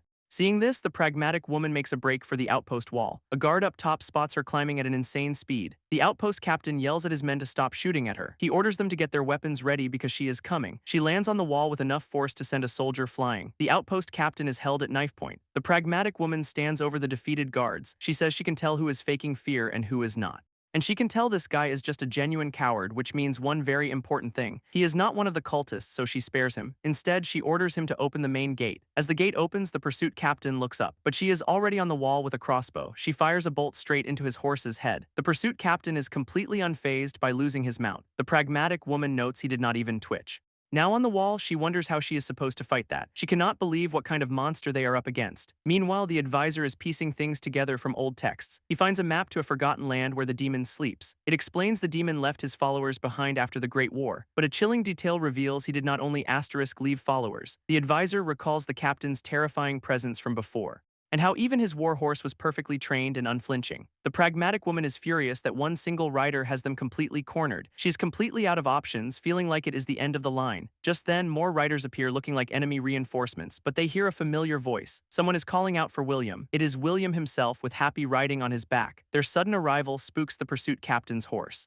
Happy just cheerfully waves, announcing that he is here. The princess and Sagar are overjoyed to see him alive. Happy looks around innocently, but the princess is absolutely furious, demanding to know who hurt William. Happy's reflection turns demonic as he stares down the captain. The pursuit captain's warhorse completely loses its mind, bucking its rider hard onto the ground. Sagar has no idea what is happening. William's men see their chance and charge the fallen knight. They immediately swarm him, trying to pin him down. Sagar just watches, completely baffled. William's men realize the captain's armor has no weak points. They have no idea how to even damage this guy. Their swords just bounce right off his plate mail. The captain easily tosses one of them aside, getting back to his feet and clearing the area. He sends another soldier flying with a single kick. But then one of the escapees grins and joins the brawl. He rushes forward without a weapon, throwing a punch with a huge smile on his face. The blow lands, leaving a fist-shaped dent in the armor. The expedition captain just grins at his handiwork. He then squares up to the armored knight. The two immediately start trading heavy blows. Sagar flashes back, realizing the captain's full strength is something he has seen before. Back in the fight, the captain lands another brutal punch. Sagar is stunned, realizing he is doing all this with his bare hands.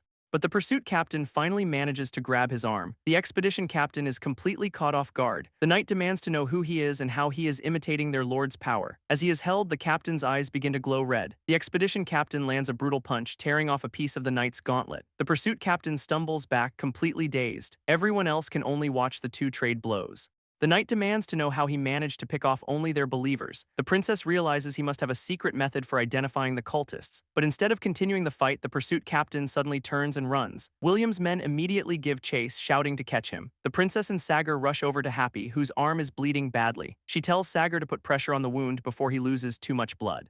Sagar says Happy's wound is too severe to treat here. The princess apologizes for not being able to protect him, but Happy just calls her an idiot, insisting he is fine. She was just terrified that he was going to disappear. He suddenly pulls her into a hug, holding her close as she looks on, stunned. Sagar watches them, realizing he misunderstood everything. He sees now that Happy ran to them out of fear for their safety. The three of them stand together in the outpost, while Kailina watches the scene, completely bewildered. With the outpost secured, they begin interrogating the captured soldiers. The princess and the expedition force start planning how to form an allied army. 2 days later, the hunt is on. The pursuit captain is found alone at a campfire, but he knows he is being watched. He calls out Sagar, the cult leader's son, from the trees. Sagar does not answer, just keeps his eyes on him. He is haunted by his father's words about his wandering path. His father warned that he could not escape his past and would join the cult. The captain blames Sagar's indecision for the cult leader's death. The captain says he's going to find their demon lord, inviting Sagar to follow him. Sagar is stunned, questioning if this so-called lord is even real. The captain knows that words alone will not convince him, telling Sagar he will have to see the truth with his own eyes. Sagar silently weighs the dangerous offer. He makes his choice and follows the knight into the darkness. Meanwhile, back at the newly secured outpost, the remaining soldiers are still shaken that half their own men were cultists. A guard on the wall suddenly reports someone is requesting entry. The men on duty shout out, demanding to know who is there. A bloodied soldier arrives at the outpost, saying he is here to regroup. The guard asks if he came all this way alone. The soldier grimly confirms his entire party is gone. Inside, the men are stunned by the news. He explains the allied kingdom they were sent to had already been taken over by the cult. On the way back, the few survivors were then wiped out by bandits. He asks if they have suffered any casualties here at the outpost. The captain says no, they actually gained allies as a new woman appears. The soldier recognizes her as a key player from the day of slaughter, but the captain just confirms that she is on their side now. The captain is suspicious of the lone survivor, thinking he could be a cultist, but the soldier confidently says he is definitely not one of them. It is revealed the princess now has a special ability to see through the cult's followers. The captain believes this power is the key to uniting the nations against the rot. Elsewhere, the pragmatic woman is deeply worried about the princess's condition. She knows the princess is exhausted from witnessing so much death recently. Alone, the princess wonders if her own orders are to blame for the losses. She tries to justify her actions, saying it had to be done to stop the cult, but she cannot shake the thought that they were all once human too. The weight of it all is crushing her. The princess stares into a mirror, but her reflection is twisted and dark. It accuses her of being the same as the cultists. She screams and shatters the glass in terror. Elsewhere, her allies note that Happy has become her pillar of support. The pragmatic woman admits she has never seen the princess so strong. The triggers a memory of a guard telling her not to watch a grim scene, but even back then she forced herself to witness it. Now she just whispers Happy's name, looking completely haunted. She is tormented by visions of him and others suffering because of her. The princess screams for someone to bring Happy to her room. She is completely panicked, saying she needs her knight. She is terrified, feeling like she needs her own protector. Elsewhere, a guard wakes Happy from his rest. He is told to come with him, looking confused. The guard leads him to the princess's door. Happy puts on his usual smiling mask before entering. He walks in to find her kneeling on the floor. She asks if she looks strange, admitting she thinks she's becoming like her father. She is horrified, saying it is because she has taken lives now just like him. Happy kneels before the weeping princess. He tells her that in her position she had to make a choice. An ordinary citizen could have just run away from it all, but as the princess, she did not have that luxury. He says William, one of their knights, had the exact same fear. William worried they were just carrying out the demon's slaughter, slowly becoming monsters. The memory shows their allies completely broken by the endless fighting. William's point was that at the end of the day, they were still killing people. Happy then recalls something the expedition captain's father once said. He warned that war is a cycle of tragedy that repeats because of human nature. Happy explains that as long as they keep moving forward, they can break the cycle. But if they stop, he warns, all the past tragedies will just happen all over again. Hearing this, a sudden thought hits the princess. She starts to wonder about the kind of world Happy is actually dreaming of, in some distant, far-off future. She asks herself if a world without war could even be possible. For the first time, the idea makes her heart race with excitement. Even if she never lives to see it, the hope of it all is overwhelming. She realizes their fight is not about despair anymore, but about that hope. Looking at Happy, she finally understands what he truly is to her. Happy just smiles, thinking about how bright that hope feels. The next morning, the lone survivor is getting some much-needed rest. He slowly wakes up, still feeling the weight of his journey, but he opens his eyes to a very unexpected sight. The pragmatic woman is sleeping soundly right beside him. He completely freaks out, asking why she is in his bed. She casually explains the vice captain arrived, confirming the rest of the expedition is gone. Happy, who is also in the room, asks where the vice captain is. The woman guesses he is checking supplies for their return trip to the kingdom. Then she turns the question back on Happy, asking why he wants to know. Happy suddenly gets a very bad feeling. The woman introduces the newly arrived vice captain to the princess. The lone survivor grabs Happy, asking what is wrong. Happy explains the vice captain once gathered troops to rescue nobles. In a flashback, he is seen rallying his soldiers for the mission. He led them out to save the kidnapped nobles from their captors, but the entire rescue party was completely wiped out. Happy says this recent expedition ended the exact same way. He reveals the vice captain was the only one who survived that incident too. The flashback shows just how desperate the situation was back then. The flashback reveals the aftermath of the vice captain's last mission, showing that Happy secretly witnessed the entire disaster. He realized back then the vice captain never intended to save anyone. In the present, the vice captain confirms the princess can indeed identify cultists. He internally gloats, enjoying her fear and revealing his demonic nature. The lone survivor asks Happy what is going on, completely lost. Without a word, Happy suddenly sprints out of the room. He rushes down the hall toward the princess's meeting. The vice captain looks up, calmly saying he has been waiting for Happy. Happy bursts in to find the traitor already kneeling, surrounded by guards. The princess explains what just went down, revealing the vice captain was one of the demon's henchmen.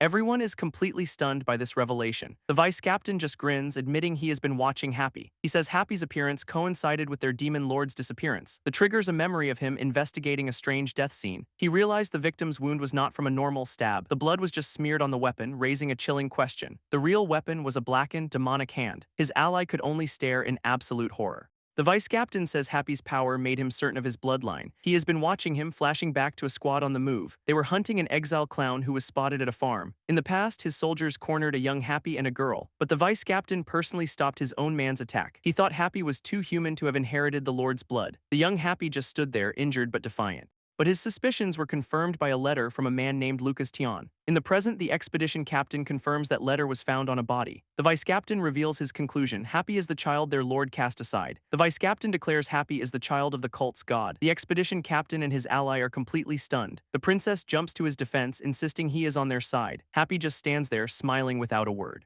He then asks the expedition captain why he kept this a secret. The vice captain answers, saying he wanted to use Happy's power, but the expedition captain immediately denies that was his reason. The vice captain points out Happy was strong enough to beat the cult leader. The captain clarifies that is exactly why he kept Happy as a knight, but the vice captain says this is no place for their lord's child to be. The vice captain tells Happy he is strong enough to just walk out. He says he came to take Happy to their lord. He points out that all their supposed allies are now terrified of him. He warns that once the truth spreads throughout the kingdom, Happy will become nothing more than a monster to everyone. Outside, the others worry, realizing Happy was smiling through the whole thing. The traitor is promptly thrown into a cell. He suggests their lord left followers behind to wait for Happy's return. Later, Happy sits alone on a rooftop contemplating the offer. The vice captain's voiceover says only the henchmen know the way home, and just like that, everything became tangled. Word spread of a princess who could see through the cult, leading a great purge. At the same time, rumors about Happy's demonic bloodline began leaking out. Soon, everyone was whispering that the trainee knight was the demon's kid. The news sent waves of fear through the kingdom, but the cultists stopped their slaughter, now praising Happy as their new lord. In response, distant kingdoms began forming their own expeditionary forces. Some of these armies moved to join forces with the princess's expedition. Others, however, mobilized with the sole purpose of stopping Happy. Suddenly, it seemed like every army in the world was marching toward him. The expedition Happy belonged to also changed course, heading for the root of it all. He walks right up to the traitor's cell. Happy tells the vice captain to take him to the demon lord's land. He has decided to face his past and see this through to the end. The vice captain is surprised, asking if he is taking all of them. And yep, the whole crew is standing right behind Happy, ready to go. Days later, the scene shifts to a different journey. Sagar nervously follows the pursuit captain through a dense fog. The massive knight suddenly comes to a halt. He just says, he is here, as they reach their destination. A massive man emerges from the dense fog. And with a chilling smile, he orders them to take him to that child.